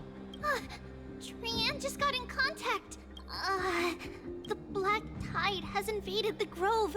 We haven't detected any survivors, even with the help of the Golden Thread. What should we do, Aggie? The Black Tide is posing an even greater risk to us now. I did not expect the Grove to be the first to be impacted, though. Can they tell where the core flame is right now? We see it. The core flame is still there, but... But... what? But they can't see for sure whether the Titan has also been corrupted by the Black Tide. Please let them know that for now, the most pressing task is to identify the core flame and transfer it to a safe place as quickly as possible. We must also search for survivors and find out exactly what happened to the Grove. Oh, and find Anaxa. Unless something went terribly wrong, he should still be alive. They've set off. Please, stay safe, everyone. I pray for their safety too. Aggie, how do you know that Anaxa is still alive? He's not gonna die to some fucking, like... I know that man all too well. If that blasphemous performer knew that he was not long for this world, he would most certainly try to seize the core flame and drag the Titan down with him. Is this a joke as well? No, I'm being serious this time. We're facing threats from both within and without Akima. The merciless carnage may have ceased, but Akima's nemesis continues to sharpen their blades even now. They may have even prepared the gallows from which to hang us already. You mean... Even if the divine authority of strife is as yet unclaimed, the Black Tide is advancing more rapidly than I expected. I fear this tragedy is more than a mere natural disaster. Alas, it's too late. The Council will likely take this opportunity to do something... I will try to keep this under wraps for now. But you must also take care and be prepared for anything that may happen. All right. Should I inform Hyacinth about this? Not for now. She must be exhausted after performing surgeries non-stop for so many days. I don't want to overwhelm her with this bad news. We can only hope that the Grove weathers this crisis with as many survivors as possible. That being said, based on the condition of this patient, Treeby, we should prepare for the worst.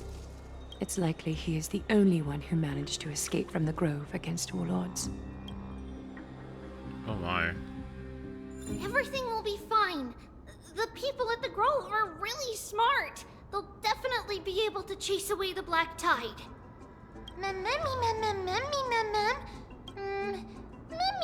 How should I put it? Lady Aglaia doesn't trust Anaxa at all, I'm afraid.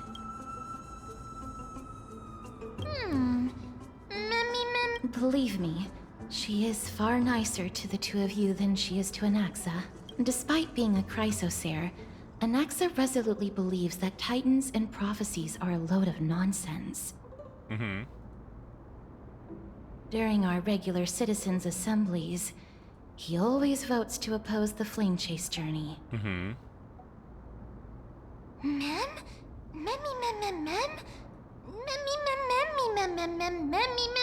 I mean, what if he has a point, though? Right? Trian knows the answer to that. Everybody says that Circes, who symbolizes reason, is the most tolerant of novel ideas. Apart from Kefali, they're the Titan who treats us the best.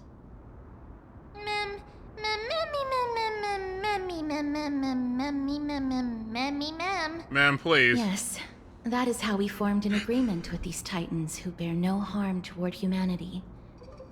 If they agree to support us on our Flame Chase journey, we will wait till the final moments of the journey to restore their core flames. With the exception of Voronix, that is, they didn't lend us their power willingly.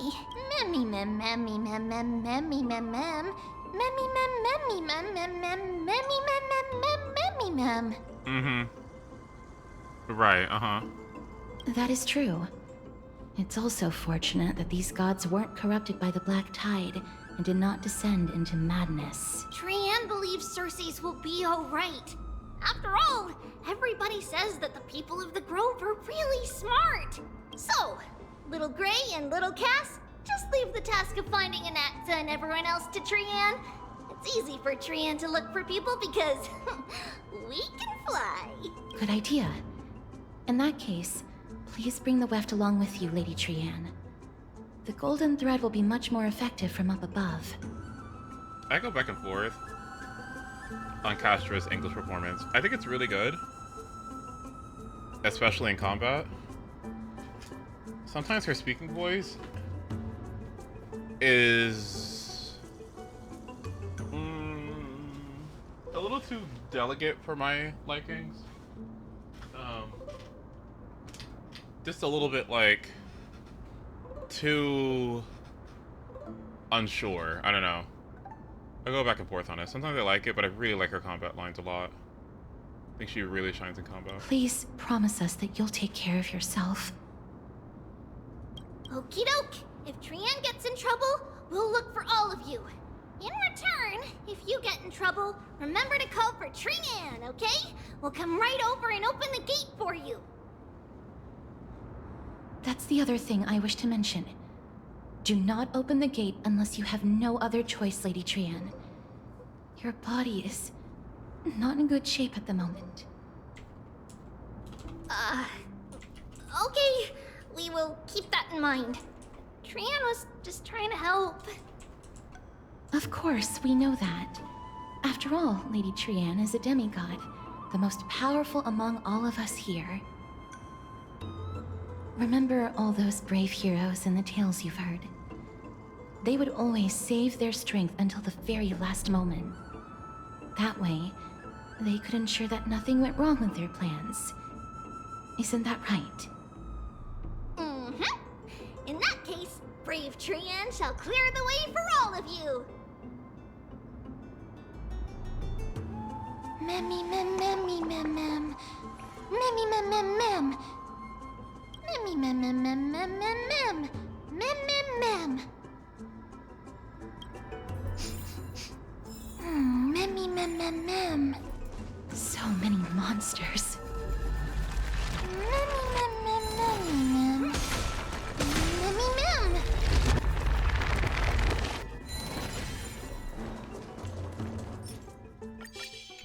Let's say some time.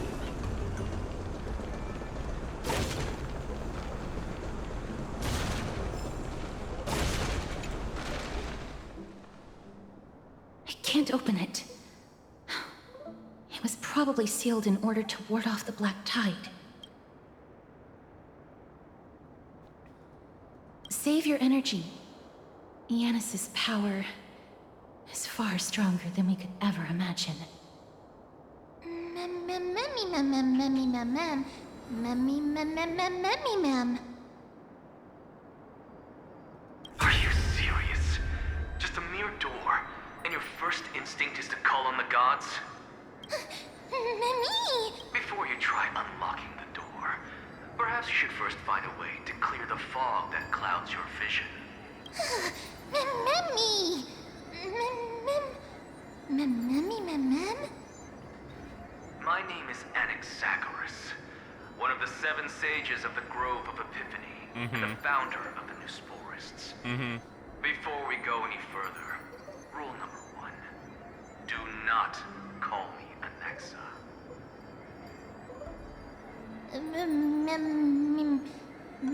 Rule number 2, never interrupt me. Silence is golden. Mem. The person standing here and conversing with you right now isn't the vestiges of a memory. Rather, it is the culmination of the greatness of science and the pure, irrefutable, and undeniable exalted truth.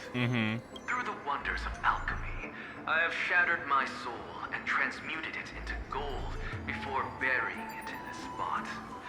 I have recorded these words so that visitors may learn where their next destination lies. Oh, memmy mem mem? Nothing is impossible. Having said that, alchemy is not omnipotent. Each time you hear from me, an equivalent part of my soul is being consumed as the price. In other words, this voice isn't created out of thin air.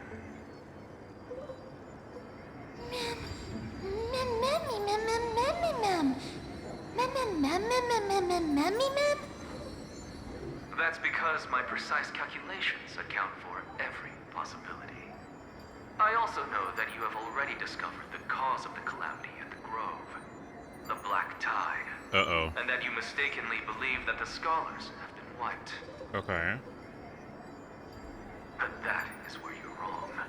While the Black Tide was still approaching the Grove, the sages found a way to evacuate the vast majority of the scholars.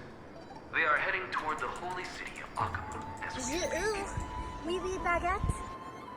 Only a small fraction of the Who scholars did that? stayed behind with me. Wee Snake, thank you so much for the 77. That's sweet. Well, Cersei's core flame will Thank you. It's been a while since I last saw you. Hope you're doing well. But since you have accessed this message, something unforeseen must have occurred. For now, you should continue onward to the Luminary Throne, where you may retrieve the core flame.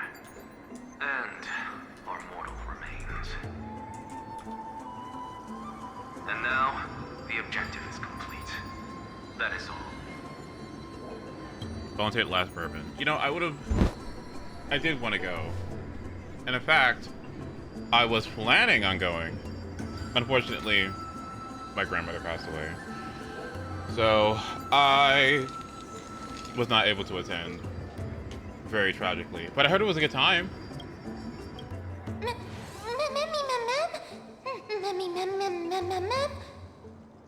Mister, judging from your reaction, you must have found a useful memory.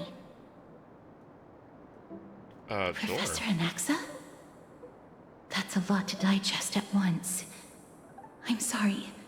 Please give me some time.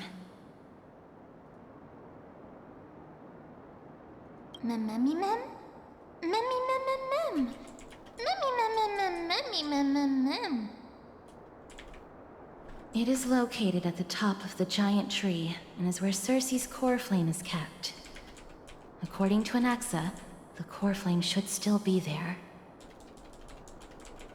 But making our way there won't be as simple as the professor made it sound.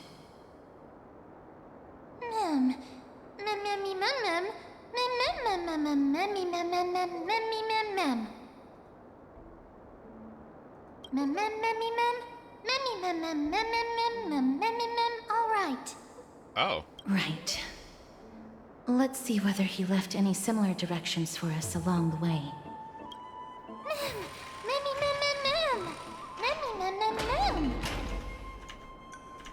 Alchemy is truly incredible.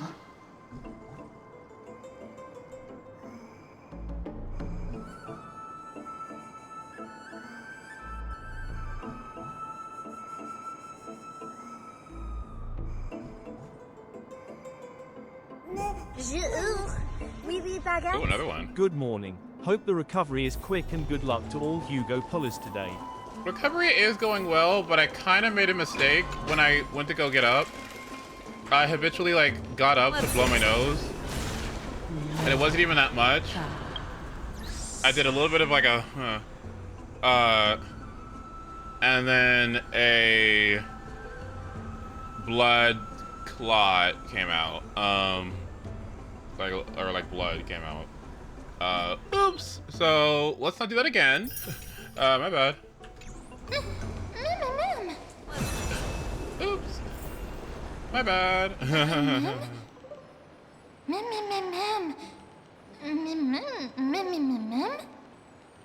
No, you didn't imagine it. I heard it as well. I'm afraid that someone's probably nearby. As we are unable to ascertain whether they are friend or foe, we better remain cautious.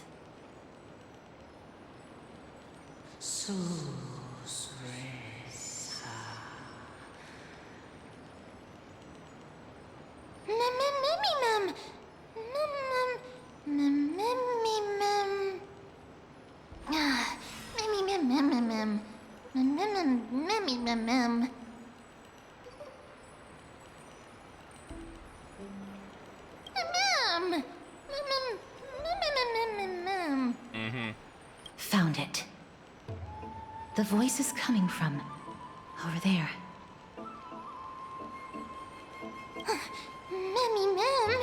No. It seems to be coming from somewhere even further that way. A Let's statue. go check it out.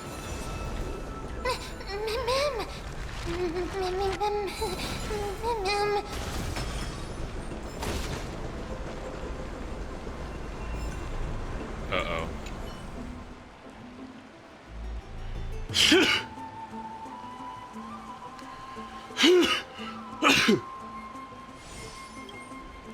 Oh, that's so bad. Ugh. Ugh. Let's say something. Ugh. This is gonna be a long month. Oh god.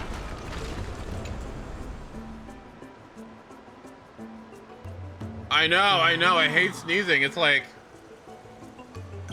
what are you gonna do, die? Regardless of what you do, a stone won't be able to speak. Hello. Such a lively little bunny. You even smell a little familiar. What a smooth-talking child. I'll accept your praise. Who are you? Keep your distance and identify yourself. Otherwise, you'll face the consequences. The scent of Thanatos. I recognize you. Idonia's renowned goddess of death. Since you are aware, stop provoking the authority of death. Answer my question. Baring your fangs at me. How cute. Just call me Calypso. I greet you on behalf of the 7 sages and the litophagists. Hello, Calypso. Be careful. Even if the head of the litophagists has never shown their true identity before, we shouldn't trust this person so easily. The weft could not detect her presence just now. That would be out of the ordinary if she were truly a phantom body. But if she is someone who has passed on, I should be able to tell. Let me test her. Do you mind if I join your private conversation? That would be rather inappropriate for someone who isn't even willing to reveal their real self. Forget it. However, I'm going to ask you some questions. Please answer them truthfully. If you can do so without hesitation, we won't treat you as an enemy for the time being. A pop quiz? Well, that sparks my interest. Go ahead. What was the topic for the grand finals of the 752nd Great Debate? Is a flying arrow in motion or at rest? Who was your representative? Medea. She went up against Phynon of the New Sporists. Who won? Nobody won because the 752nd Great Debate never took place. What I just mentioned happened during the previous debate. Phynon emerged victorious and obtained his 10th consecutive debate wreath. Also, to alleviate your worries, I shall provide you with a piece of information that's more valuable than the Great Debate. Anaxa the New Sporist is still alive. I saved him, and he is now recuperating at the Luminary Throne. So, are you satisfied with my answers?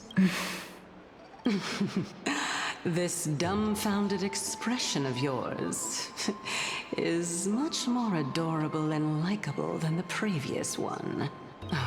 As the saying goes, seeing is believing. Why don't you follow me to the throne and take a look for yourself? I'll keep my eyes on you at all times. Oh, that's truly an honor.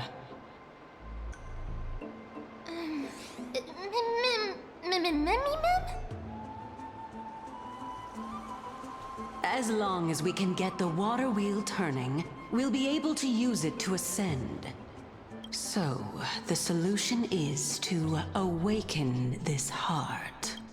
Okay, well, awaken the heart and then go to bed.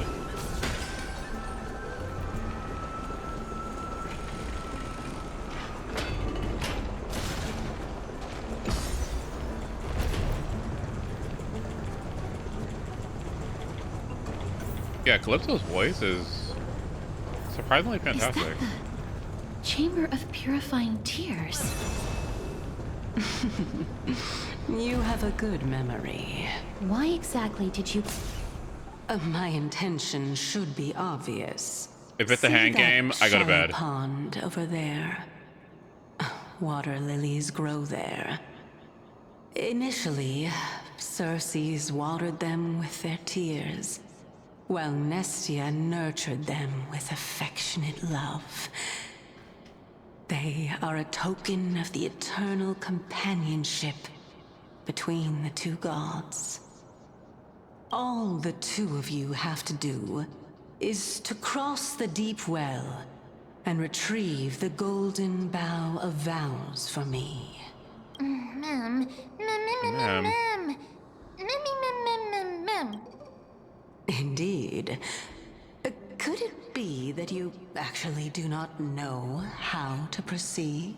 We can retrieve it, but I advise you not to waste your time on any schemes. Oh my. I'm helping you to eliminate your worries and obstacles, and yet I receive nothing in return? Nothing. Besides, the bow is essential for awakening the heart and drawing water out of the source. If you can't find it this time, we can just remain trapped here for the rest of eternity.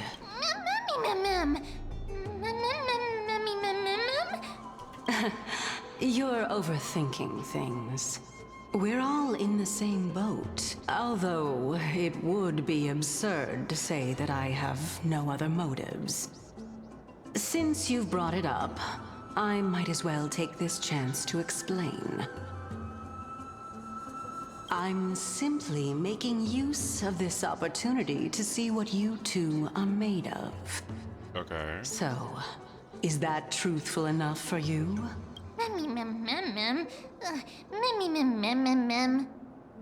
Now is not the time for me to elaborate further. So, please proceed. As a student of Anaxa, equivalent exchange should be something that you are familiar with. I cannot deny that. Mister, since our interests are aligned right now, it's better for us to do as she says. Besides, she knows about my past. Even though I'm not able to elaborate much, I can tell you that she has reasons to fear me. If you unfortunately turn out to be her ultimate target, please don't worry. I will promptly intervene.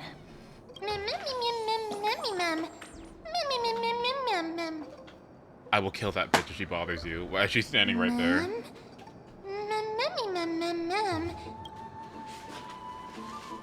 Do I feel like puzzles right now? This better be easy as fuck. Add the character, blah blah. Rewind.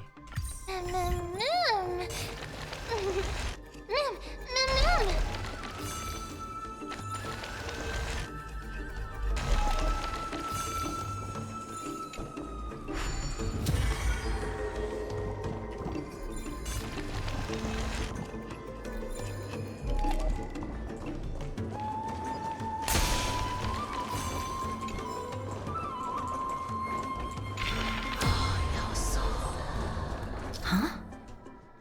There are Ichor vessels stored here. Okay.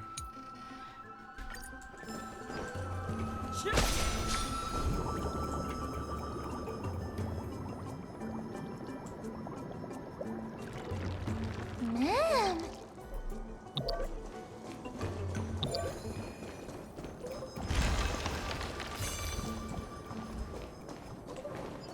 Let's see.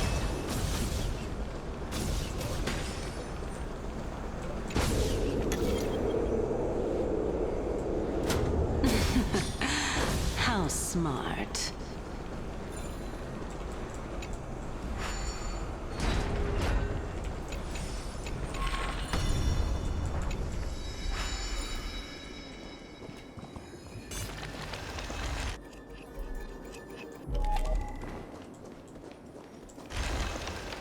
Gee, thanks, sweetie. Let's save some time. Let's hope that this is not a trap set by her. So this is the Golden Bough of Vows. Girl, that's Golden Troop. Hello? Let me see the substats. I hope that the Titan will not take their anger out on us. If only they could interfere in the affairs of the Titans. So lustrous and beautiful. It's even more magnificent than before. Memcal. Mem. Understood. My apologies, Pink Bunny. Memmy Bunny Mem? Is this the legendary Golden Bough of Vows? We'll know once we test it. There's a secret passageway behind the pond. Okay. It was like lilies? Okay. It's faster if we take that path. How do you know this place?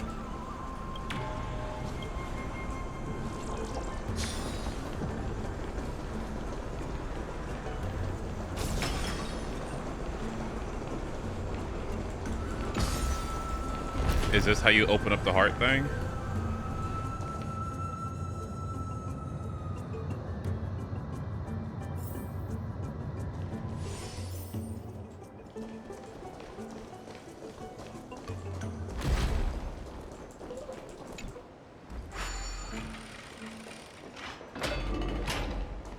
Let's save some time.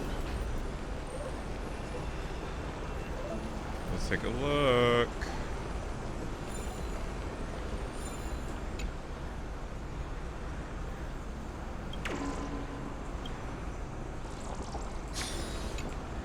We're here.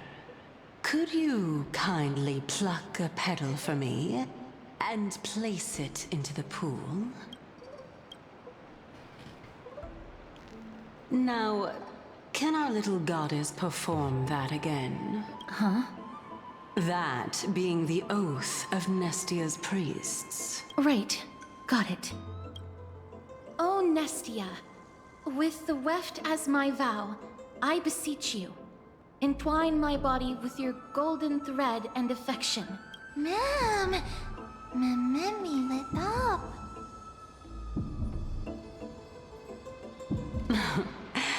It's just an ancient promise between the Titan and humans. So, what do you think? It really is the Golden Bough of Vows. And I did not set any traps for you, right? That is indeed true. You look like a sad, lost puppy. Even if this is indeed a scheme to get you to lower your guard, you don't have any other choice but to play along, do you? Therefore, why don't we just put everything aside and work together? We can always determine who's right and who's wrong once we overcome this. Yes, I agree. Great. Then, let's ride the water wheel. However, giving us half-truths is not the right attitude for cooperation. Furthermore, according to the principle of equivalent exchange, since we have passed your so-called trial, isn't it time for you to make your intentions clear to us? Ah. I really can't bear to look at your sad expressions. Although you only cleared a simple trial, I'm willing to make an exception and treat you with sincerity. I'll allow each of you to ask a question. But not the little bunny. So, ask away. What? Well, in that case, mister...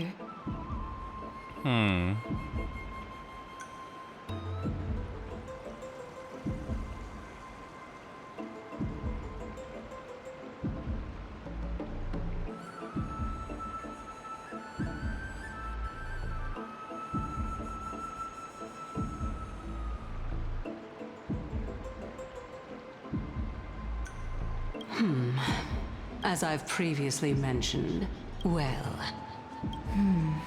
My question is, was your previous answer the whole truth and nothing but the truth? There's no point in making this unnecessarily complicated. That applies to you as well. However, we do not harbor any hostility. We merely want to avoid any potential harm to us.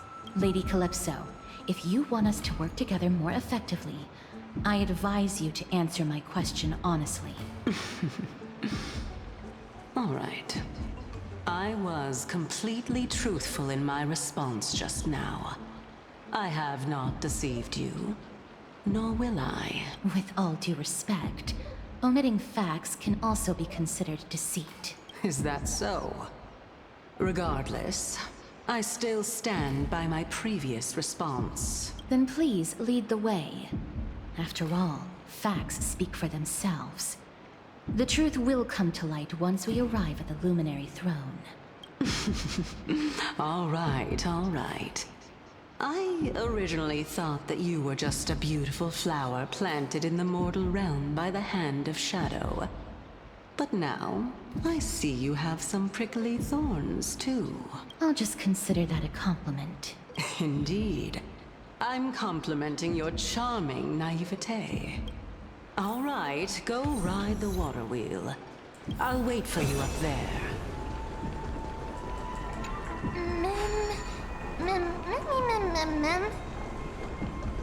How the hell do I get on it?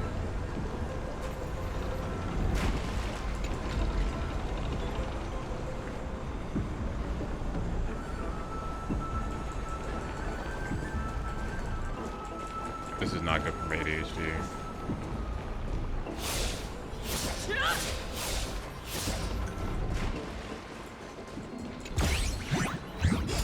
Yep, let's end the stream now.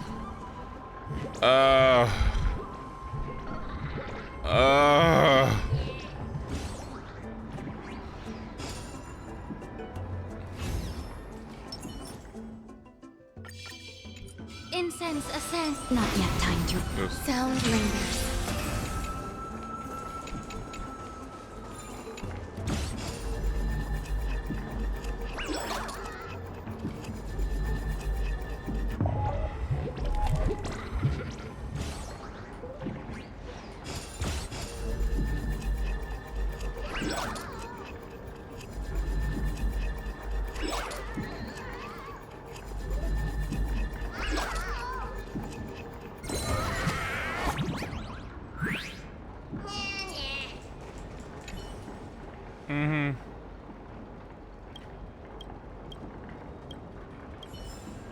Yeah, anyway, thanks, bud.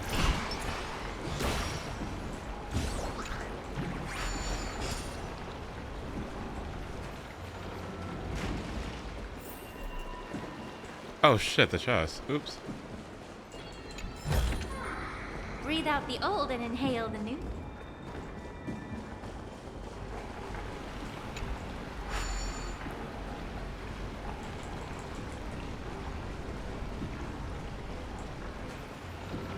Let's see.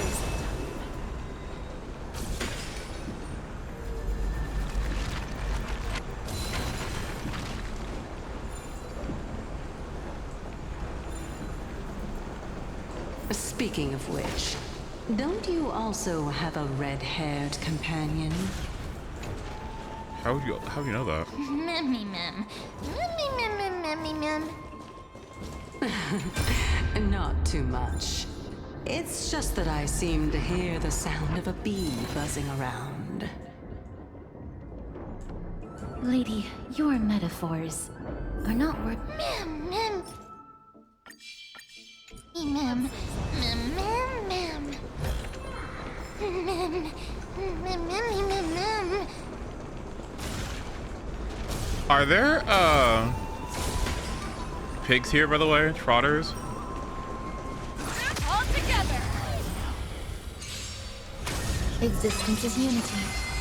Share good fortunes. No? Okay. Time to cleanse the filth. Forever triumphant. Victory is inevitable. The fearless knows not fear. That's fine. You need to get stronger. Too slow. No holding back. Unite our goals. Yeah. Everything in this world is bleeding. Let us dance once more. Dream vanished. Never hesitate! Forever triumphant! Victory is inevitable! All will be swept away by the wind. That won't do. Enjoy yourself. Be of your body and mind.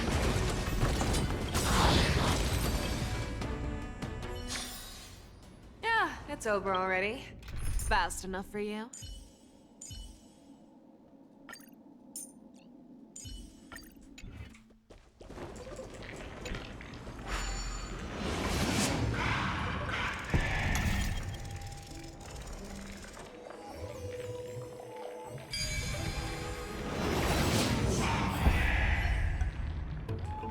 Let the show begin. You okay, girl? Oh, you are. Okay, never mind. Whoa!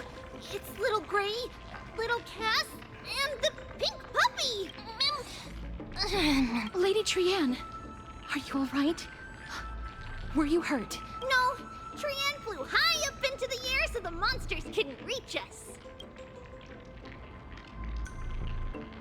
Yup! The spindle that Aggie gave us is so powerful that Trianne seems to have found Nax. He's near the treetop. Even though our perception of him is very weak, it's not like the white dryads from before. But since Trianne was alone and afraid that it might be dangerous, we did not fly there to take a look. It seems like Lady Trianne did not forget our promise. Anaxa is indeed still alive, and he's at the Luminary Throne right now. It seems like Lady Calypso did not lie regarding this. Huh? Calypso? Who's that? Whoa! A spirit? Trianne wants to meet this spirit that even the gold thread can't sense.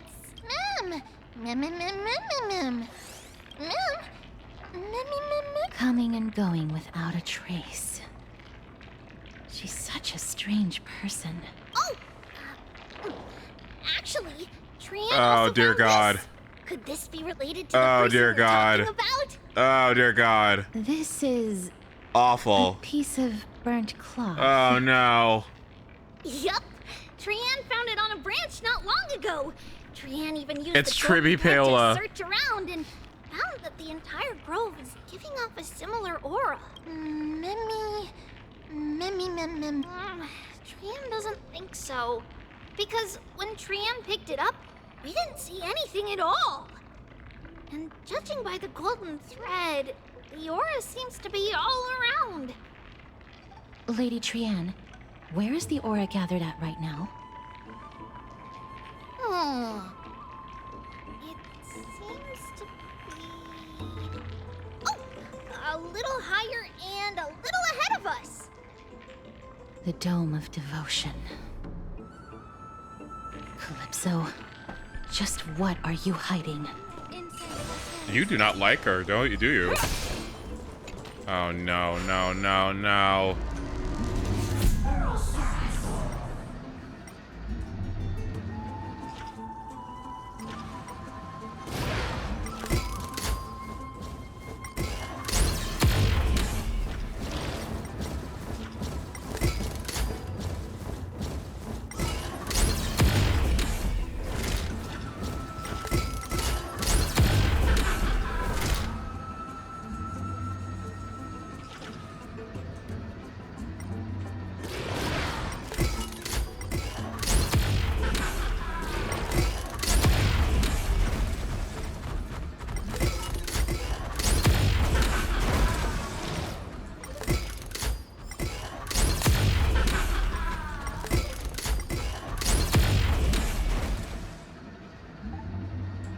Okay. Why did I do this? Oh, what? Okay. Let's see. Why did I even do that?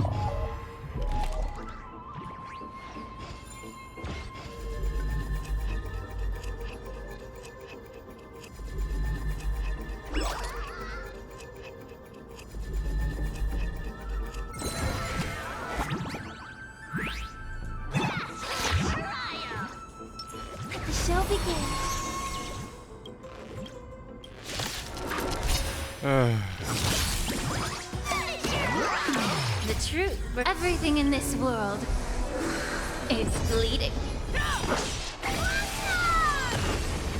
Like the West Wind, away we go! Forever triumphant! Victory is inevitable! Go, go, go! Harmony and unison. Stars echo. Welcome to the top! Never hesitate! Yeah. Too slow. Thanks.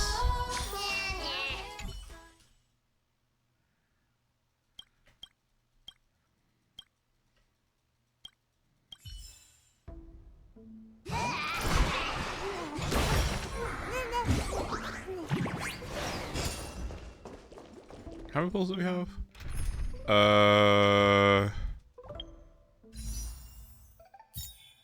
Let's see.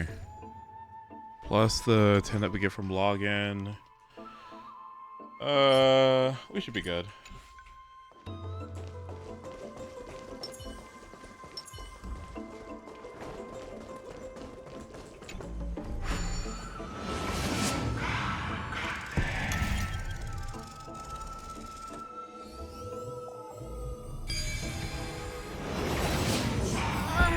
The golden thread is vibrating more and more violently. To chop it up.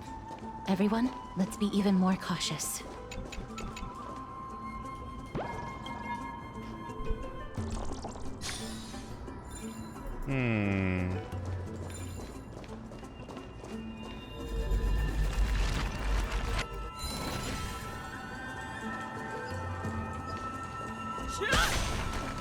So what's the point?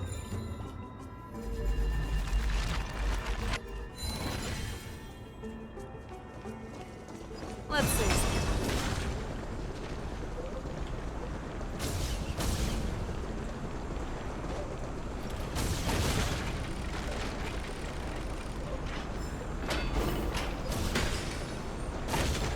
There's no one.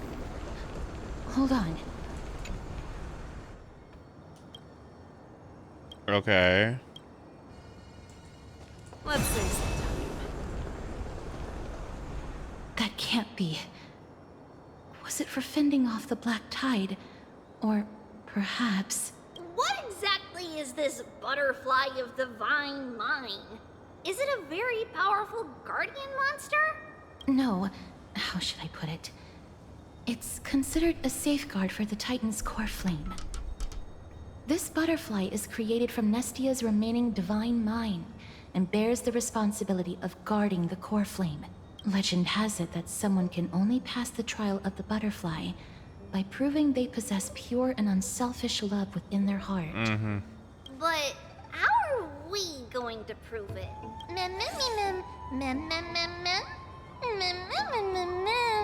Sorry, but even I don't know how. After all, this is a secret among secrets that only a select few in the entire grove and even AMPHOREUS know. Rather than worry about this, Lady Trianne, did the golden thread react to anything around here? No. That unknown thing seems to be even farther ahead and higher up.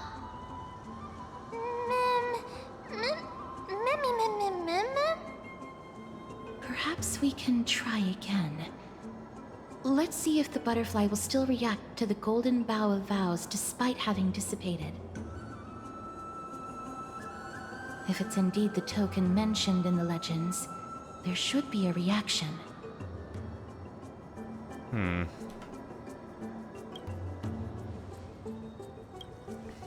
Oh, wow.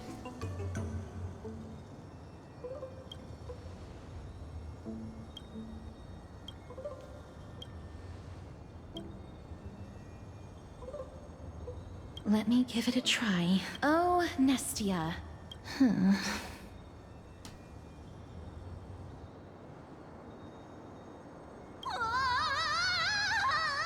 Tribby? Lady Trianne.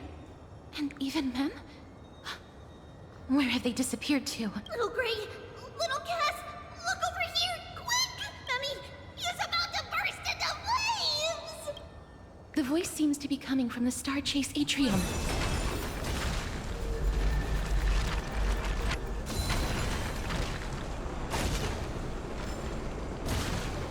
Where in the hell are we going?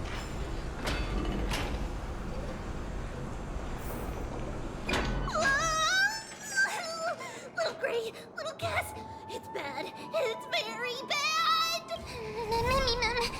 I'm fine.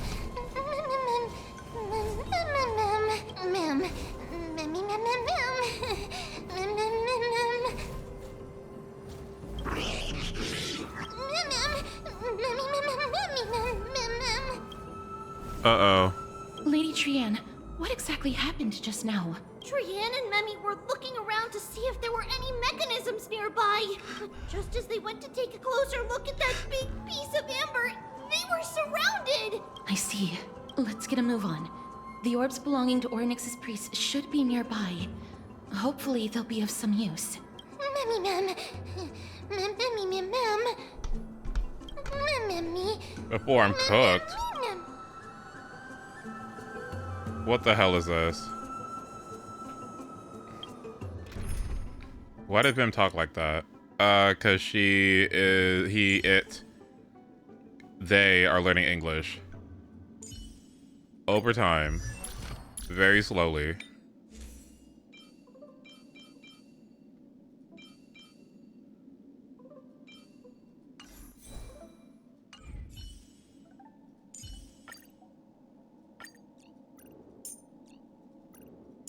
And I mean very slowly.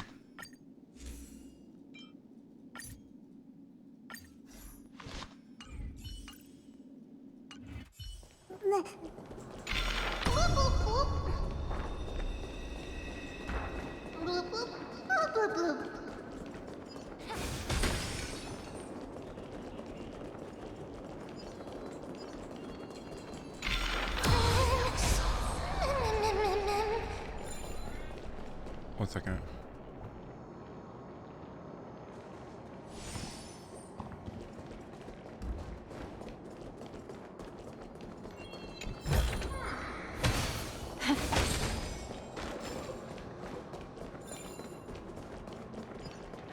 Okay, now what do you want me to do? It's connected! Let's hurry! Memmy is already bouncing around due to the heat!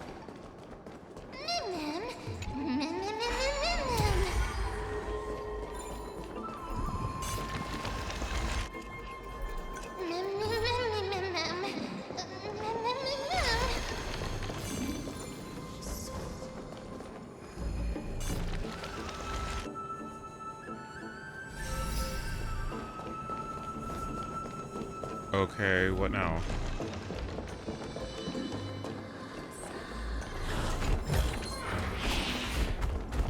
You better fucking leave me alone, bitch.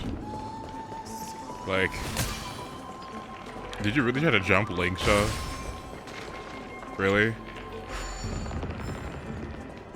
Of the what the fuck commission? The alchemy commission? Please.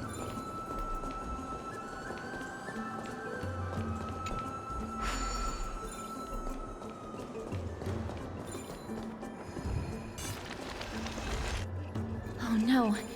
I'm starting to smell something delicious.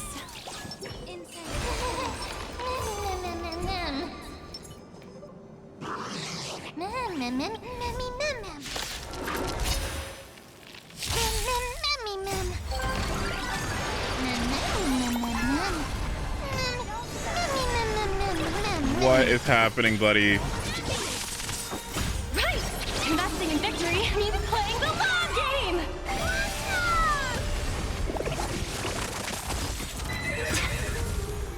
Everything in this world is bleeding.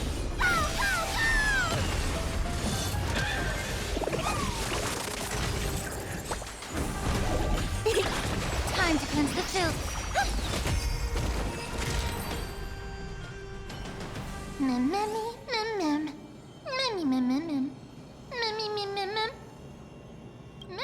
Easy.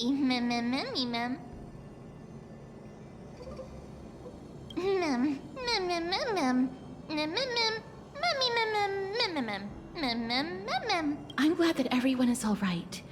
Speaking of which, this piece of amber is... a remnant of Nestia's core flame. To get to the throne at the treetop, gather the embers before you with the golden bough of vows, and present it to the divine butterfly. Whoa, where did you come from? You finally appeared, Lady Calypso. Yes, it's been some time. The battle just now was a true delight, and I feel quite elated. It seems like I'll really be able to rely on all of you to reclaim my true form. Lady Trienne, how does the golden thread react to her? Huh. There's no reaction at all. Obviously. After all, the fragment that you picked up just now is completely unrelated to me. All right. Just do as I say. If you're able to pass the trial, I will tell you everything truthfully. Oh my. Another trial. Oh my. But we have to go to the treetop to find Nax anyway, right? I've got a hunch. Come, let's Check collect the Starro embers panel. and go confront her.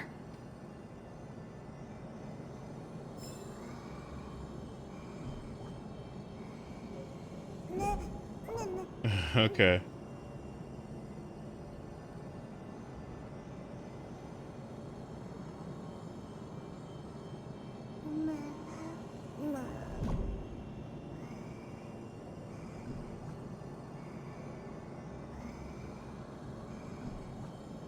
Firefly buff in my dreams. What? Okay. All right.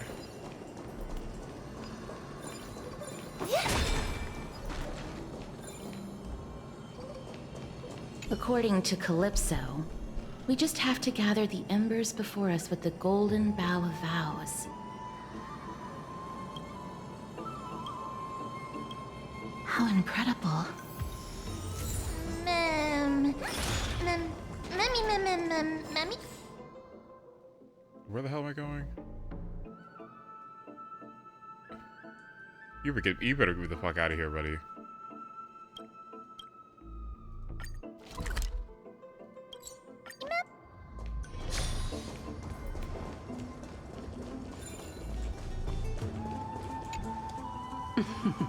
It seems like you managed to gather the embers.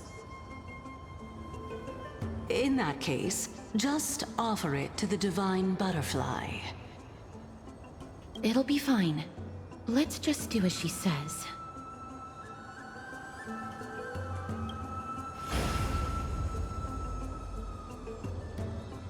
It's a success! Path has appeared!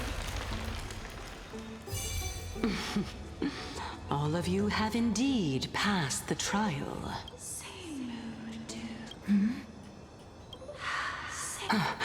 I'll be back shortly. Of course, our promise still stands. But now, it's time for me to sacrifice myself. Sacrifice? If the West Wind ever ends, let that be the place where we reunite. Farewell, my love. Lady Calypso, this is... It's nothing much. Thank you so much for your help. Now, it's time for me to fulfill my part of the promise. Well, in that case, I can start. You're actually Cersei's, right? Beyonce. Oh my. The children of humanity have passed the final trial at last. I was wondering when you were planning to expose me.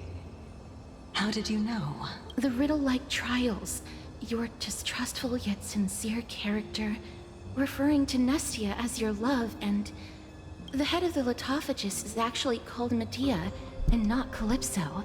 Since you knew from the start that I was not who I said I was, why did you wait until now to expose me? Because I did not believe that Circes would walk this world in a human form. I was also afraid that the Titans were under the control of the Black Tide and would do us harm. Also, to make a claim, one must have evidence. This is the precious knowledge that I acquired during my time at the Grove. Excellent. To think we were able to gain a new chance at life in the midst of death. Fate truly is a mysterious thing. Well, shouldn't you also tell us why you went through all the trouble of setting up these riddles? Oh, the reason's quite simple. I Fine. needed your help, and just like how you were wary of me, I had to ensure that you were not villains who were trying to get their hands on the core flame. I also had to ascertain that you were capable of dealing with the threat at hand. Is this threat related to the Black Tide? Indeed. And it's even more related to that lost item from before.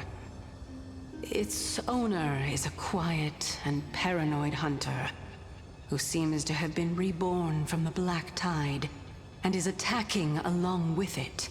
As I could not do anything about them, I split my body up and escaped to avoid harm. I bided my time for a chance to seek assistance. Unfortunately, this was not a sustainable long-term plan. What you mean is that you hid your own core flame? Indeed. I split it into 3.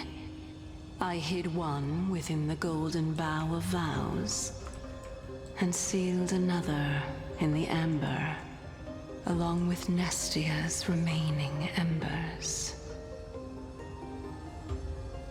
As for the last one, it's currently in Anaxa's body, which is in dire need of repair. What?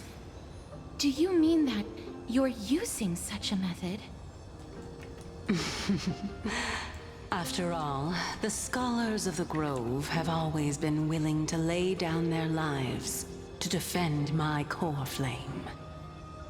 As a respected god, it would be too embarrassing if I were to do nothing and simply watch the children of humanity give up their lives for me. Especially that heretic named Anaxa.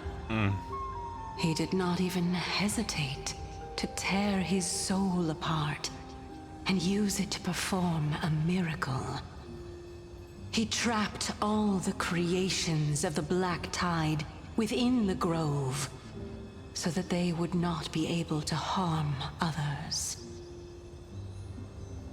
His way of thinking was so out of the ordinary that I felt it would be a waste for him to meet his demise in the Black Tide. And so, I decided to save his life. Of course, this also meant that I was able to conceal myself and remain hidden. Well, that's also an equivalent exchange, right?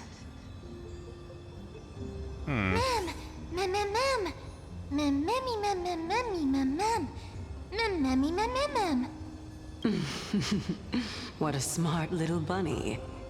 This way, I'll be able to regain my true form, and you will be able to bring the core flame and your teacher back to Akama. We'll also take down the black-robed swordmaster at the throne, together in one go. Oh my. But, Circes, aren't you the reason Titan? Even if I do not have the authority of strife, I'm still a god. I just need you to buy me some time against the warrior's blade.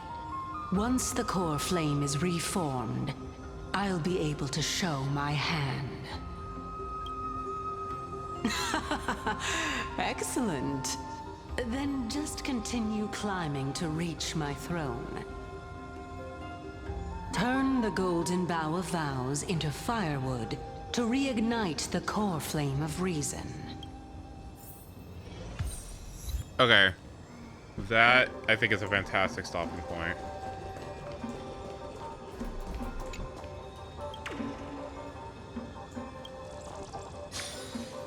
Okay, good. I'll leave it to you, children of humanity.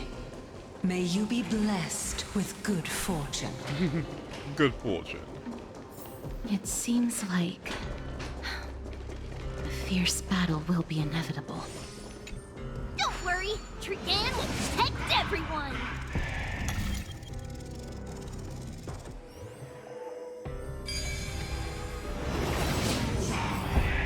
Ahead lies the Luminary Throne, and also the battlefield that we're about to step onto.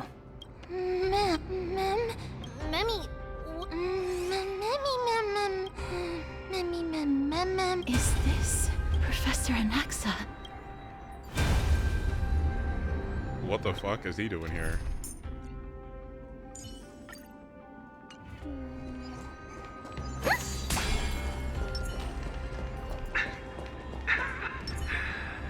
My eyes can no longer see.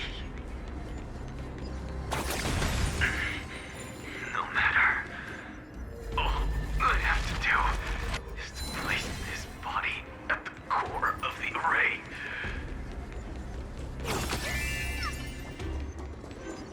Incense ascends. For the sake of AMPHOREUS. Die with me, Titan.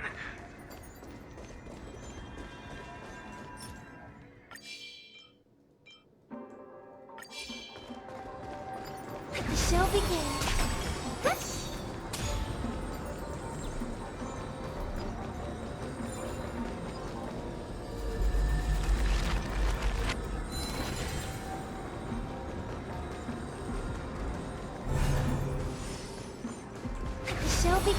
But where's the entrance? Am I stupid? Oh, okay. Oh, here we go. Ma'am. Cersei's was right. He's indeed here. No, what's Finon doing here?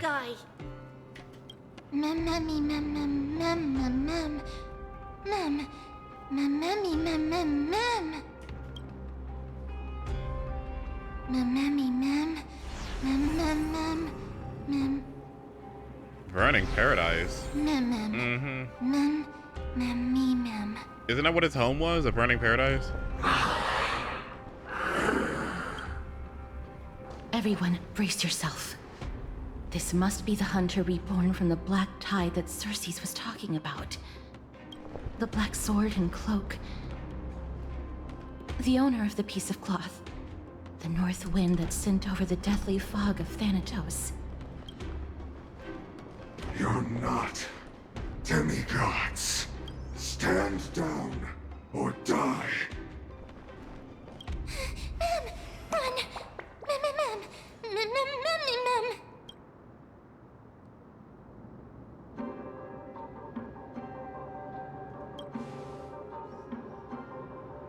He has already discovered us. Let's do our best to buy time for Cersei's. Trian will also protect everyone! Trian is brave! Mister, only this time, may death protect us. Okay. Be careful. One slash. 2 slashes.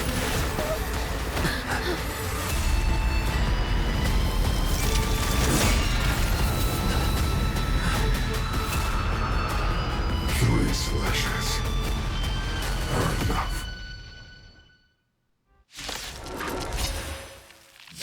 exactly are you? Dangerous thoughts. Dangerous thoughts. The harmony will soon play in unison. Watch my moves, Clee. You've got to lose some to win some. I always make good on my promises.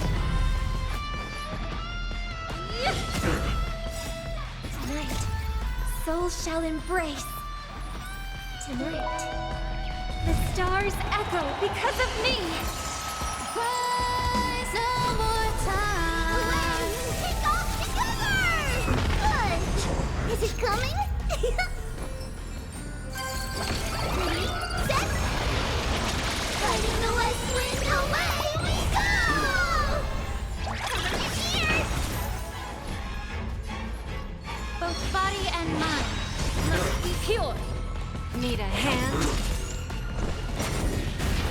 Just graze.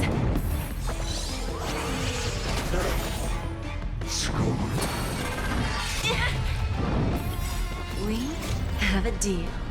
There's no backing out now. For me, or for you. So, just a little backstabber here.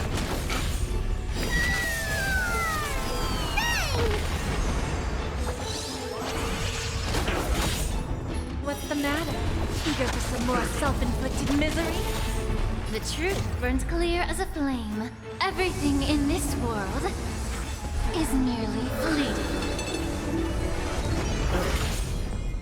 Away! Take off the cover! Good! It's coming! Ready, set!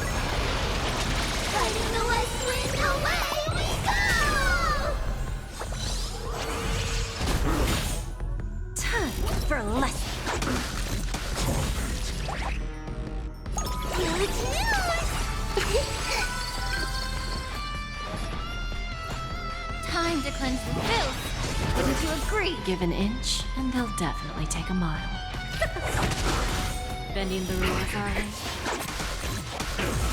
So powerful. Cersei's was right. Please, allow me to put the root of this problem. Both body and mind must be pure. Time for a lesson.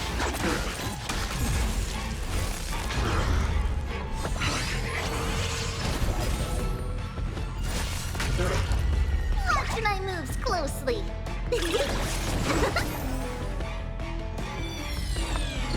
Pull together. Resonate once more. All together. Return to victory. Offer your souls to the fire. Not good. Be reduced to ashes.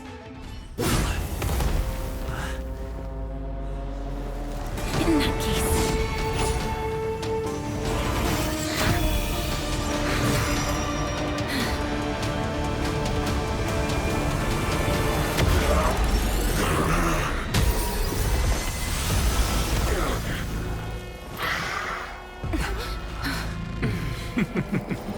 Can't be killed in a single blow. You are indeed no ordinary human.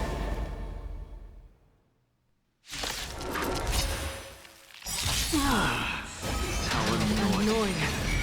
Children, since the ambush failed, it'll be difficult to find another opportunity. What a pity. The harmony will soon play. Professor Natsa? No.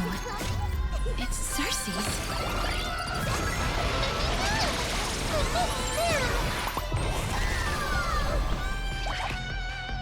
Oh shit. Oops. Oh shit. Oops. Oh, a weakness. Tonight, so tonight, the stars echo because of me. Rise no more time. This shit is so slow. Time to cleanse the filth. Wouldn't you agree? Don't let me down now. Okay, 2 more.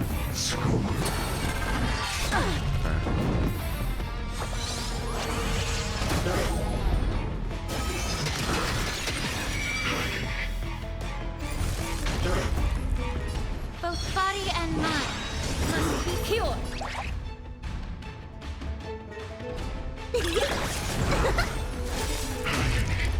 The truth burns clear. Everything in this world is merely fleeting.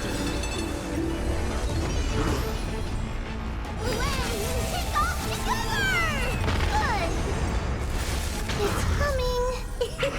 Lighting the west wind! Away we go! Time for a lesson.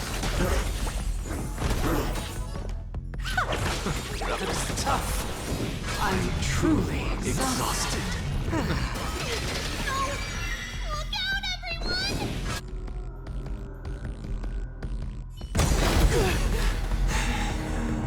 This is bad.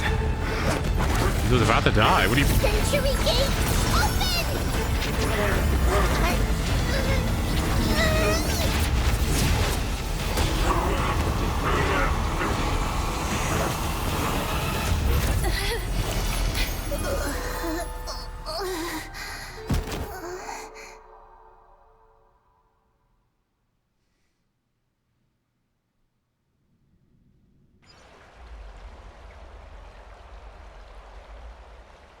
Phew. That was a close call. Thank goodness that we returned to Akama unharmed.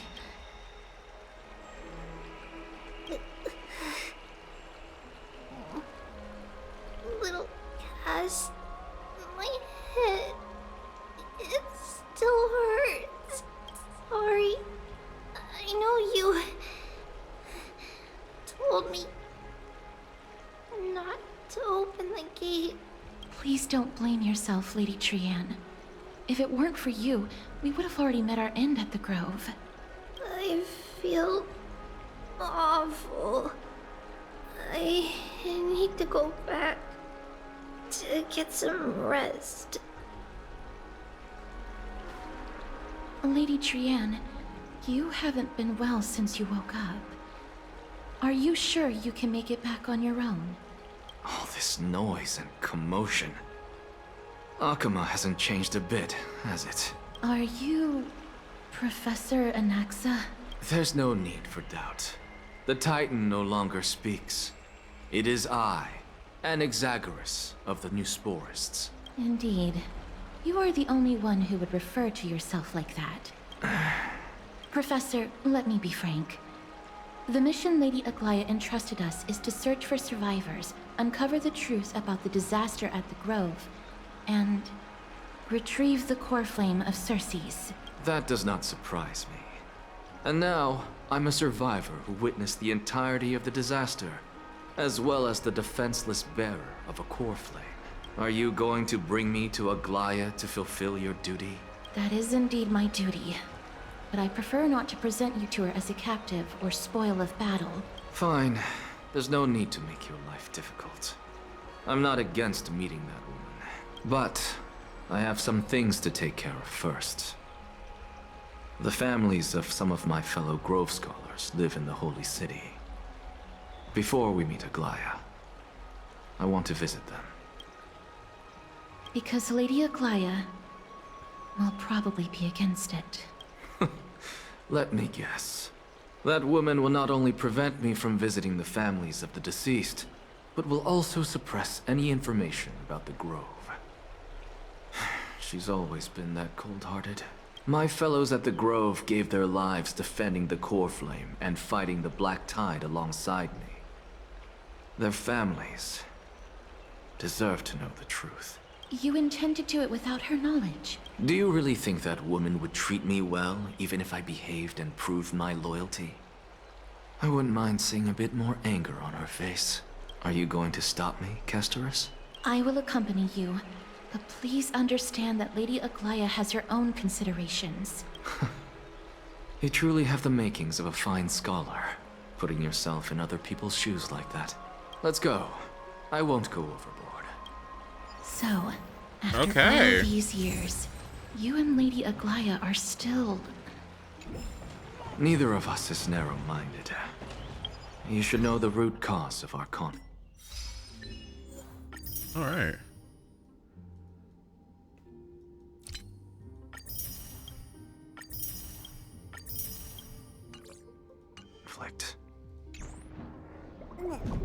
Okay, that is a perfect opportunity to stop. Wait, I'm so happy with that. Yes. Hi, Ethereal. Bye, Ethereal. Okay, I need to get more of this stupid event done before this shit runs out. Am I on this now? Or what? Or am I still on the trippy stuff?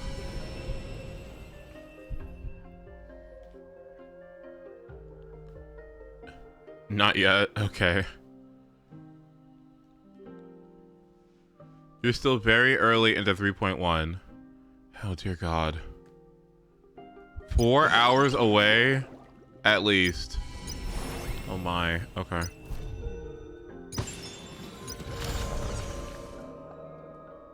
At least there's stuff to do. Okay. I'll stop now then. All right, y'all. Well, I love y'all. I'll try to heal up as I... Oh, I need this.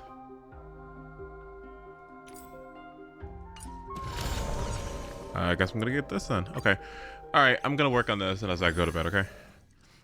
And how the fuck do I get this? After completing the affirmation cumulative missions. Oh, dear God. Okay, fine.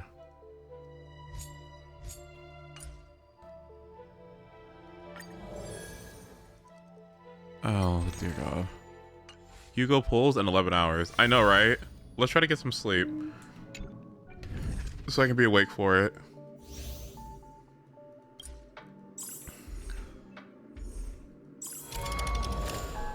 Alright. Night night, everybody. Also, good morning, sweetheart. I promise I'm gonna go to bed like literally right now, okay? Alright. Alright, I'll see you guys later. Alright. Bye-bye. And Elle, thank you so much for the donations, by the way. I really appreciate it. Have a great rest of your day, and I'll see you in a few hours. Get your polls ready for Hugo.